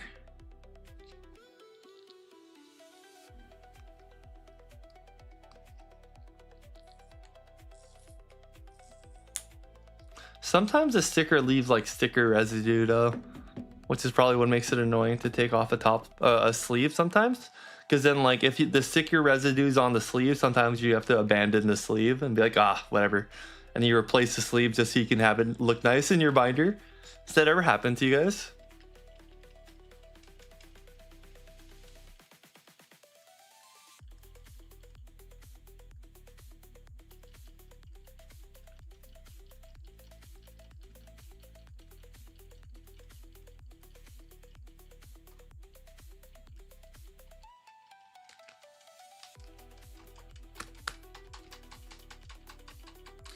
P2 is the best. I like the Charmander. Or Squirtle. I see. Probably Squirtle. He's my favorite Pokemon for a starter. Charmander's actually my least, or of the three. For me, it's Squirtle and then Bulbasaur.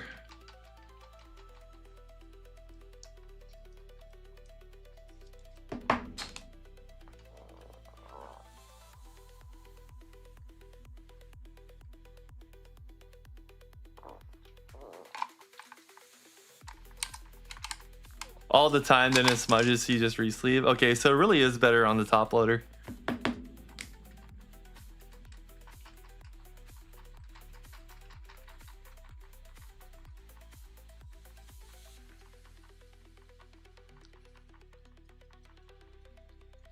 Now that's only for the higher up cards though. If they go into my other like cheaper binder, then they'll have to be on the sleeve. But if they're going into my top loader binder, then I can do that.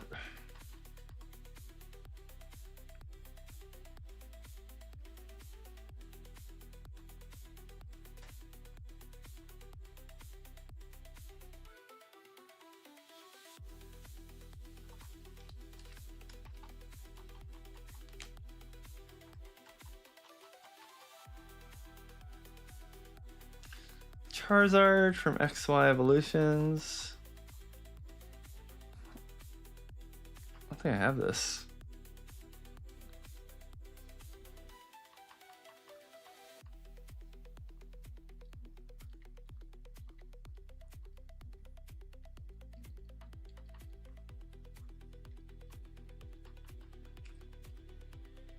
Oh wow, I think I underpriced it. Unless I have it on LP. I think I have it at, okay. No, I have it at LP. All right. Brock's Ninetales.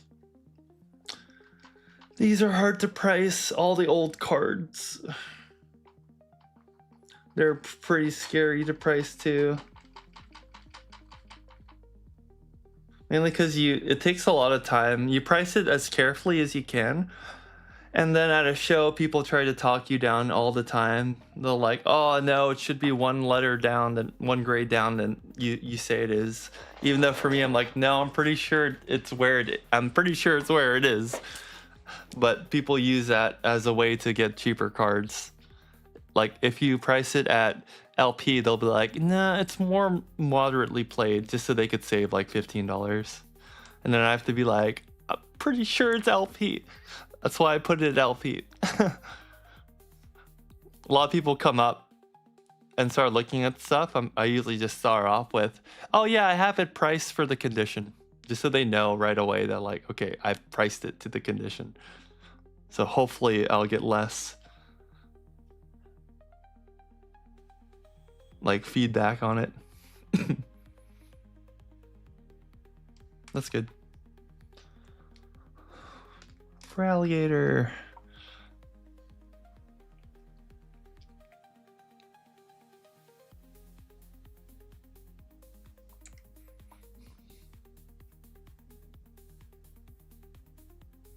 What's the chase on that blue lock box you have on your website?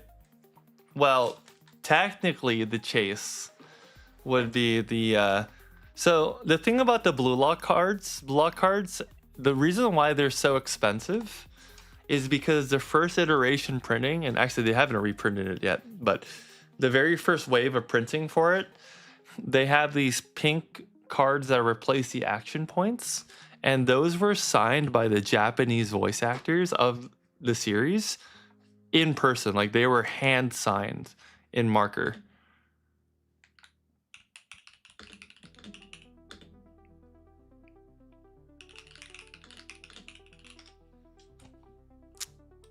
And those are like one of 25 or so.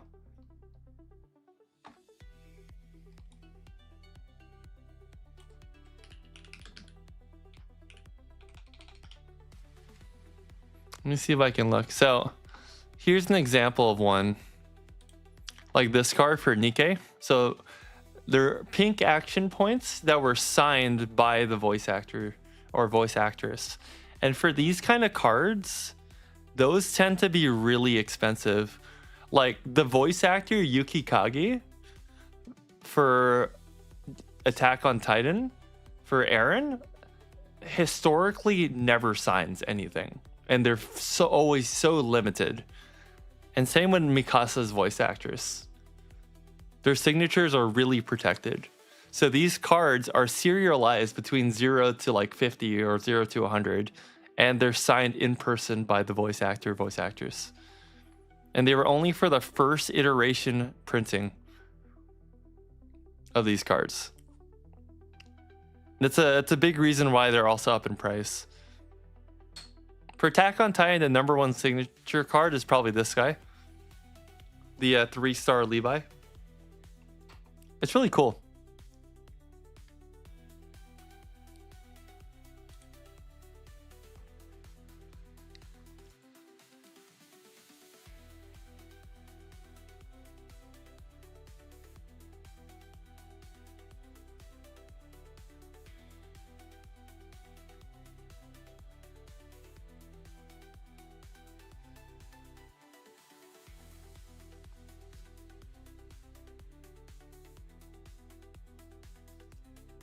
For alligator. All right, let's see where this guy's priced.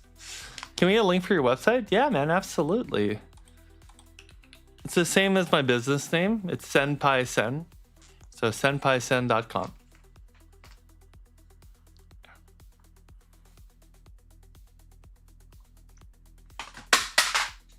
Whoops.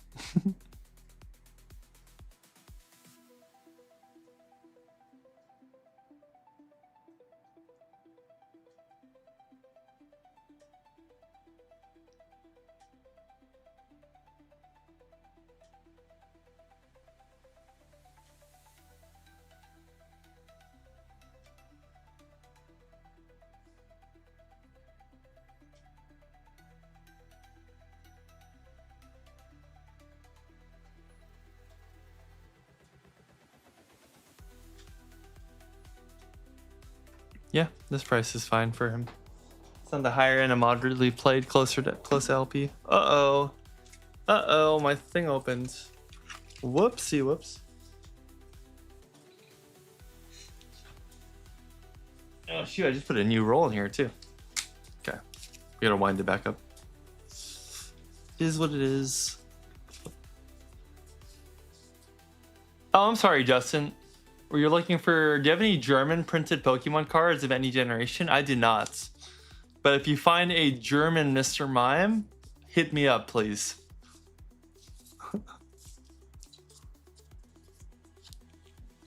As of right now, I'm searching for that card.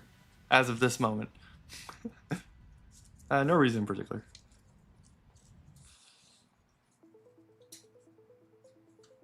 Would he be like Herr Mime?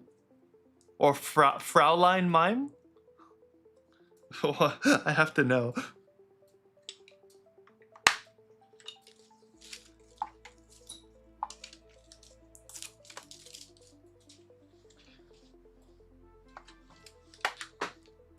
Oh, cool.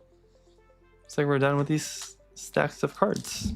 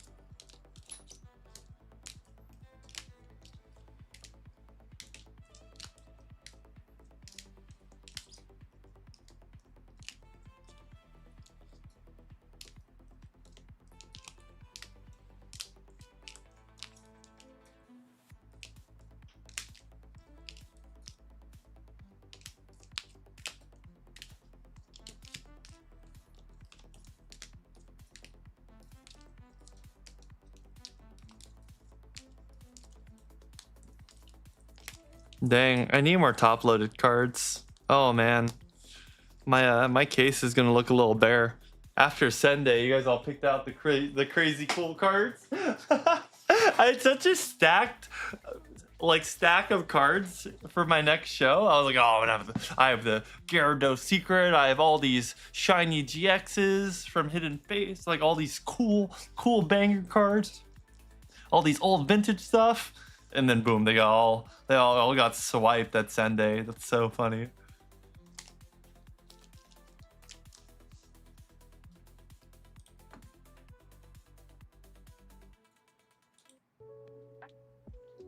I'm gonna change the music. Let's go chill. Random question: when traveling, was your go-to comfort snack or food? Not hot Cheetos when I'm traveling. That's only for when I'm home, just because you get like a lot of red residue on your fingers. I found at one time, and I keep looking for them, these Reese's pretzels at one random hotel. Like they just had it at the concierge lounge shop, and I bought them once, and I loved them so much.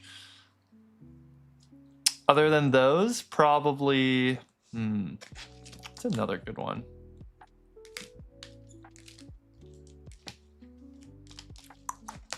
Favorite snack? I don't snack too much. Snickers popcorn? Gio, that doesn't count. Ah, damn it, dude. Are you kidding me? Thank you, Gio.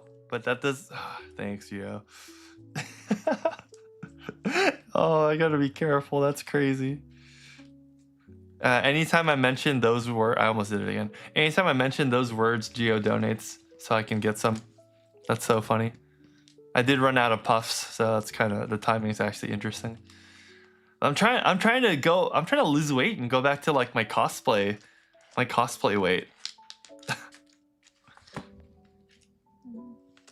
So Gio's griefing me right now.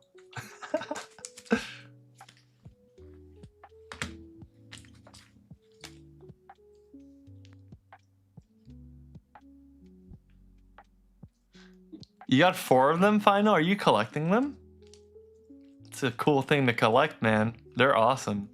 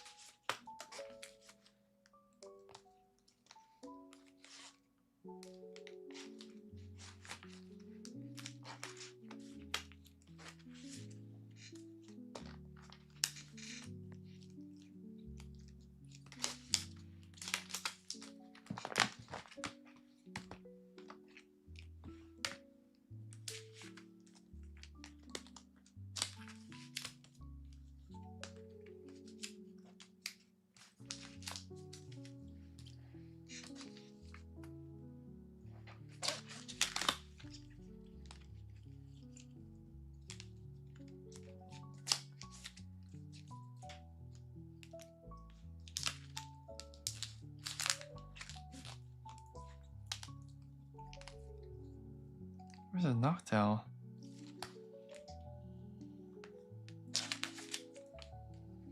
There they are.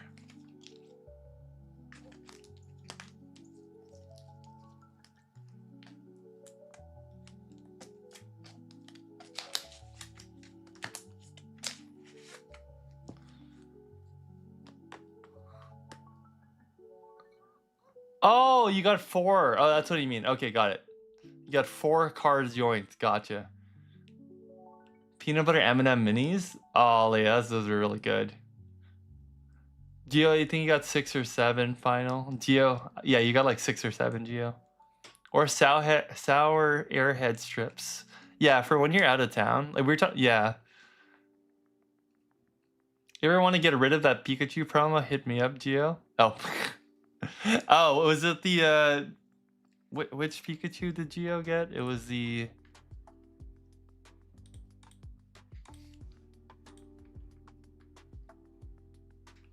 the Pikachu EX. Now Gio specifically asked me to find him that card. I don't think he's gonna get rid of it. Just because now it's like a keepsake.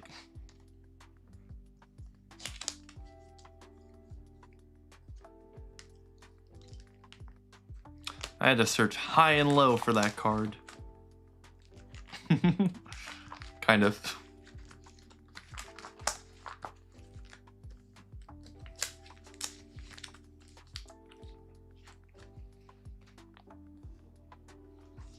Okay. There's a problem with this massive binder for these Pokemon. I only have this front page of top loaded cards.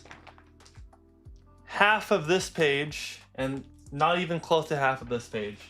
So I might actually need a smaller top loader binder for this. I think the big one is too big right now for the amount of inventory that I actually have.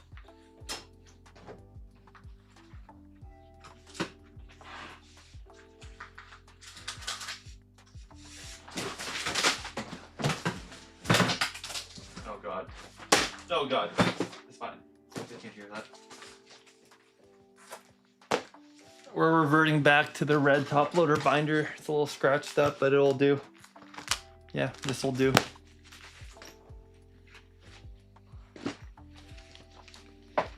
Comfort snack is the gummy lifesavers. Ooh, I have a comfort driving snack. I don't think it's really a snack, but Altoids. I love Altoids.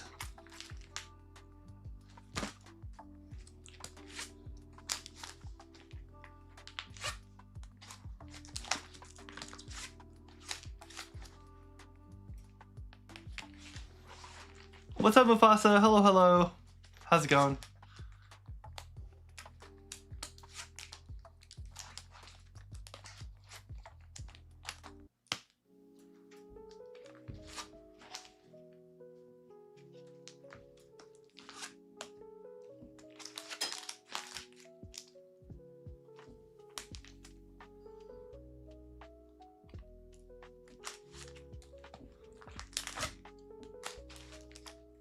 Altoids don't count as a snack. What? In what world does it not count as a snack? Excuse me. It's a snack, kind of. I think it was a snack.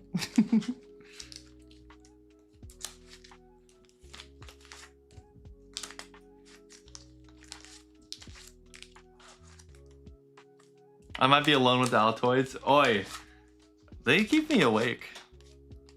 On those long drives, dude, they keep you up. I think they're great.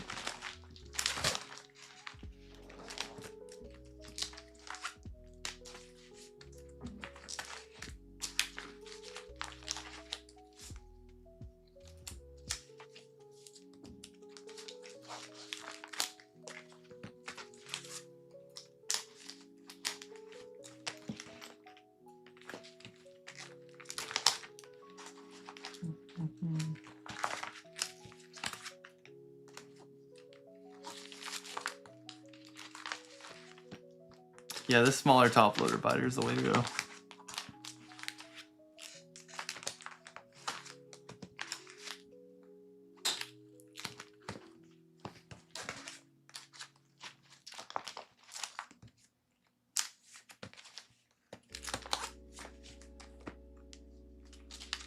This binder is messed up though. It needs to be replaced. It's so battle torn. Wonder if I can order one in time for tomorrow, by tomorrow.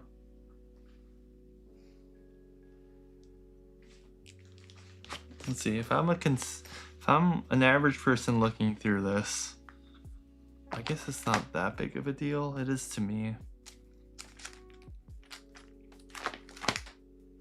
I think it can last a little longer. One more show.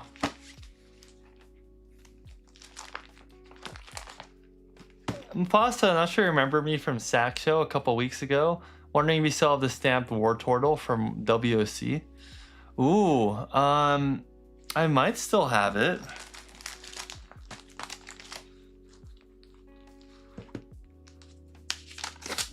Let me check. Oh, I think what you're talking, was it in the stack of hollows that I had, or was it in the vintage binder?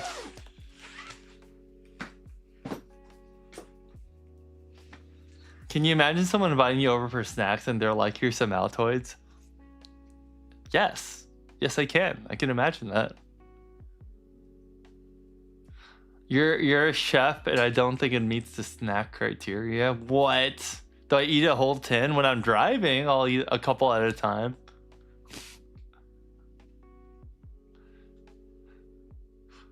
Next, you guys are going to tell me that you don't swim with your socks on. Like, what kind of world are we on? In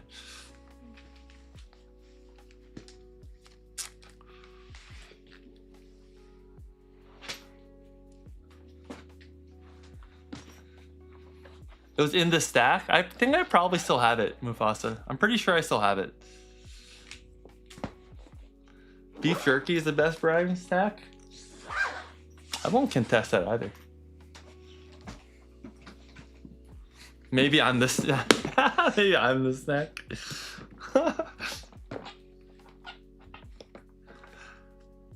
That's what I think sometimes when I'm in like my gym mode, where I'm like losing like 10 pounds a week, going crazy in the gym if I need a cut.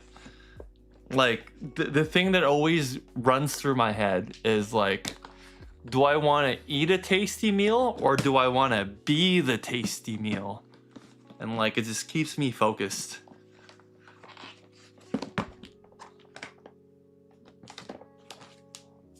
Oh, they should get on the thing.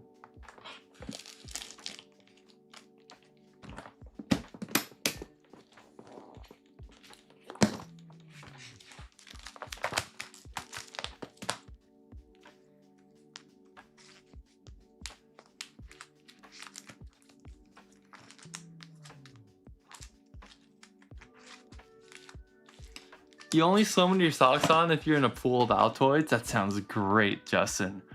I want to be in a pool of Altoids. Eat the tasty meal 100%. A whole tin. You guys are knocking me on my Altoids. Can we relax? Altoids are bomb. It has to be the minty ones though. The other, I don't like the peppermint one. That one's freaky. That one shouldn't exist.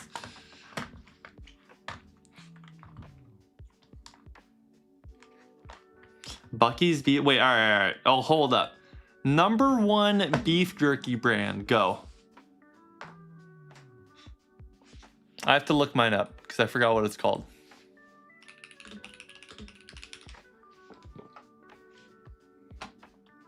Mine's Old Trapper.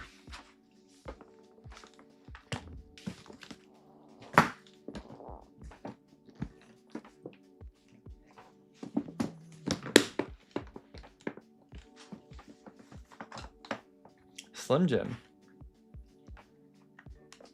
I was about to ask if Slim Jim makes beef jerky, but then I realized like they are the original, like one that a lot of people grew up with. Plano, easy. Never heard of that one. Plano. You're taking off the shelf? You prefer Old Trapper? You have a local guy who makes it out of the world? Ooh.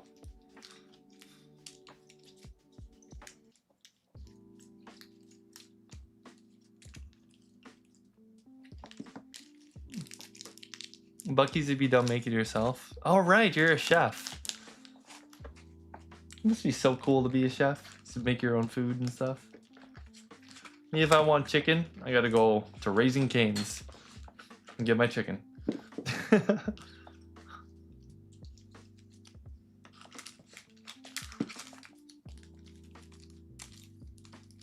Oh, I got these from playing Union Arena. Since I got first place again on Wednesday.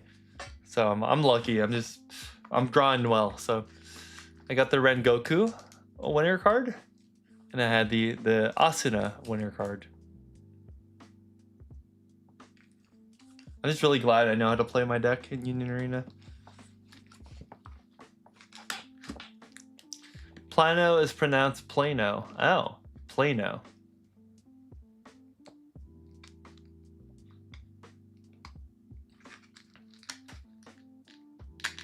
Across the street from Target? Oh, I might try it then. You prefer dry jerky or moist jerky? Isn't there only one answer to that? The dry jerky. Never tried Golden Island pork jerky. I've only really tried Old Trapper and like 1 or 2 other smaller brands that you can get from Walmart.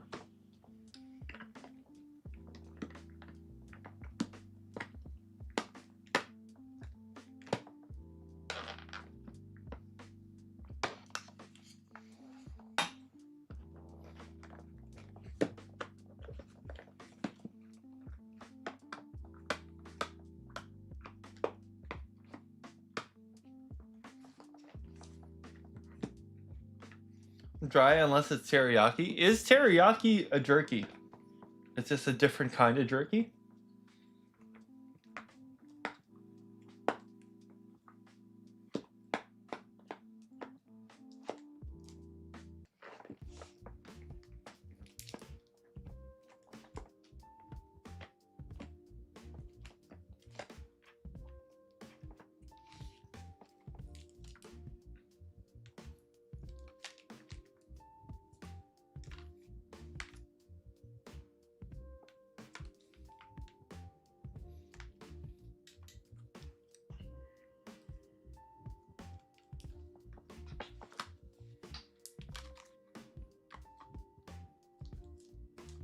Black pepper jerky is the best.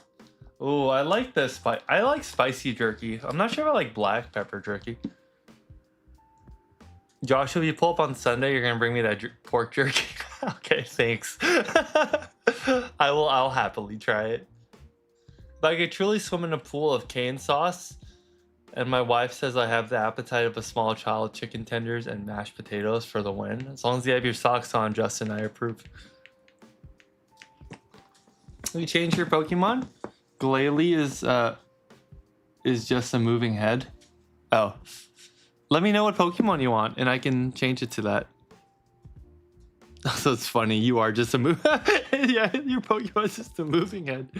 It's one of the Pokemon I would fight in the Elite Four. I still remember that. Low tier, love you, Sean. Appreciate the uploads. Dude, thank you. That means a lot. Thanks so much. I'm glad you're liking the uploads. Get a lot of weird comments on some of them, but I'm just like, okay, whatever. Low tier always sniping the I love yous. God love it. Love you too, brother. Thank you, low tier.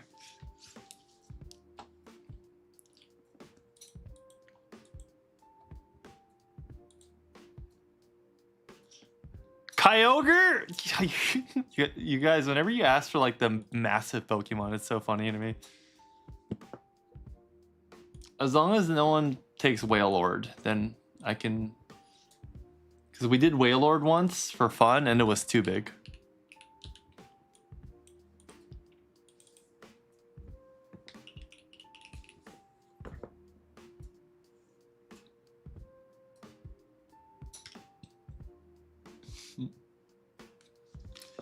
There you go, you're Kyogre now.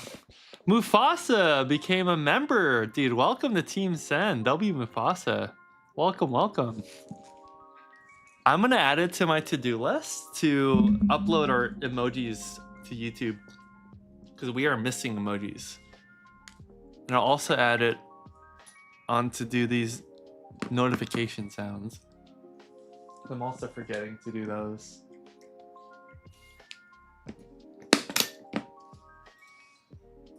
Thanks, Mufasa. Appreciate it. Make sure if you're a member to go in memberships in the Discord, so that way you can be added as a member role on Discord, and that way next Sunday you also get priority in picking the stuff you want from Sunday if you want to join that. That's how people are able to like swipe the surfing Pikachu and a bunch of other stuff. What unknowns can be considered the smallest? Probably. He's not that big, pocket-sized. He is pocket-sized. Well, because actual Kyogre is like... He's like an island.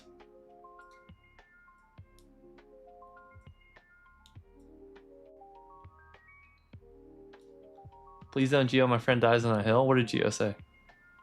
Cereal is just cold soup. A hot dog is a sandwich. A hot dog is a sandwich. I agree. Wait, maybe not. Maybe not. Maybe not. If the hot dog is not constructed correctly and the bottom of the sandwich tears apart, the hot dog is a sandwich. If the bottom of the sandwich is still put together, it is not a sandwich. It is a calzone.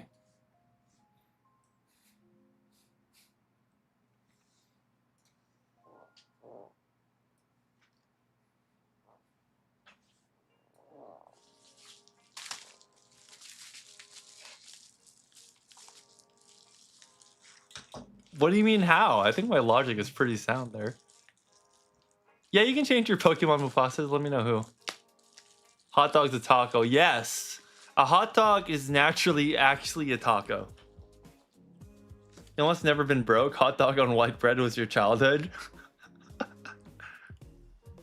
Bro, grocery prices right now, that's a luxury. What do you mean?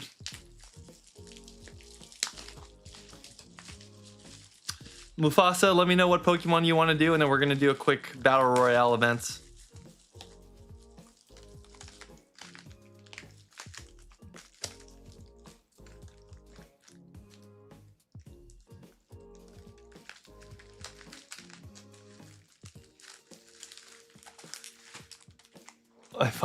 Final wants to be Omar or Pekko. Okay, I can do that for you, Final.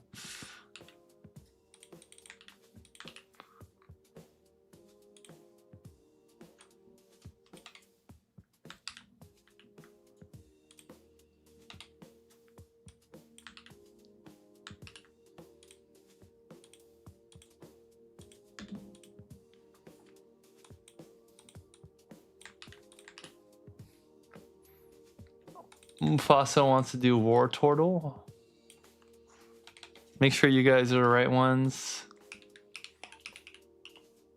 War Turtle's a sick pick.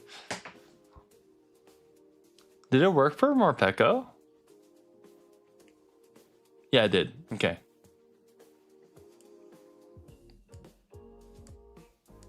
All right, guys, we're doing a Battle Royale mode. Winner gets to pick a pack of Heatwave Arena. Because I have some extras of these packs.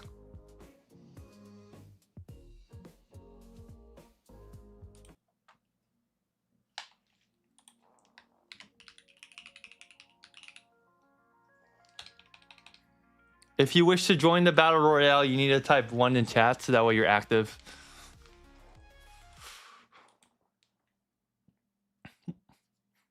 It only picks from active chatters to join the Battle Royale mode. Okay, we'll start in a few seconds. Welcome back, Annie.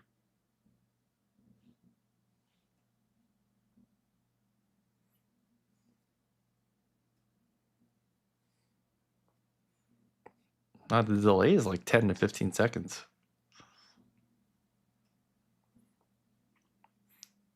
Oh God, why is there a Wailord? Where did that come from? Jose? Jose? You've been a Wailord the whole time. Okay, here we go.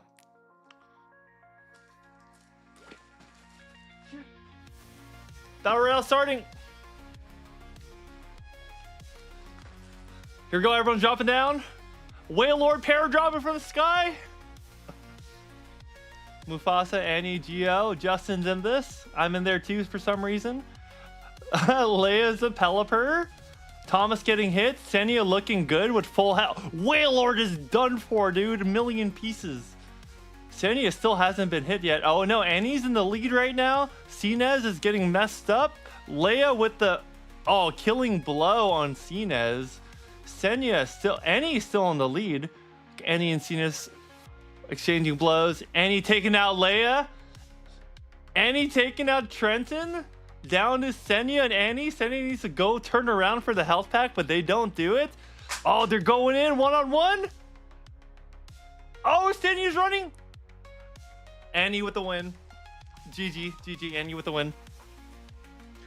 Goes to the Eevee. No, you're just watching. Congrats, Annie. Rigged. I got smoked. All right, Annie, would you like the left or right pack?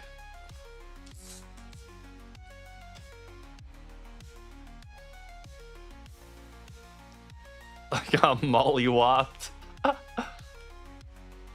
But that was crazy. And he's so close. Senia couldn't run away in time. Don't worry, there's still another pack left. So we still have one more Battle Royale. But for now, Annie, would you like the left or right pack?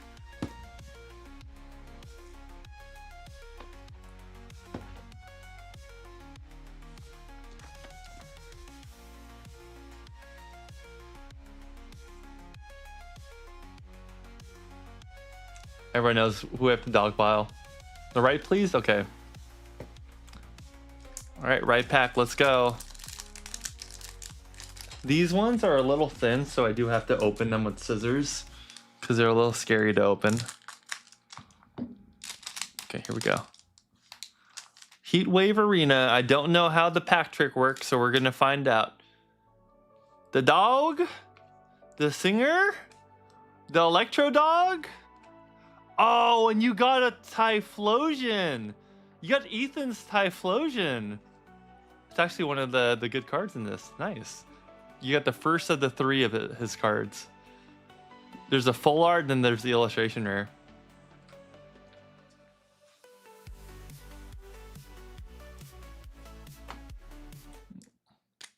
Sweet. So this one goes to Annie. I'll give you another sleeve. I'll just write your name first, though.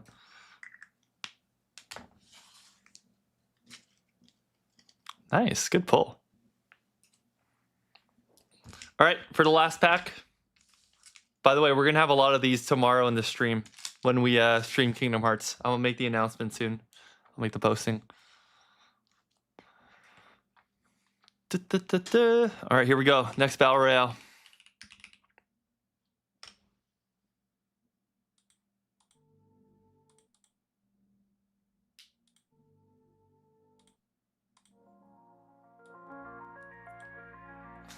All right, let's do it. Round number 2. Oh, Senny already taking damage. Tina is getting hit.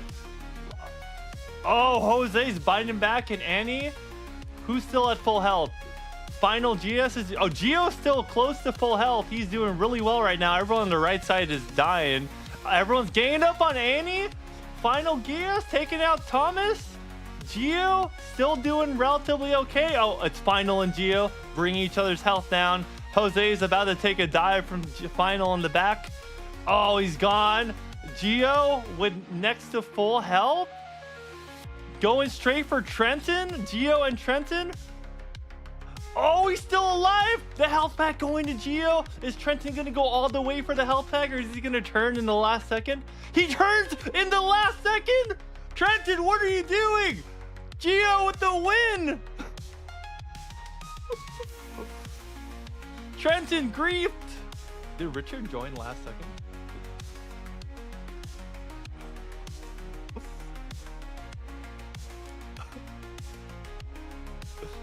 Trenton with the throw.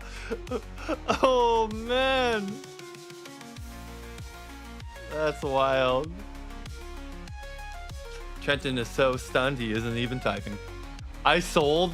What do you mean sold? All right, Gio. Another pack going your way. Looks like the card. Hey, JJ. Card trick is one to the front. Here we go. Trainer. Oh, Cynthia. And for the hit, we have... Okay.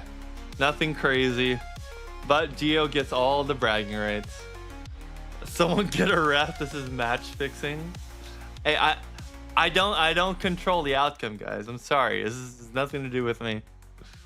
Gio has too many cards anyways. We're still gonna put it in as this pile. That is funny.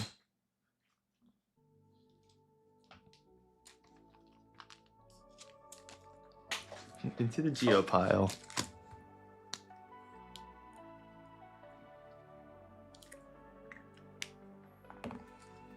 Then we get the Annie pile.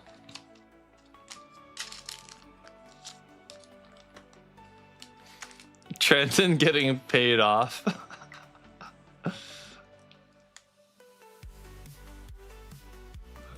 Oh, it'll be funnier. It'll be fun tomorrow. We're gonna have a lot of that.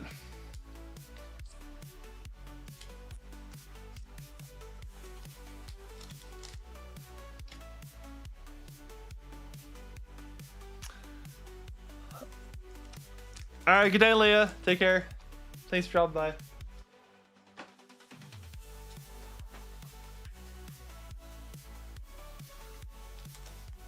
Geez, will Geo's cards even fit in here?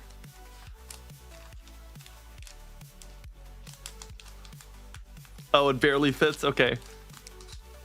I had to get new bubble mailers just because of you guys. Because they are like not fitting anymore. In the small bubble mailers I got. Battle Royals are fun. They're so crazy.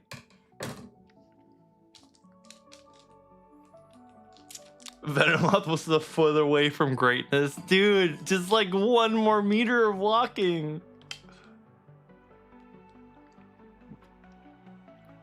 Aerodactyl was the old man who got his cane taken away really quick.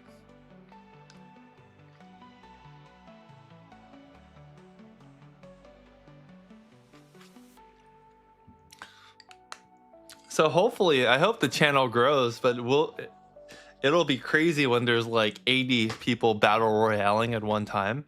Wouldn't that be wild?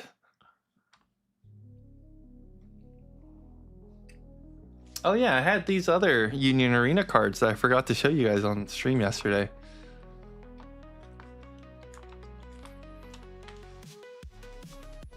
They're pretty cool.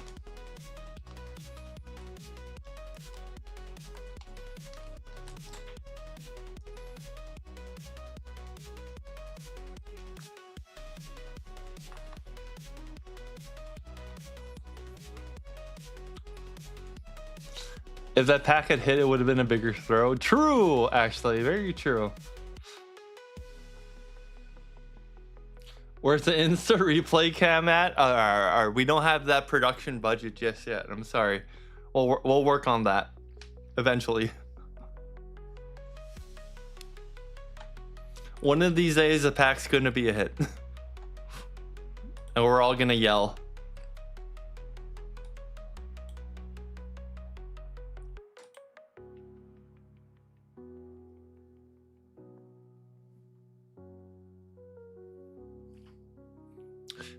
I want to look at my analytics.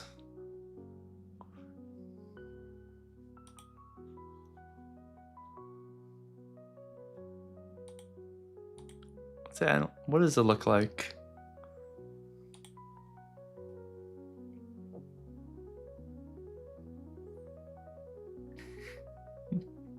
Kill cams would be something. Maybe in the editing.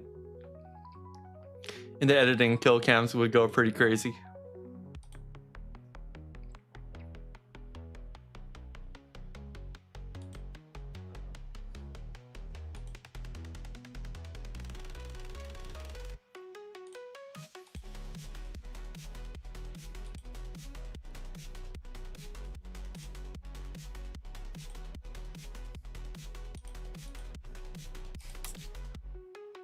Oh my god, I haven't checked TikTok all day. Oh, look at that. All right, guys. So who's gonna be here tomorrow for Kingdom Hearts stream? I think I'm about to get ready to get off. I think we're good for tonight. But tomorrow's gonna be wild. Kingdom Hearts stream. We're gonna start at 6 p.m. Pacific as usual, and get ready because that's gonna be an emotional roller coaster.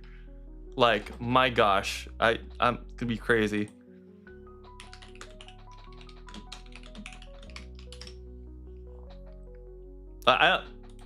Would you guys like judge me if I cried? I might cry.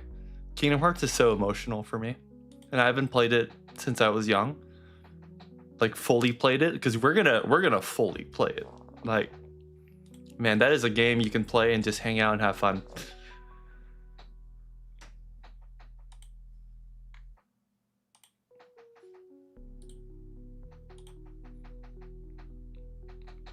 Have to babysit drunk dance moms? Well, I'll probably be on when you get back. You're here tomorrow, Gio. Trent's gonna be here. Final might be watching the Thunderbolts tomorrow. Don't worry, we're gonna be on late. It's Friday, we're gonna have Friday night gaming. We'll be up for a while. Helen, all right. Mufasa, Kingdom Hearts, a comedy? What? You love Kingdom Hearts? Okay, sweet. Yeah, we're gonna have so much fun. We're gonna play Kingdom Hearts 1 and keep going. This is the little post that I'm gonna have up tomorrow morning. I'll schedule it out, and it's gonna be crazy, dude. It's gonna be crazy. Kingdom Hearts stream tomorrow. I can't wait. I'm so hyped. All right, guys. Thank you all so much for watching. As usual, I appreciate you all. This was really fun today, and every stream we've been doing has been hecka fun. So I'm excited to be doing this for the next like year or two or three or four or five. Who knows?